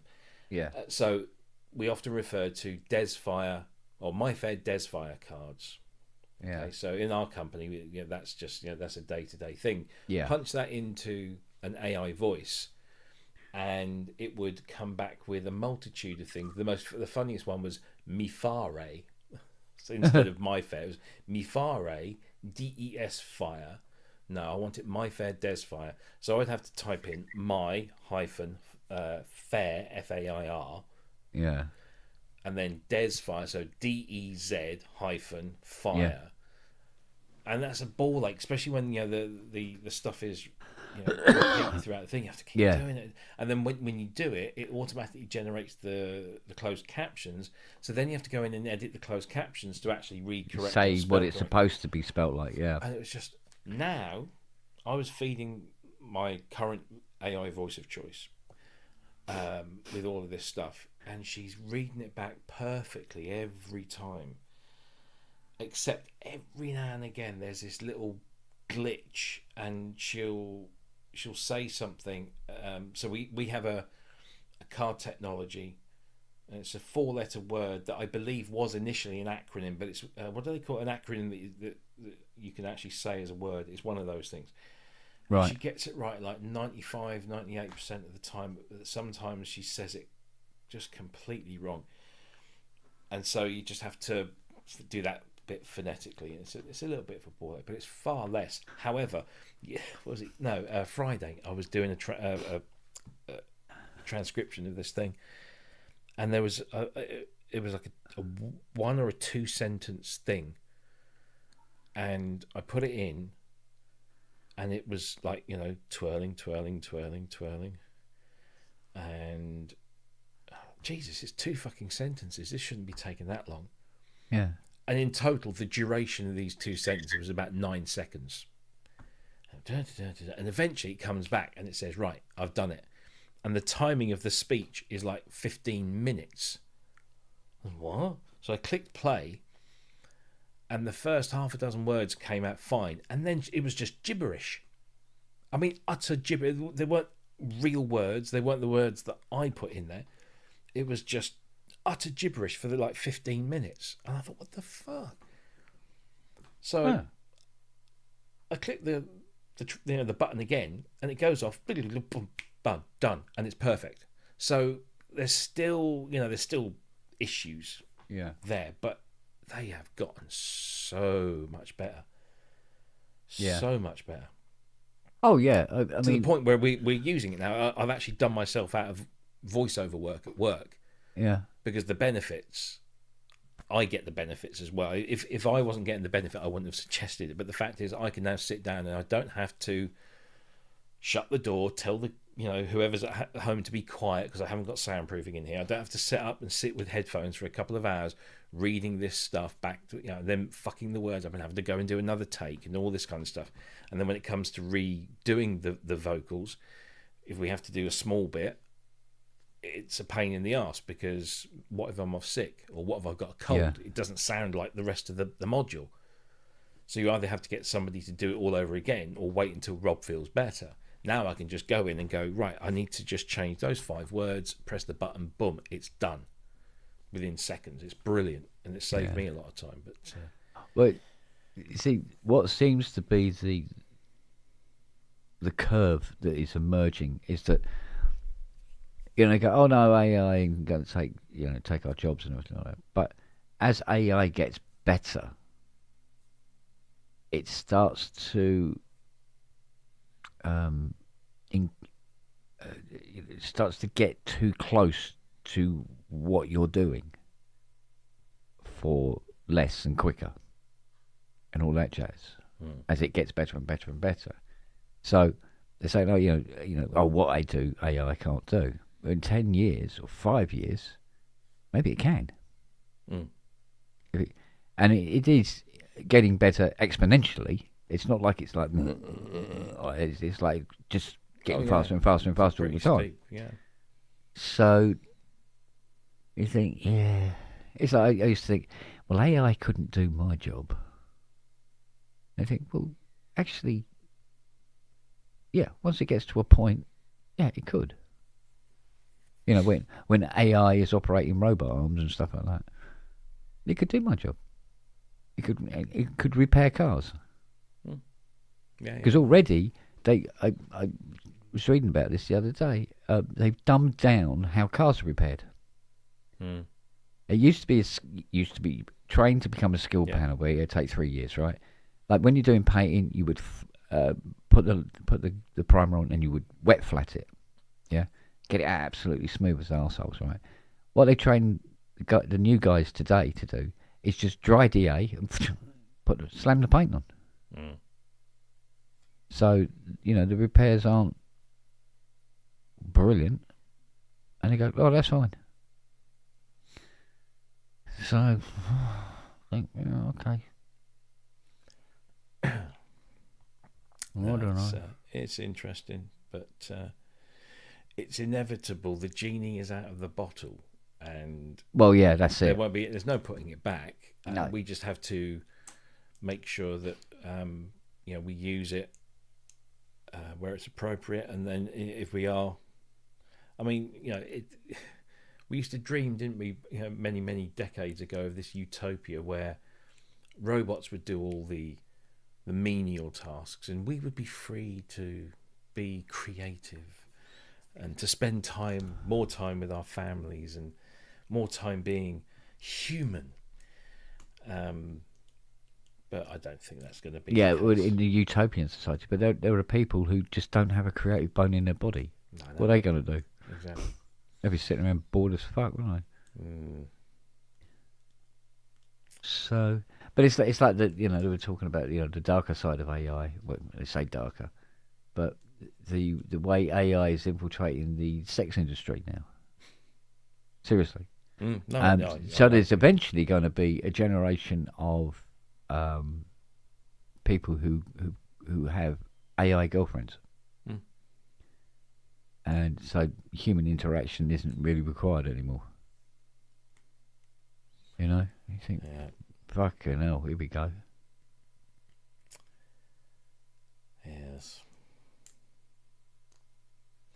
I mean, the thing I worry about, I just think about, is that here we are. We've got companies falling over themselves to bring this, this so-called AI technology in to do the work of people. But if we're then putting those people out of work,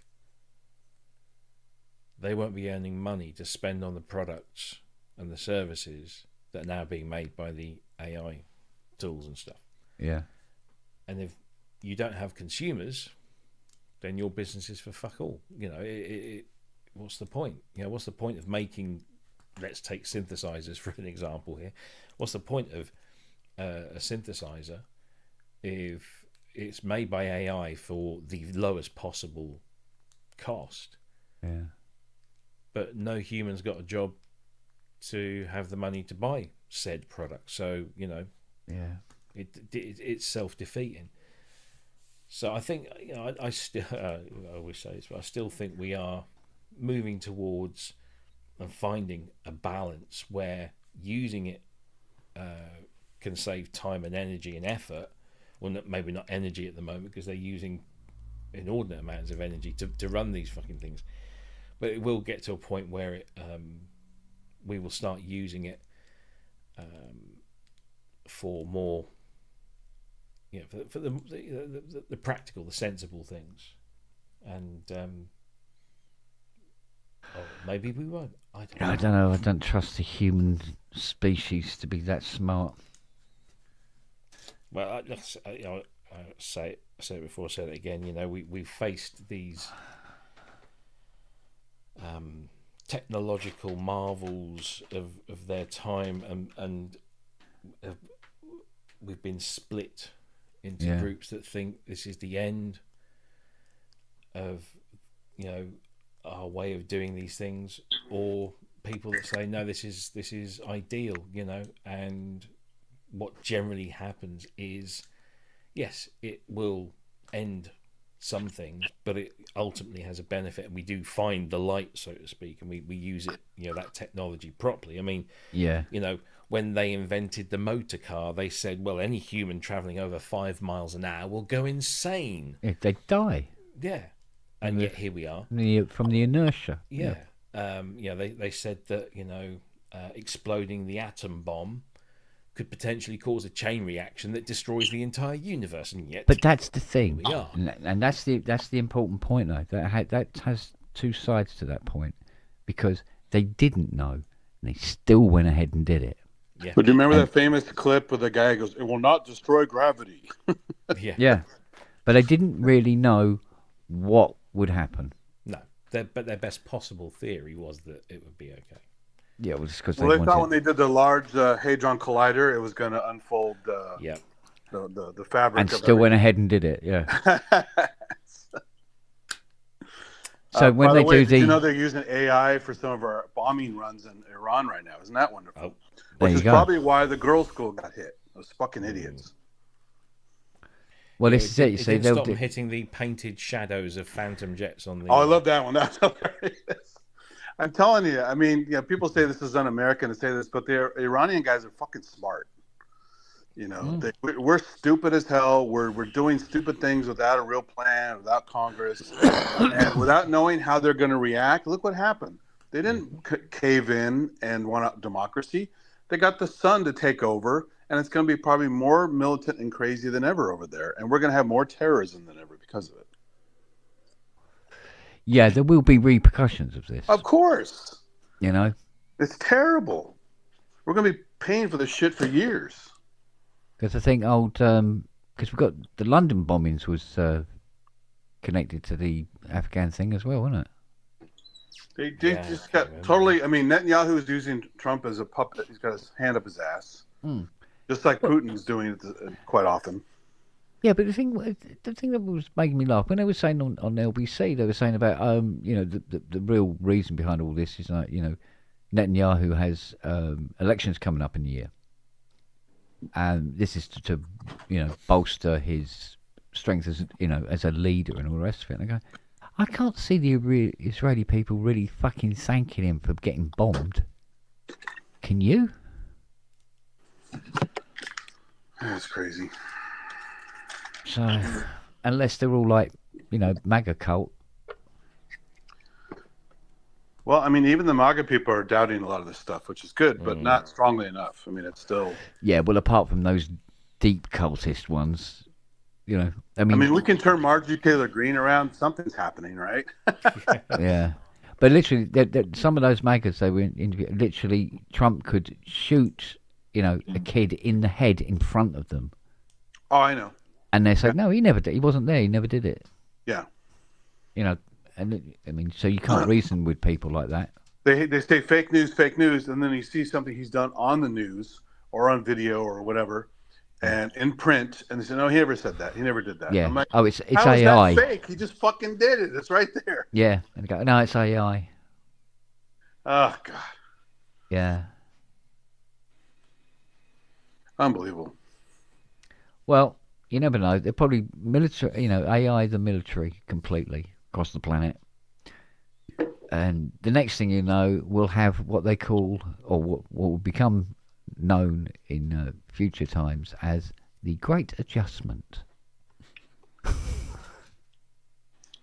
Well, I mean, the ultimate great adjustment is humans wiping each other out, let the planet sort itself out. So Yeah, they probably just have, robots running the place in the end. well, cockroaches live on nuclear test sites, so they'll just inherit the Earth. So.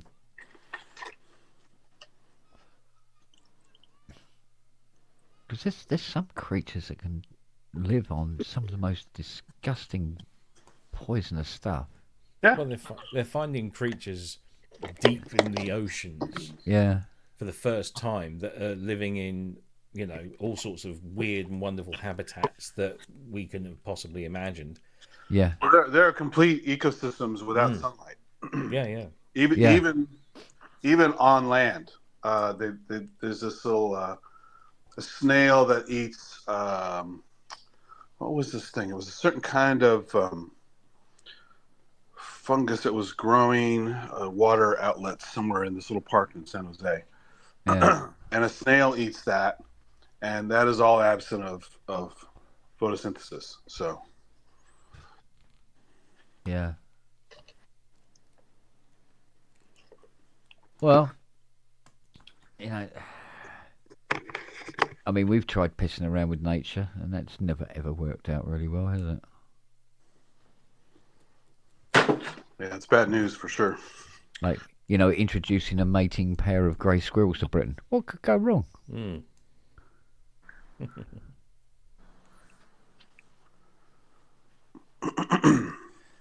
Yes.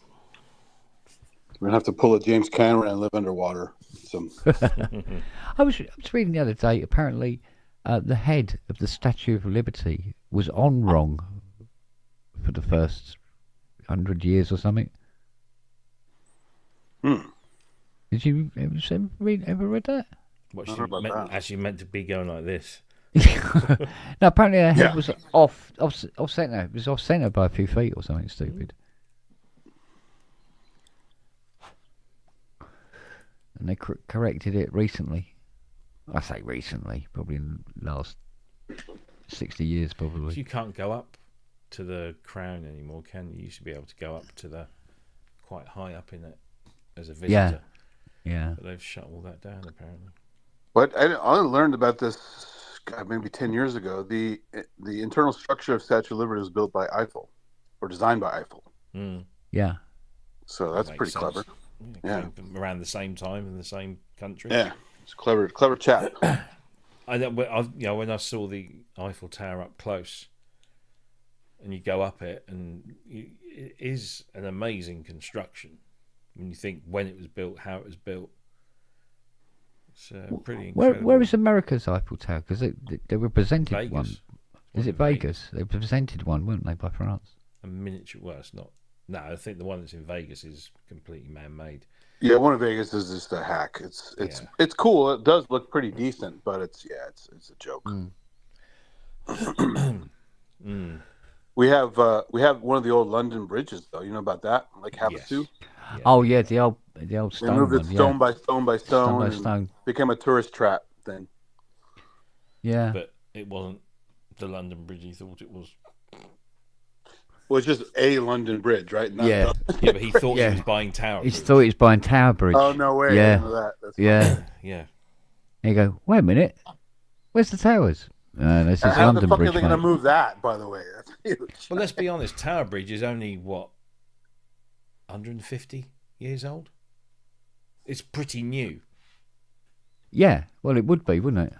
Because cantilever bridging is a relatively new thing. A lot of people, because it's next to the Tower of London. Yeah. People just kind of think, oh, that's really old. No, it's not. It's kind of modern because of steam-driven cantilever bridges and very Victorian. Yeah, it's like those places like when you go down into, I think it's off the underground system, and you can go and look at London, the walls and stuff like that of London, Yes. built Yeah, in like 300 AD. Mm-hmm. Well, yeah, there is actually a part of London called the London Wall. Down, I walked along it. Amazing the amount of detritus that's built up on top of it. Yeah, And then Many London's years built on ago, top of that. I went for a job interview and it was down, and it was on London Wall. And I went for this interview, and then I was walking back, and I thought, I'll go down here, and it's a lovely little part down near the docks. Yeah, because I mean the spa in Epsom, the water spa there. I think it is a part of it that's left anyway. And that was built about I think it was 390 AD or something like that. A lot of the bits that run off of the Thames, like St Catherine's Dock and other places, that those date back hundreds of years, if not more. And then there are parts of there are rivers that flow into the Thames that you don't see because they've been built on top of. Yeah. But the rivers still flow underneath. Yeah.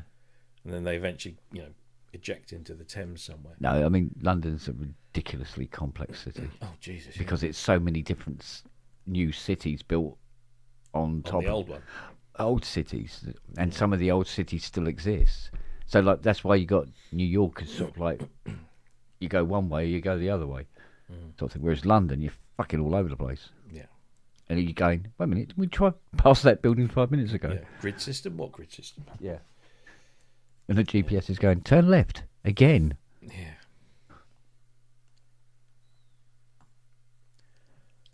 I've got to drive into it again at the weekend. Although I'm going to come in from the other bloody side. The last time I went to Kensington, I went down and then round the North Circular. Yeah. Which is a fucking nightmare on a Saturday. Yeah. All the way Does round it still smell of piss? Oh, yeah. It's just... Yeah. There's a junction. I can't forget the name of the junction, but I always know when I'm coming up to it because everything starts to kind of broaden out, and it's this major junction of the A406, which is the North Circular, and this other road that goes northwards. Yeah. And it's not just a crossroads because you've got 3 or 4 lanes of traffic in each direction on the 406, and then you've got like 2 or 3 lanes of traffic going across it, but it goes across at a diagonal, and then there are all these little like slip roads or spurs that go off, and bus lanes, and then it's all managed by traffic lights badly. And then when it's really congested, it's like 2 cars go at a time, and there's like a dozen different sets of traffic lights, and they're all firing off at different times, and it's just fucking horrible. So this time I'm just going to go, fuck it. I know it's a few more miles, but I'm just going to go around the M25 and then come in on the M4 and just go straight through and stay on the Westway and get in there. Here you are, Andy. When I was doing one of my, you're doing your doom scrolling through the little vertical videos. Yeah. Right. And I come across this one, and it was an audio of a radio show from a couple of weeks back. And you have a thing out there called Snap, which is like a Snap benefits. Yeah, it's a benefit. Yeah. And it had this woman. She was wheelchair bound and blind, and she said she'd recently gone to the doctors, and they said that she was 23 pounds lighter than the last time she went, but she didn't need to lose weight, and she said it's because she wasn't eating as much food. Because she can't afford it anymore. Yeah, she's broke. Yeah. Yeah, and they said, Isn't that great? She said under Biden, my SNAP was, I think it was $80 a week. Yeah. Or a month. Yeah, for argument's sake, say $80 a week. She goes, under Trump, he dropped it down to $24 a week. I flat out killed it for most people. Yeah, and then dropped it again, and now it's $12.50. Yeah. You think, fucking hell. And you could play hardline and say, well, people should have saved, people should get a better job, whatever. But these are fucking kids starving. Yeah. Right? Yeah, but the thing is, you can't really say that to a woman who's in a wheelchair and blind. Oh, you better get a better job. Airline pilot. People can say shit about adults, right, for whatever reason. But yeah. That also affects kids. I mean, sometimes they also killed programs that involve like a school lunch or whatever, and sometimes that's the only food that the kid gets all day practically. It's terrible, isn't it? Oh, it's ridiculous. I mean, it's just I mean, everyone knows Republicans are money grubbing assholes in general because they just are. But even some of them aren't that heartless. But to say that, oh, this is make America great again, let's do all this wonderful things, build this up, and do all this great stuff. And meanwhile, kids are starving. More people are homeless than ever on the streets with, their RVs. They used to have a house because they have an RV for vacation. But now the Yeah. RV is their home because they can no longer afford a home.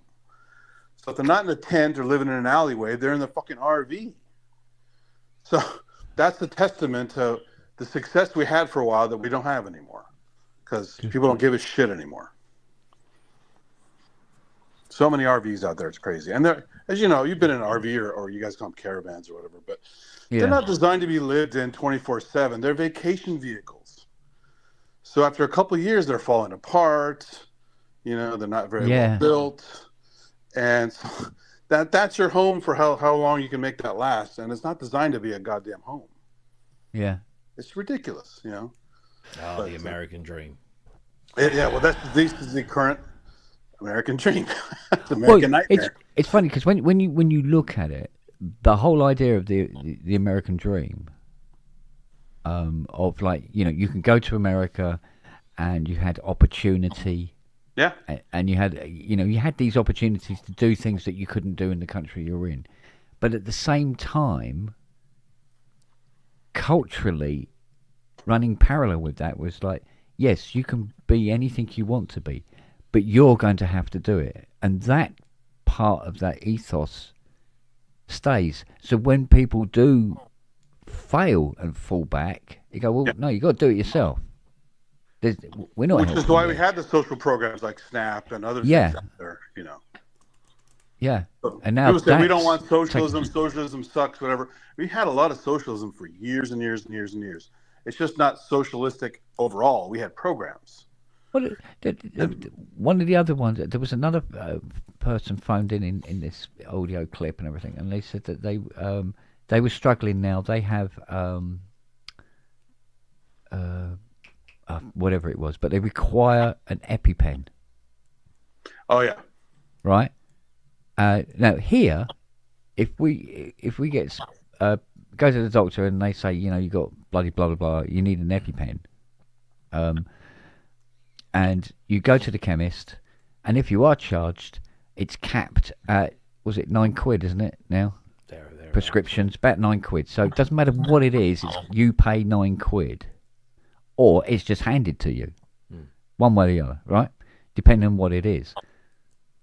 In America, apparently, this guy was saying that his EpiPen that he just got cost him $600. There are also diabetes things around that same price. Yeah, which is ridiculous because and it was like, what? There's no R&D on insulin. It's been solved a long time ago. It's very cheap to make. It's even like the simplest protein on the planet. It's like it's like 53 amino acids or whatever, and it's like they're going to say, oh, it costs $600 or whatever to get it to you. I'm like, that's insulting. It's ridiculous.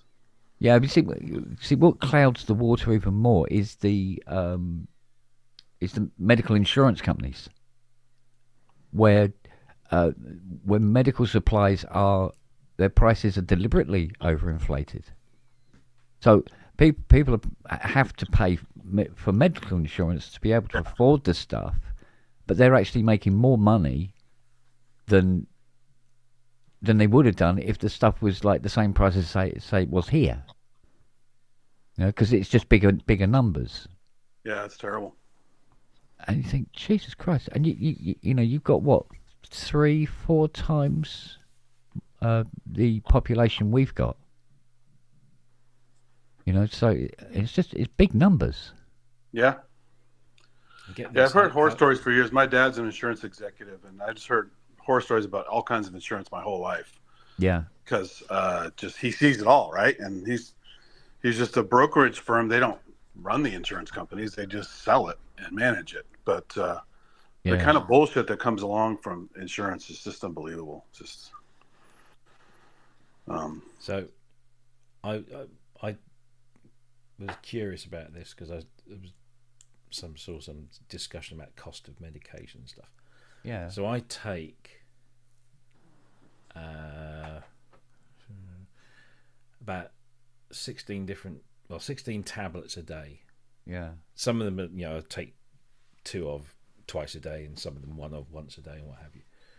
But I have something like 9 or 10 different prescription medications that I have to take on a daily basis for type 2 diabetes, for atrial fibrillation, and all this kind of stuff. Yeah. And I thought, I wonder how much am I costing the NHS?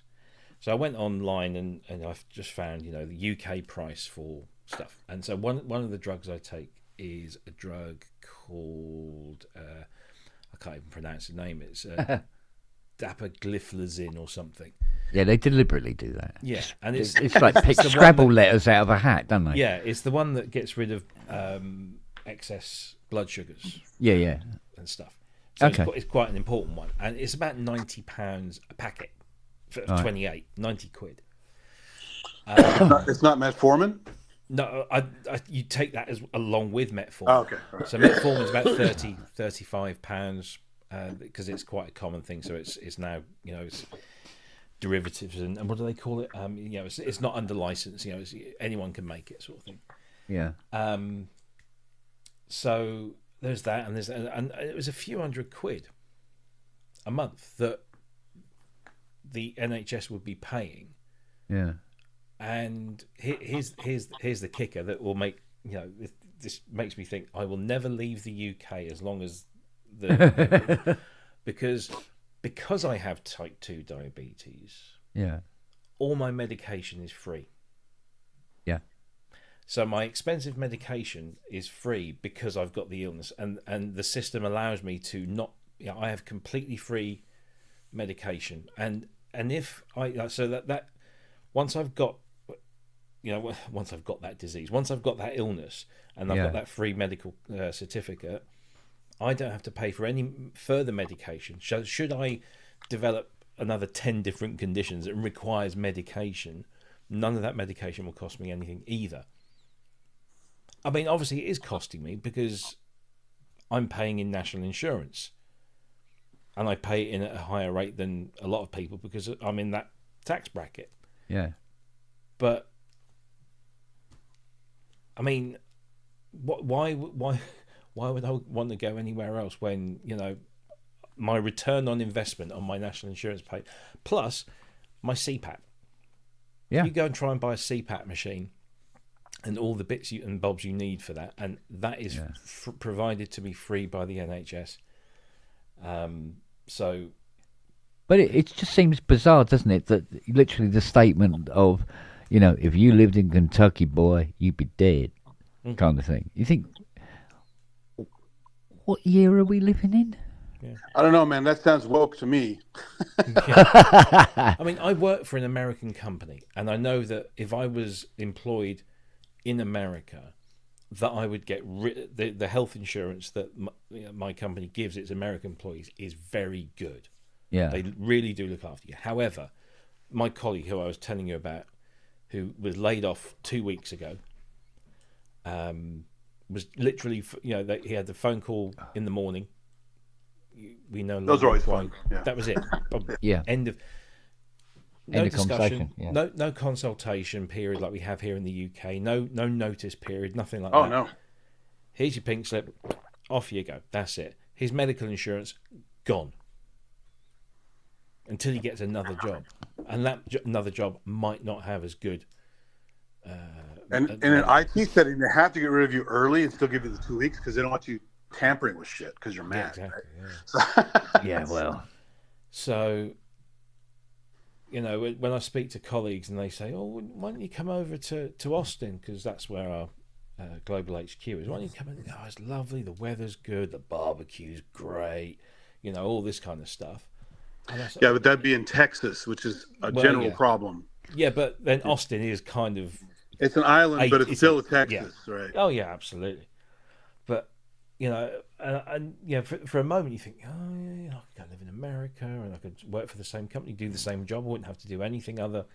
Just, they'd help relocate. And then I think, yeah, but what happens, Whereas, if I was laid off, like my colleague 2 weeks ago, if I was laid off in the UK, first of all, they would give me a notice period, And during that notice period, they are legally obliged to help me find another job within the company. And if there is no other job in the company, then and there's nothing I can work out those 30 days, and I will get a redundancy package. I will get paid a guaranteed minimum of 1 week's salary for every year that I've worked at the company. So I've been there like 13, 14 years. So I'd get like 3 months' salary. And then the company would actually probably give me more because they usually pay above the basic legal requirement. And so, I'd have a chunk of cash in the bank that I could use to, while I'm looking for alternative employment. Why would I not want to live in a country? And if I was laid off, I still wouldn't pay anything for my medication. I still, because I've paid in, to my national insurance. And old Hayes saying he goes to Kentucky often, and a lot of it isn't like that. I could well believe that. I mean, everywhere has its own stereotypes, doesn't it? They don't have chicken on every corner. No, but the thing, I tell you what, Kentucky have been suffering from was apparently one of their largest export is their whiskey. And their biggest buyer was Canada, and they've stopped buying it. Stopped buying it, yeah. Is there anything that Trump doesn't fuck up? No. He's never been a successful businessman. He's a grifter. He was a grifter, moving from town to town. I've never known quite a prolific liar ever before, really. And when he's doing that thing on the podium, and he starts doing his Mussolini face, you go, "Yeah, got your number, mate."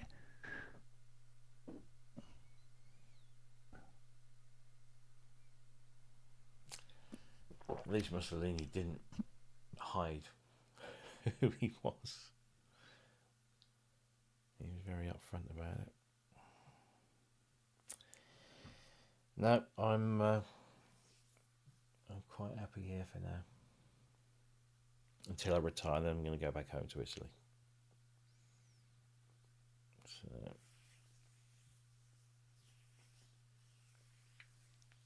So. Oh, he's back. Yeah, my phone died. I wasn't watching. My phone became redundant, so. There you go. Well, we knew it was you because you didn't... See, how would they clone Andy to come in and do that? I don't know, you said you were asleep. You missed... We had one of our mystery callers come in. Oh, now Kent's gone. Where'd he go?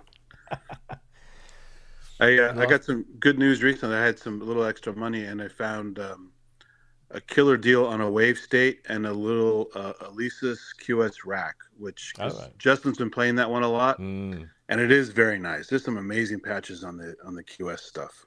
Mm-hmm. So I got the Wave State was really cheap. I got it for I think it's like $320 or something like that. That's all right.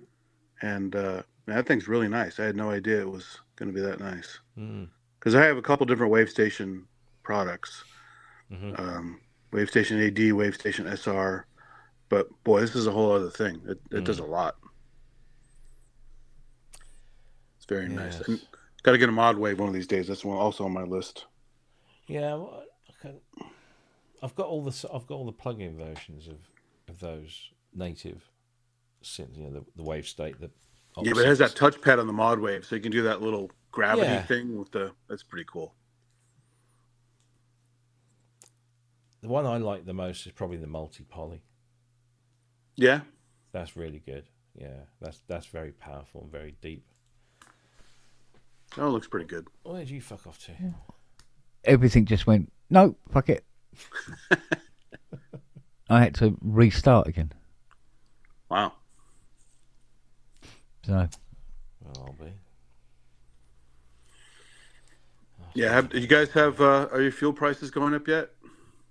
Yeah, I haven't filled up since, but I have noticed that the prices. I paid $1.39 a litre last week, and I think it's gone up about 4 or 5 pence.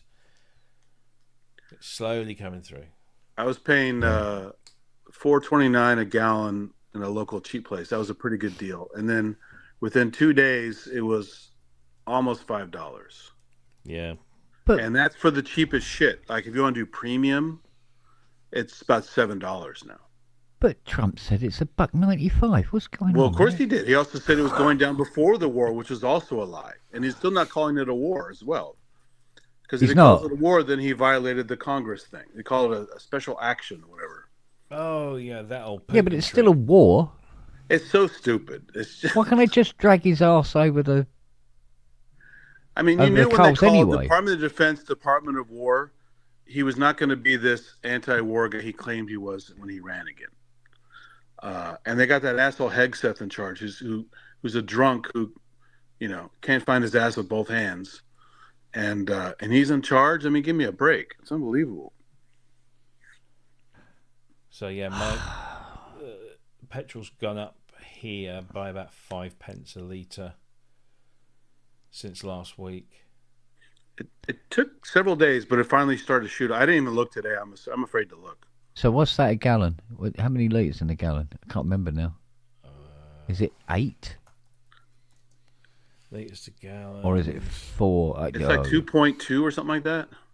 1 I can't- litre is 0.2 gallons. So about 5 litres. 5 litres to the gallon, yeah, Yeah. roughly. Rough. Oh, was it that? give or I take. forgot the exchange. So that's Yeah, 25p. It's a gallon. It's gone up. I'm thinking the kilogram conversion. Yeah, 4. So it's about 4.6. 4.6 litres to the gallon. yeah. So yeah, 29p a gallon. Then it's gone up. If it's 5p on a litre. And the funny thing is, we sell a lot of our oil. We have plenty of oil in this country. We sell a lot of it, and we buy from various places. And then it's like, now we're going to go attack an area that is a huge, not directly, but it's in that region, right? Where a lot of our oil is coming from that we're using for gas. And it's like, and now the region's all crazy. They're blowing up ships and refineries and closing passageways. And it's like, you guys knew this was going to happen, you assholes. I mean, it's just. What was it I saw today? Or was it in Private Eye? I can't remember. This bloke said, isn't it amazing? Whenever America goes round to dish out freedom, it somehow finds some oil. Yeah. Well, the rumor is that the whole Venezuela thing, Trump basically absconded somehow with a bunch of barrels in his own private reserve. Because, again, he's made so much money as president this time, it's disgusting. With all this crypto scam bullshit and a bunch of other stuff going on. He's pocketed billions. It's the ultimate scam because he'll be immune from prosecution and he'll be able to rip off everyone and anyone. But you notice he got scared. The new guy in Iran basically said, "So yeah, we're in so many words, we're pretty upset, and basically death to Israel and death to Trump. We want his blood, basically." And those guys are serious. I mean, we've had terrorism from that part of the world for a long time. They can easily, there's sleeper cells all over the fucking world. You'll never know about. No. Well, And they could just turn them on, and he's very easy to get in this country, to be honest. Well, last week, didn't they find somewhere in the UK some people who'd been working for the Iranian government in the UK, spying or whatever. Yes, it's all. yeah, well, see, the thing is, They're very patient. They're very clever, and they're very patient. They just need the trigger to go off, and they do it, and they don't question it. They just do whatever they got to do. well, doing an assassination is one thing. Making a statement is something else. Because when they're making a statement, that's when completely innocent people get bloody Oh yeah, killed. well, no doubt some innocents will die. Sadly, it's Yeah, horrible. well, I mean that's always the way, isn't it? I mean, fucking But- hell. Because like anything else, he's gonna hide. It's like that great scene in The Dead Zone, where Martin Sheen's playing the presidential candidate, and he picks up the baby as a shield with the sniper. Christopher Walken's trying to shoot him Yeah. because he knows the future. After touching him, he knows he's going to send the missiles flying, right? And so he decides to take him out. And he picks up some woman's baby and uses a shield that gets on Time magazine as a cover shot. And then he touches him as he's dying, and he sees him blowing his own brains out because his career is over. Yeah. But that's what those guys do. They're fucking cowards, right? They'll hide behind some other people. And Trump's a draft dodger, right? Mr. Bone Spurs. I mean, he's never served a day in his life. He never would. He wouldn't survive. Yeah. So he's going to send all these guys off. They're even talking about draft. There's a hint of the draft lately, even though I didn't think we were that desperate for troops, but you never know, right? Yeah. Well, apparently it upset the military a bit with him doing something or other, but with one of his white Make America Great caps on.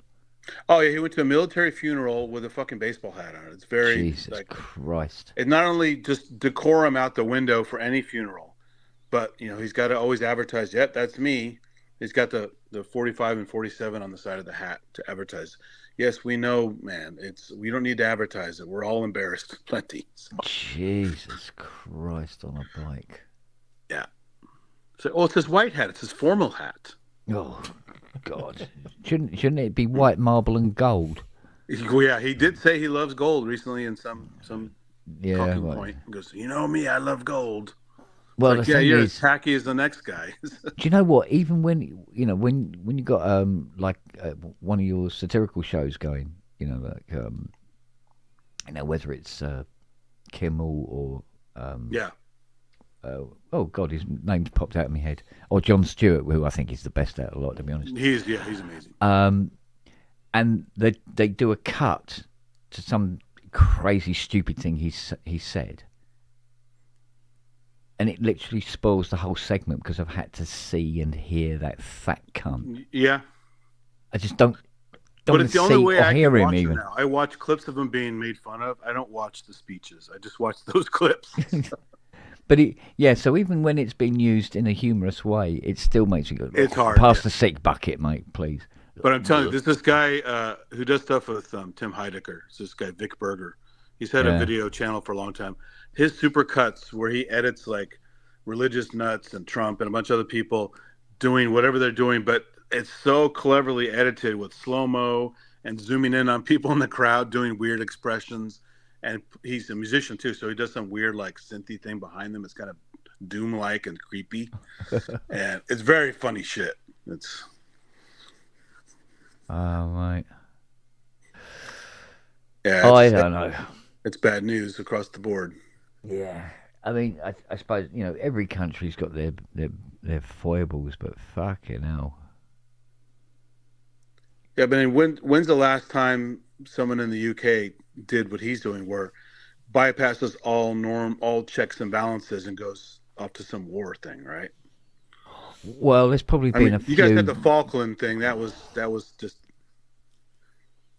Yeah, well, Argentina decided they wanted the Falklands. Yeah.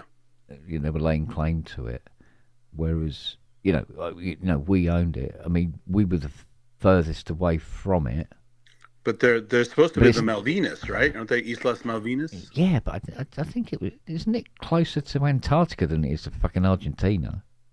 Well, and we send our navy down there, and there's people dying left, right, and centre. Yeah. And I think there's about 250 people living on there. It's literally a war for penguins. Yeah. Seriously. Well, it was more penguins than there were people. And that was Thatcher, right? Was that Thatcher? That was Thatcher, and that was we've got to show a show of force that we can't be pushed around, and I think it's still outside of British media.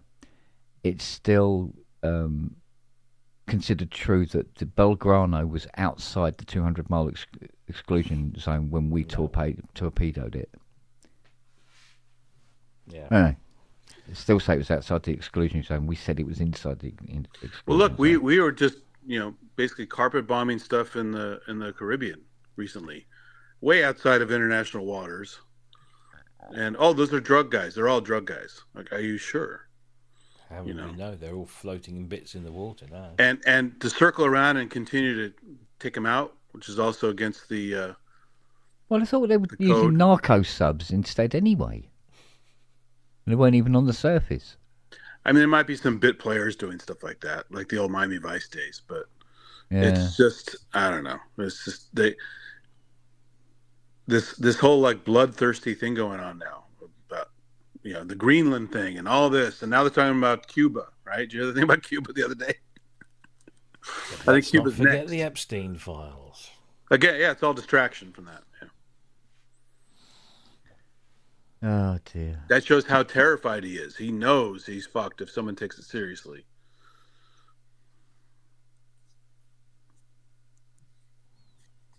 Mm-hmm. But yeah, it's just one. Every day is just more and more ridiculous, and it's going to cost everyone money and cost lives, and again makes this country look like this country's had problems forever. I mean, it always has. But we all this thing about shithole countries, they starting to make us look like a shithole country right now. This is it. The difference between the West and the rest of the world it blurs over in places at times. Yeah. It really, really does. And even then, I mean,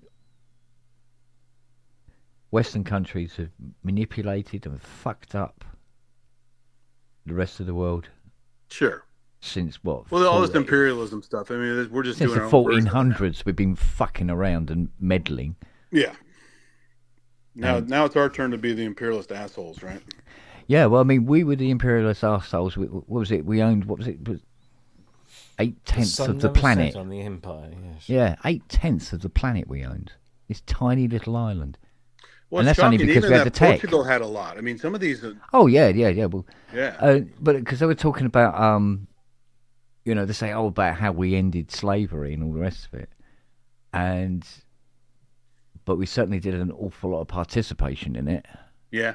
Before we got to that part, At the very least, guilty by proxy, right? So. Yeah, exactly. Yeah. So, although, a lot of people have this vision in their head that the ships would come to Africa and just grab villages and put them in chains and put them on the boats. Where in actual fact, what we were doing was going out there and we were buying slaves. Yeah, they're already around from Yeah. slave merchants. Other So- Africans, yeah. yeah.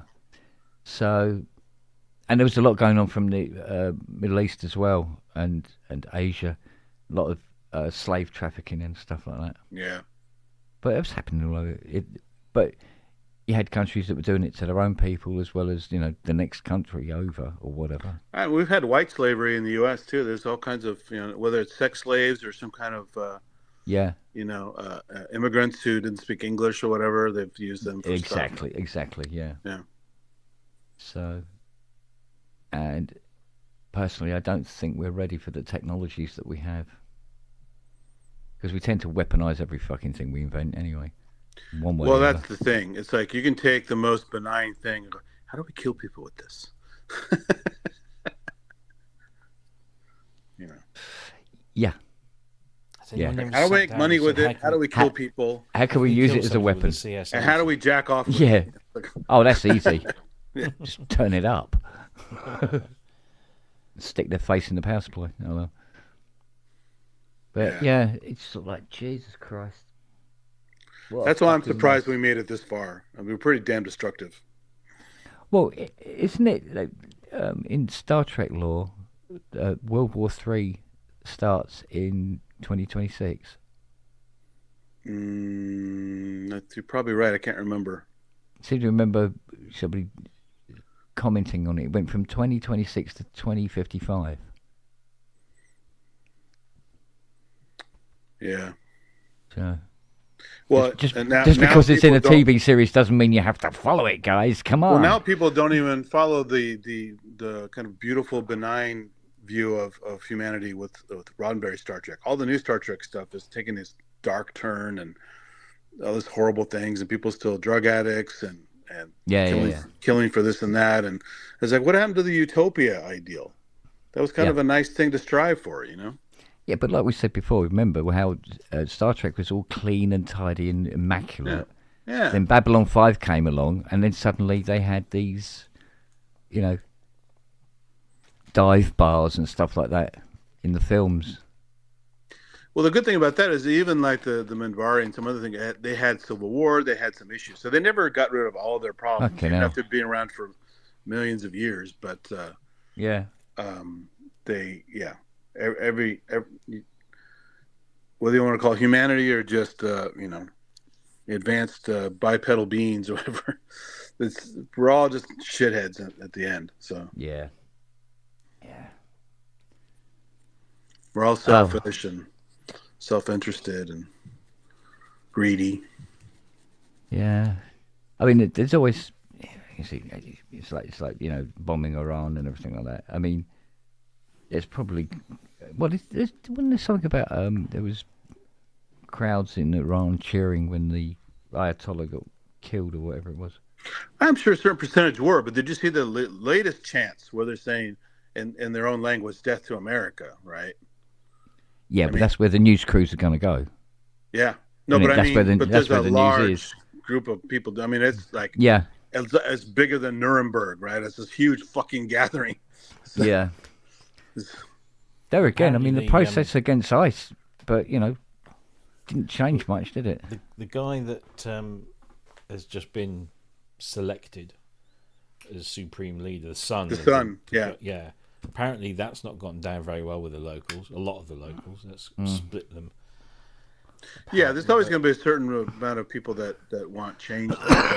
They just don't have enough power, right? I mean, yeah. Well, it's like Kim Jong-un. He's going to be handing over power to his daughter. Oh, wow. So, I don't know. Technically speaking, women tend not to be so I was going to say that's totalitarian, regarding like at least Chinese and Korean, from what I know, that's very non-Asian. That's the boy always gets the inheritance. The boy always gets everything. But he doesn't have a son, does he? I don't know.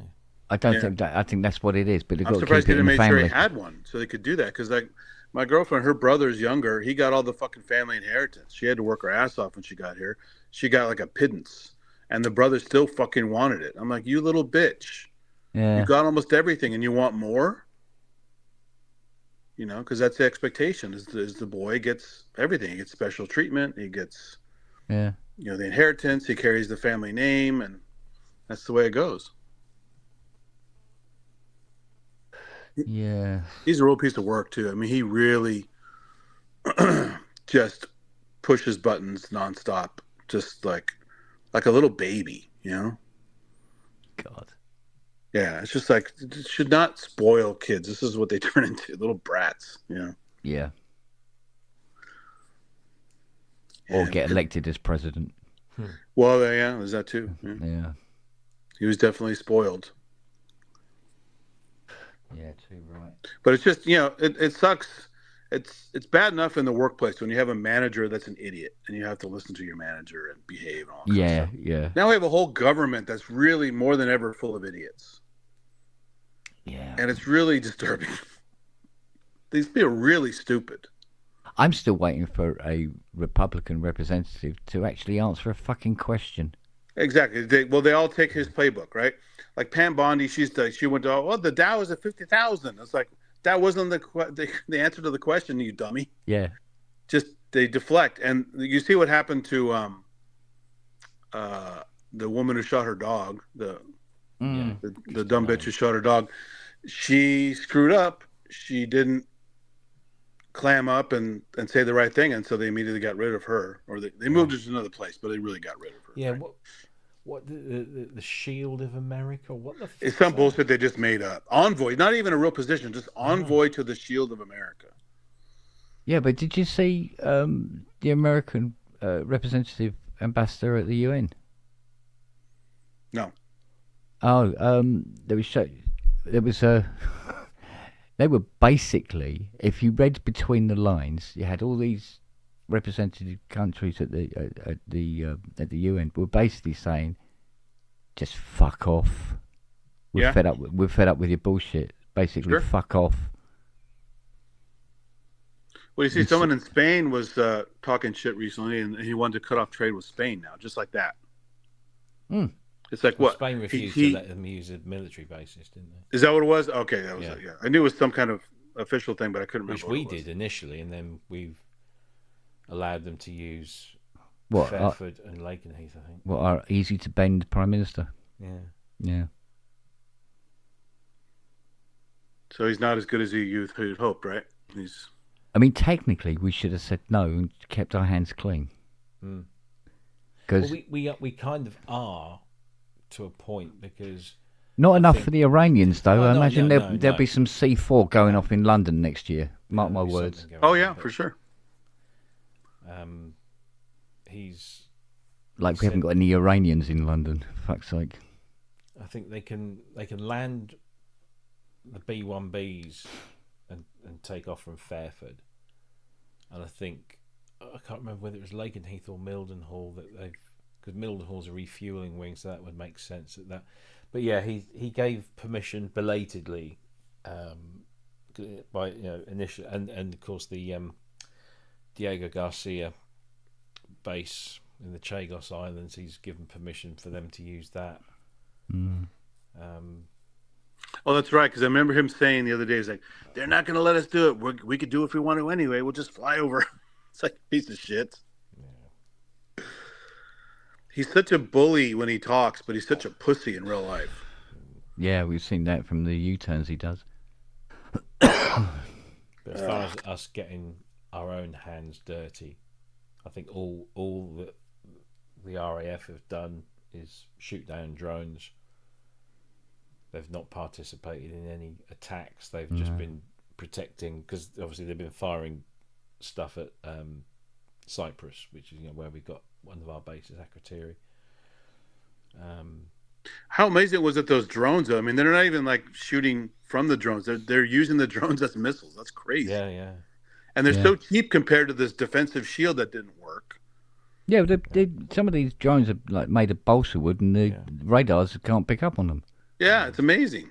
Yeah. So, I mean, these guys, But the thing was, you gotta I mean, hand it to them, they're pretty scrappy. They're, yeah, but the thing is, Israel really didn't think this one out, because of course not. Iran knew that Israel had their, this shield. Yeah. The Iron Dome, whatever it's called. They'd already figured out if shit kicks off, we're going to develop stuff that can get through the shield. Well, I love the early days where they started shooting whatever some old shit they had to go. So just watch. You haven't seen our new stuff. You never want to hear that from the guys who are going to start shooting at you. Yeah, I know, it's ridiculous. Because I think they bought a lot of that shit from China. China's got some amazing tech. Yeah. And so, I mean, and they just started taking out all these things in other countries, and it's like, hey, welcome everybody, you're all involved now. Yeah. And I love when they took out that like super radar station we had, and I think it was in Saudi Arabia or something. It like covered the entire area, is our eyes and ears for the entire region. They took out in like the first day or two. And it's like, what, that wasn't very well protected? What are you guys doing? It's just they really obviously they had intelligence on where the guy was and stuff. But then people are also talking, saying he probably did that on purpose to martyr himself. Because he's an old guy, he's not going to live forever, and boy, did he start a shitstorm. So I don't know. Who knows what's really going on overall? But they thought those guys are going to be a pushover, and they're. It's just like we didn't learn from Vietnam. We didn't learn from anything. No. History does have this habit of repeating itself, let's face it. Yeah, and it's there to learn from if you care to pay attention and give a shit. But yeah, but that's what nerdy historians do. yeah, those dumbass historians. Yeah. All that book learning. Yeah. Wasting your time. Yeah. I knew things were going to go bad when something happened, because you probably saw the speech Hegseth gave to the military brass about no more fatties in the army or military. Yeah. No, all this kind of like the way you dress, all this kind of stuff. I'm like, who is this guy to dress anybody down? He's a dopey Fox News commentator, and he's a drunk. Yeah. But he's sitting there talking like that to all these generals, right? And I'm going, surely one of them brought a sidearm with them. Seriously, He come outranks on. them, so he, potentially. Might have accidentally gone off. You never know. Yeah. There's got to be some high brass guy in the audience who could take him out, but yeah, I don't know. It's crazy. Yeah, but I mean, You just knew it wasn't going to go well. Fox newscaster, really? Yeah. And the weekend guy at that. To say the Yeah, he's like Republicans the- are a he's little like the weak on steam talent team. is an understatement, isn't it? Yeah. Fuck me.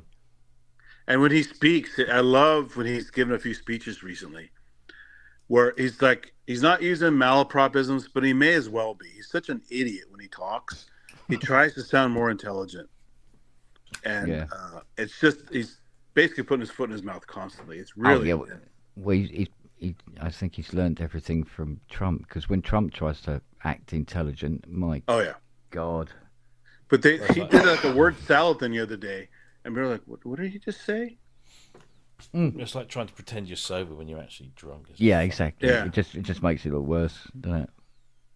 Oh, it's just unbelievable. And, no wonder he was like a lower ranking Fox guy, because he And what is he with can't even this? have the gift of gab. He's just.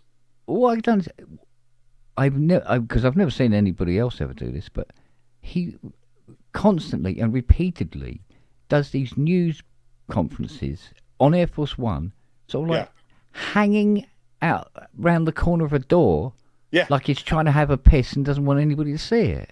Yeah, yeah. It's like, Well, that's where he did the quiet piggy thing. yeah. Yeah. Speaking of piggy, he hasn't looked in the mirror lately. Fucking hell. I'd love one of these reporters to grow a set of balls and just shout out, "You're a fucking lying cunt." Yeah. Yeah? At the top of their voice. He has a tantrum. If you're not adoring him and you're not praising him, he'll just have a tantrum. Yeah. I don't know who's worse, him or the people that stick their tongue up his ass.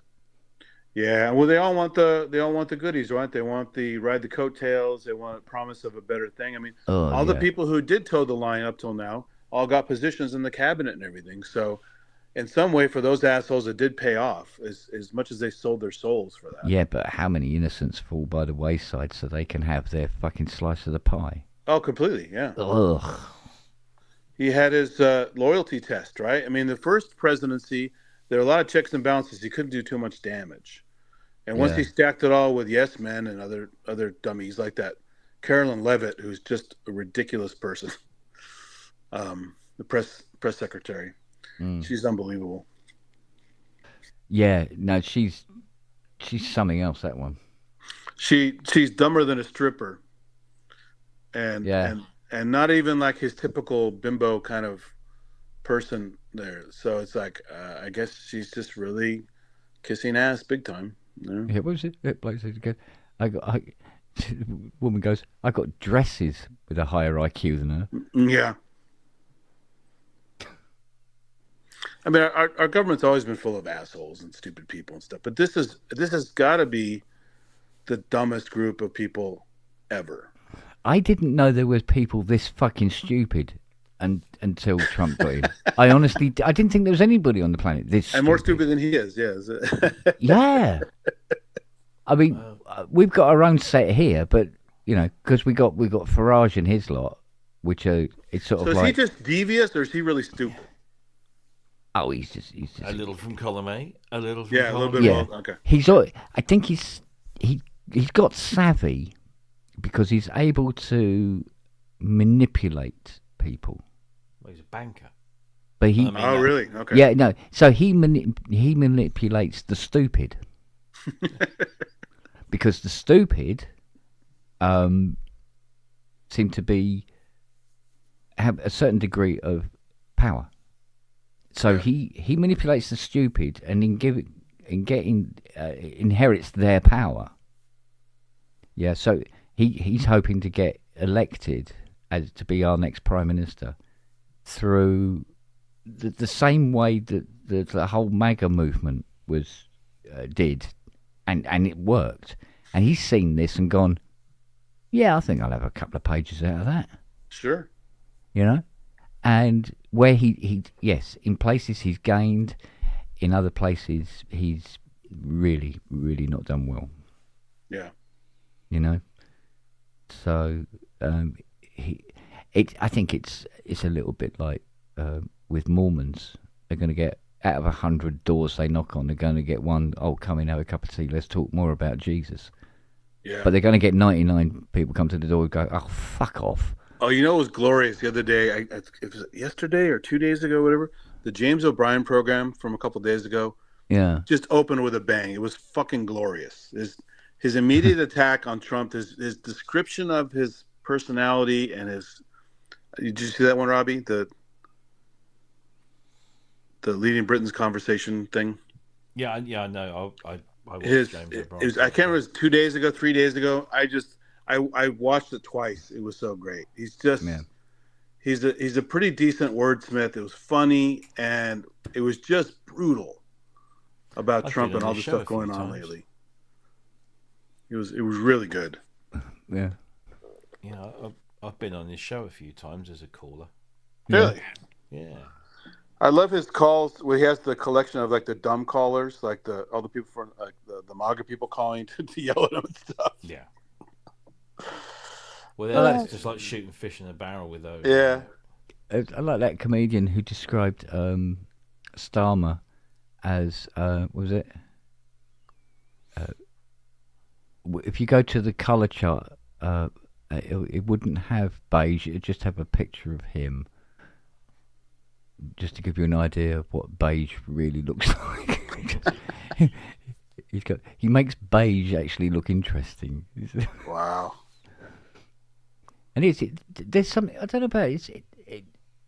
You know, yeah, obviously they're doing shit, but it always seems to be like nothing is happening, doesn't it? Or nothing in the areas where there should be shit happening. Yeah. It's very, very weird, very bizarre. So do you think in like 10 years or so, if some people get their shit together, could they reverse Brexit, or is that impossible? You see, the concessions that are involved. You see, we made loads of concessions going into Brexit. We broke a lot of trade deals. So you're going to start all over again, basically. And then we broke trade deals to go into Brexit, into Europe. So we broke very strong trade deals with various countries around the world and pissed them off. Then when we come back out and go, come on, let's do those trade deals again. And they're going, no. and not at the prices they were. You can go fuck yourself. So now we're out of Europe. We've fucked that being a member of the second largest market on the planet. And we're trying to build up a market outside. And everybody else isn't really very interested. Yeah. So when we go back now, we're going to be worse, isn't it, than the first time we went in? Yeah. The deal's going to be very heavily their side. Yeah. We were. Do you think they'll try? Yeah, I think it'll happen. I'm sure at some point. At some point, it probably will, but especially if things carry on in the trajectory they're carrying on at the moment, because you know we're struggling. We're in the cold, mate. We came out of an agreement where we were, part of as Ken said, the second largest trading bloc in the world, and we had veto. We were one of only 5 countries in the EU that could turn around and say, no, we don't want to do that. And oh wow! They couldn't do it. Yeah. So that's a lot of power. When people were going on about, we didn't have, the EU ruled us and the EU had control. No, because if the UK government of the time said, no, we don't agree to this new law or this new rule, then it just wouldn't happen. You would get back around the table and negotiate a bit more until everyone did agree and nobody pulled their veto card. But we had veto over so much. Yeah. We used it, and so did all the other countries. There's 5 countries in the European Union that have a veto, and everyone was using it. So this whole concept of of us not being a sovereign nation and the EU forcing their rules on us. Yeah. They could never force Yeah. anything on the No. UK that the UK didn't right. want. But that tended to be one of the selling points. And that's where the manipulation of the stupid Yeah. worked. Yeah. You know? Well, it's like Trump and other people like him here. I mean, they're rich no matter what, right? So they don't even care if we have tariffs making everything expensive and gas going up and all that bullshit. But the little people get hurt. And I imagine, the same thing where you guys are. It's like the tons of rich people who made this happen don't care either way, but surely they knew it was going to fuck so many people over. It's just unreal. It's just... One of the big reasons that Brexit was pushed through was the fact that there was an EU law coming in that would have taxed the ultra wealthy within the there you go. European Union, and getting us. I mean, that was another woke rule. Yeah, it was one of many reasons why the governments of the day were for it. The fact remains is that what we were seeing here in the UK on a national political levels, we were seeing a re-emergence, because it would happen every few years that a small part of the Tory party, the Conservatives, would express their distaste and displeasure with being a member of the European Union. Yeah. This was something that would come up, rear its ugly head, especially when the Conservatives were in power. But didn't they benefit from those deals also? I mean, everyone got deals, right? Yeah, but they didn't. There was a section of the Conservative and the political right in the UK that didn't like the fact that we were part of this European bloc, and that we were obliged to conform to a bunch of things. They didn't like this, and we wanted that. And they want to be sovereign, Conservatives. basically. The Conservative Party would always manage to throw water on that fire every few years, and then they'd all pipe down, and they'd come up with something that would appease them for a little while, and then it would all come back up again. And it happened again, around when Cameron got back into power, after the coalition. There was clearly, because what had happened, we'd had a general election. Nobody came out as a clear winner in our exceptionally flawed first past the post system. Yeah. Nobody had come out as a clear winner, and so the Conservatives had gone into a coalition government with the Liberal Democrats, and there was a significant amount of the country that felt very uneasy, because we're not used to having coalition governments, even though it's quite the norm in Europe. Yeah. It has to be a clear winner, and we didn't have a clear winner, and people, this is not very good. And the Liberal Democrats went back on a bunch of things, because the Liberal Democrats are kind of a centre-left party, but they're more centre than they are left. They're kind of fence-sitting party, Yeah. But they went back on a bunch of their promises, like university fees is one that springs to mind. But they kind of didn't do themselves any favours, actually. And what happened was, when it came to the next election, all these a lot of people that voted Liberal Democrat were so pissed off with what they'd done, is that they decided not to vote Liberal Democrat, and they lost a ton of MPs. So anyway, Cameron then gets what he wants. He gets a majority government, and to appease this this surge in anti-European sentiment that just every few years rears its ugly head. What had happened in the UK was this, Nigel Farage, who's been around for many, many years, waving his anti-EU flag and blah, blah, blah. He'd started to get a bit of traction, because there was people that were looking for a new political home, and he was picking up on this, and it was just getting a little bit, most of the time, you could keep the lid on him. So Cameron turns around, and to appease those members of his party that were wanting, to leave the European Union, he said, "Look, let's have a referendum," thinking that the referendum would show that the majority of the British public didn't want to leave the European Union. So these, that small rebellious group within the Tory party could could just go fuck off for a few more years and it'll go quiet again. But he didn't count on a few things. Number one, he didn't account for the fact that the political landscape was quite, what's the word? I don't know. It was quite on edge, and there were a lot of disgruntled people for all sorts of reasons, and they saw Brexit as a protest vote. Yeah, Not a lot of just- people did. Yeah, not just to vote on their political allegiances, but they just wanted to stick a middle finger up. Yeah, they want to give them a bloody nose. Yeah, that's all it was. It was just a kind of a reaction. So, And then you read the fine print and all that stuff. So, but the thing was, the referendum. So there are rules and regulations about referendums, and there are two types of referendum in UK law. One is an advisory referendum, and the other is, I can't remember what the official name for it is, but it's a non-advisory. So basically, one referendum tells the government what the people are thinking at that moment in time, and then it's the government's decision whether they do anything about it. The other referendum is a much more serious thing. So, for example, do we go to war? Yes or no?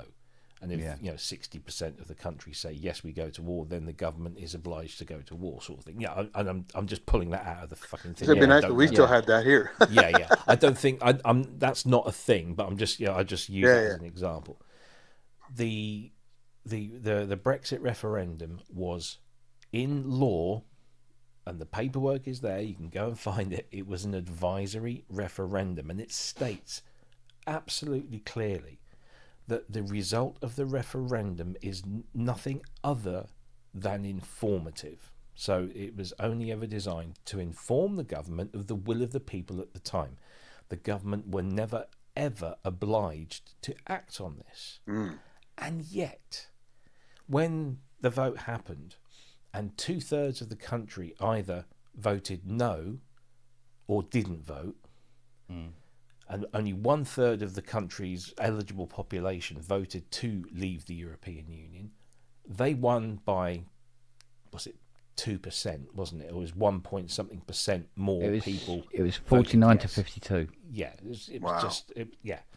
So when you put in was the margins nothing. of error, it was about 1.5%. At that point, the government could have turned around and said, thank you, we hear you, and this is what we're going to do. We're going to renegotiate some of the terms with the European Union. We're going to do this. We're going to, Wow. That's what they could have done. That's what they should have done. It's like when No. Trump said he had a mandate. He only had a little percentage over. And he goes, we got a mandate. It's like, you barely won, dude. So what happened then was the then Prime Minister, who had called the referendum, says, okay, I lost. I resign. And then you have this cascade of fucking idiots, each incrementally lower in IQ as they go through to then obviously negotiate the exit and all of this kind of stuff, and it goes on and on and on. And all the time they could have just turned around and said, well, sorry, but it was an advisory referendum, and we took your advice, and this is how. But we don't need to actually do this. And it just all felt a little bit sinister and it just makes you wonder what exactly was sitting behind all this. We've come out of this amazing organization that we're stronger together kind of thing, and we had vetoes, and we had our sovereignty, and we didn't take the 350 million a week that we were spending on the European Union and pump it back into the NHS. That never happened. We were lied to repeatedly by a lot of people, some of whom you would expect to lie to you, like Mr. Farage. Yeah. And some you thought, why you all of a sudden? Yeah. But of course, when it happened and it all started to kind of go a bit pear-shaped, all those people kind of vanished, and you never saw them again. Yeah. They either resigned or they just waited until the next election and then didn't stand and then just went away. Wow. And then you had a large part of the population going, okay, right, well, Brexit has happened now. where's the benefits that you were promising? Yeah, yeah. And they go, Yeah. it's too early to tell. Oh, And they're still saying that today. But before they were saying, "Oh, it will Oh, instantly." immediately. We're all get going to be immediate driving in benefits. Rolls Royces. Yeah. Yeah. The other thing, right? See, like France had the franc, Germany had the Deutschmark, Spain had the peseta, Italy had the lira, blah, blah, blah, blah, right? And they go, we're going to have a single currency. We go, yay, like that. And they create the euro. But we went, oh no, we want to keep our queen on the money. yeah. So we stayed with the pound. Yeah. So what's that if that's not a demonstration of What sovereignty? is that if it isn't power? Wow. So we were I able mean- to stay in the union, and we're one. I think were we the only country No, there that was- kept? No, there was. So you there was took 2 or euros, 3 more. but you preferred the pound, basically. No, we don't take euros. Euros No. is not a currency here. Yeah, couldn't No, use but the it was euros. though, right? Or not at No. all? No. It's Oh, never wow. been a currency here. No, and when we were buying stuff from Europe, we were paying for it in sterling, and they had to do the conversion. Oh my God, that's Yeah, crazy. yeah. So, and we're going, oh no, we're being walked all over by Europe. Really?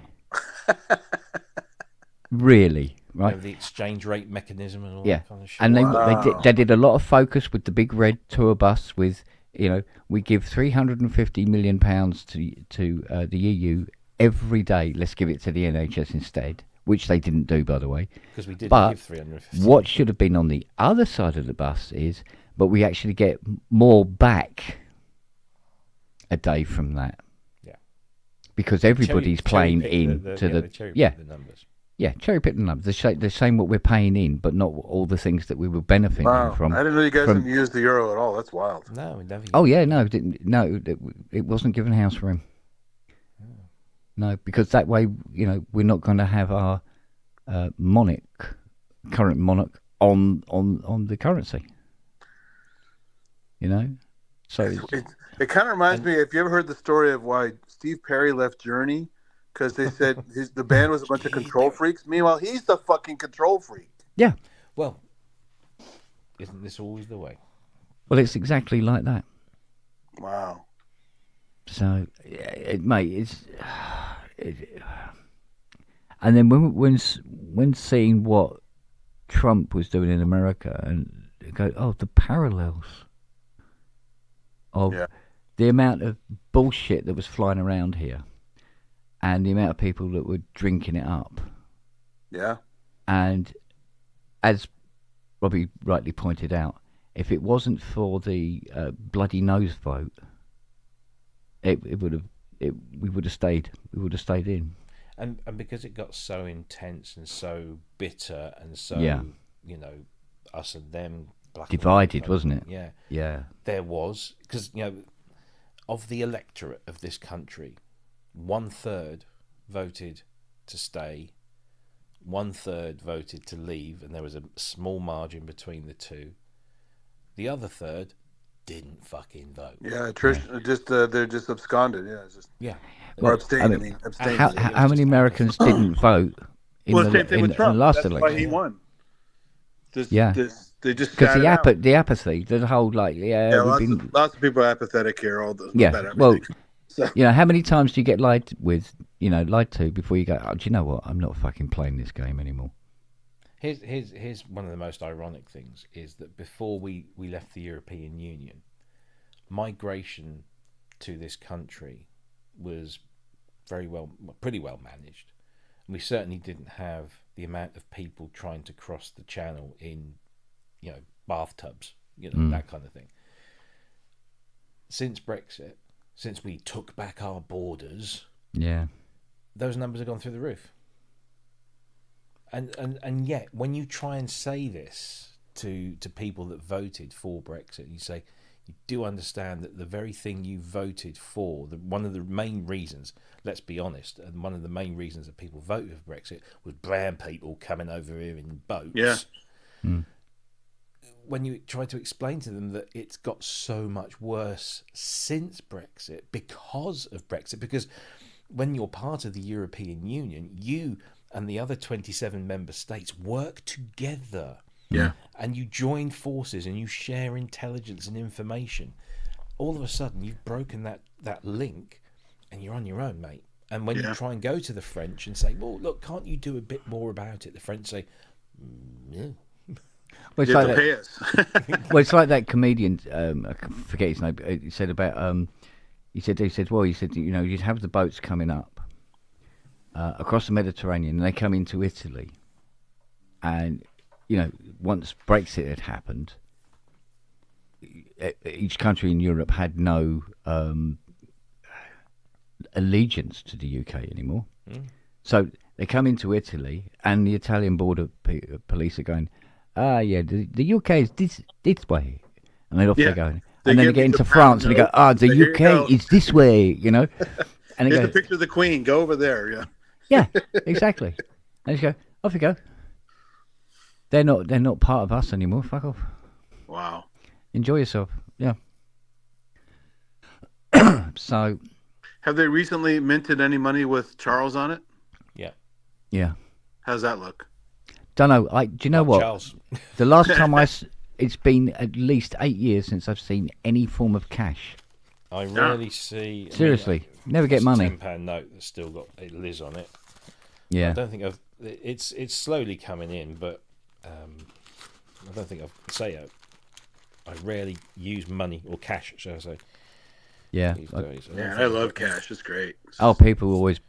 I mean, my clients always pay like direct bank transfers and stuff like that.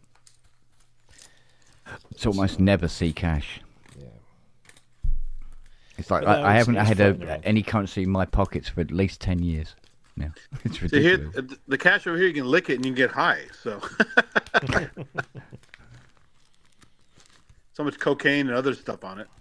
Bloody hell. Well, whatever it takes to get you through the day. That's right. I'm surprised with the how wacky people in the government that it's actually not blood or acid. The money's just all LSD. It explain a lot. Yeah, Would just be one way to subjugate the nation, wouldn't it? well, you just pay for stuff in drugs. I suppose it's as good a currency as any. Yeah.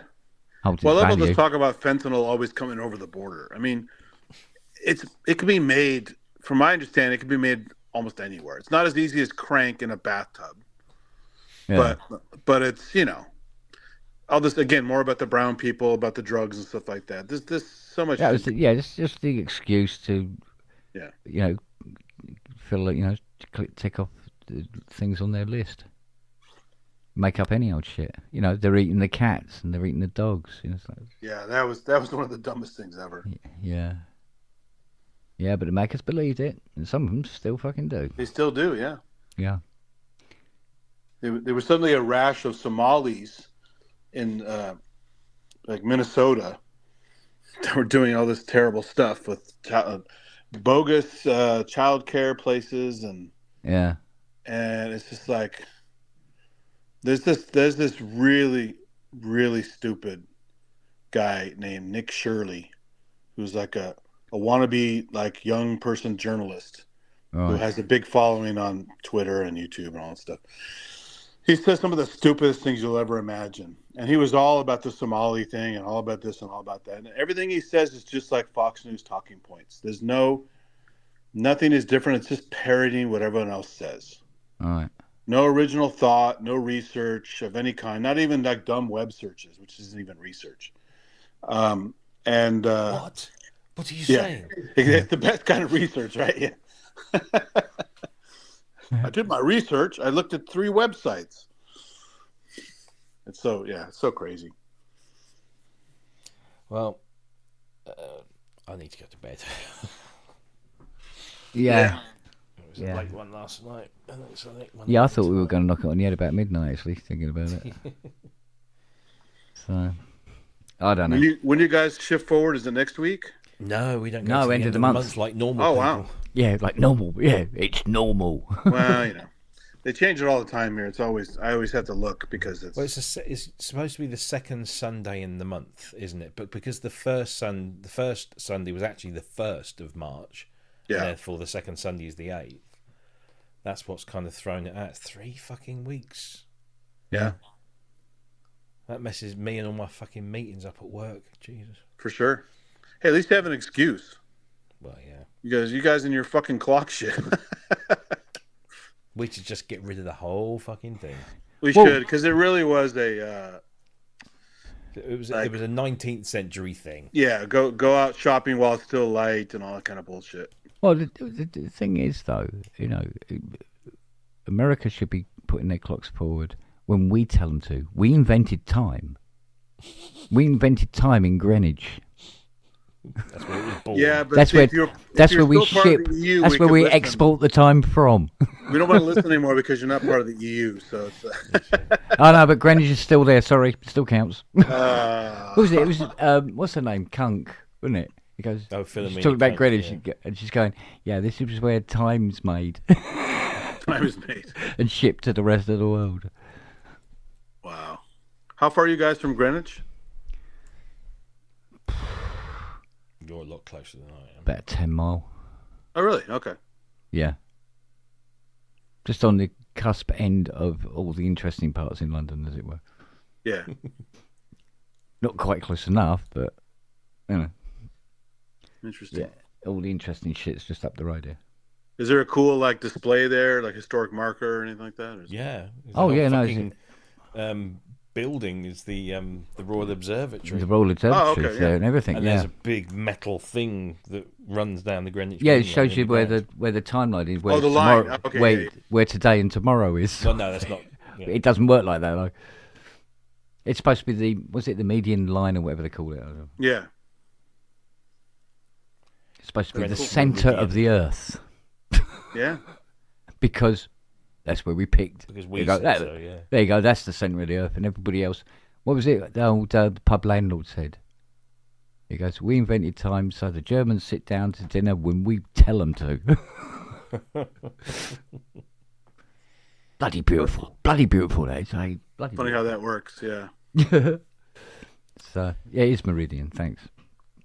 The prime meridian, right? Is I it thought, called? yeah, I thought I just picked a word at random.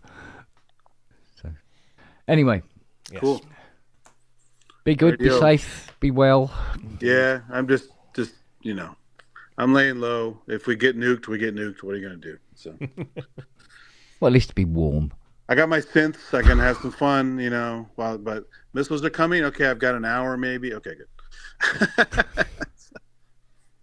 Oh, I think that'd be aiming more at Israel first. Right.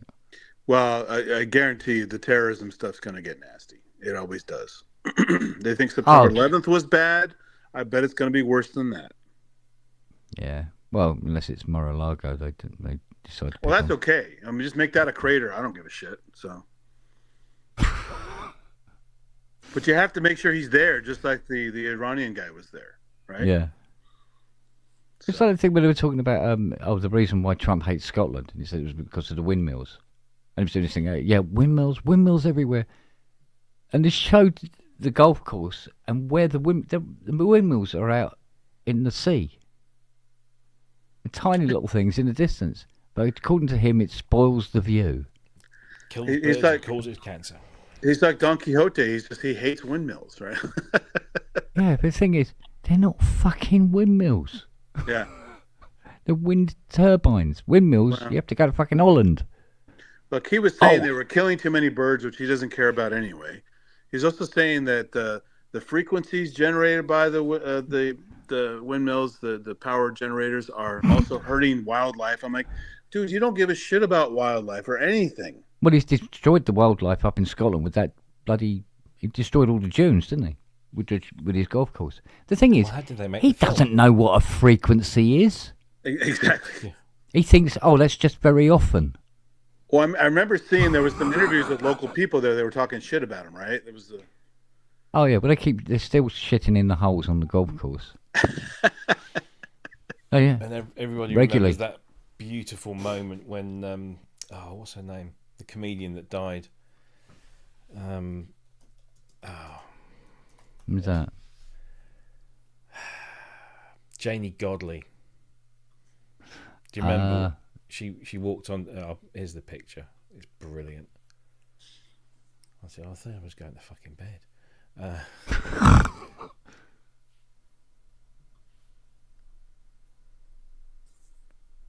This was a few years ago when he was visiting one of his golf courses.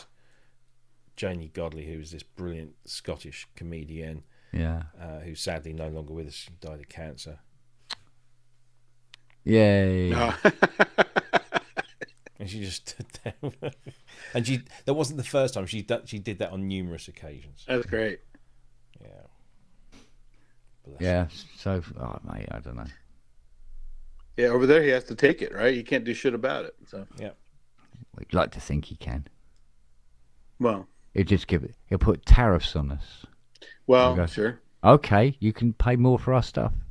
No, but see, tariffs are good because we make more money from tariffs. You see how that works? No, I really, really don't see how that works. Sorry. Right, Mind you, guys, do we export Big. anything anymore anyway? No, we're a service nation. We're a service economy. Yeah, aren't we? We're bankers and insurance companies. I Customer don't think we service. manufacture anything anymore. Yeah. I mean, we're mostly software here anyway, so Yeah. there are car Right. companies here, but there are also a lot of car companies from foreign countries. Yeah, we export missiles. That's true. Right, fuck off. Yeah. Right. See you guys. See you all. Take care. See you later. Be safe. Be well. Take care. Bye bye. See ya.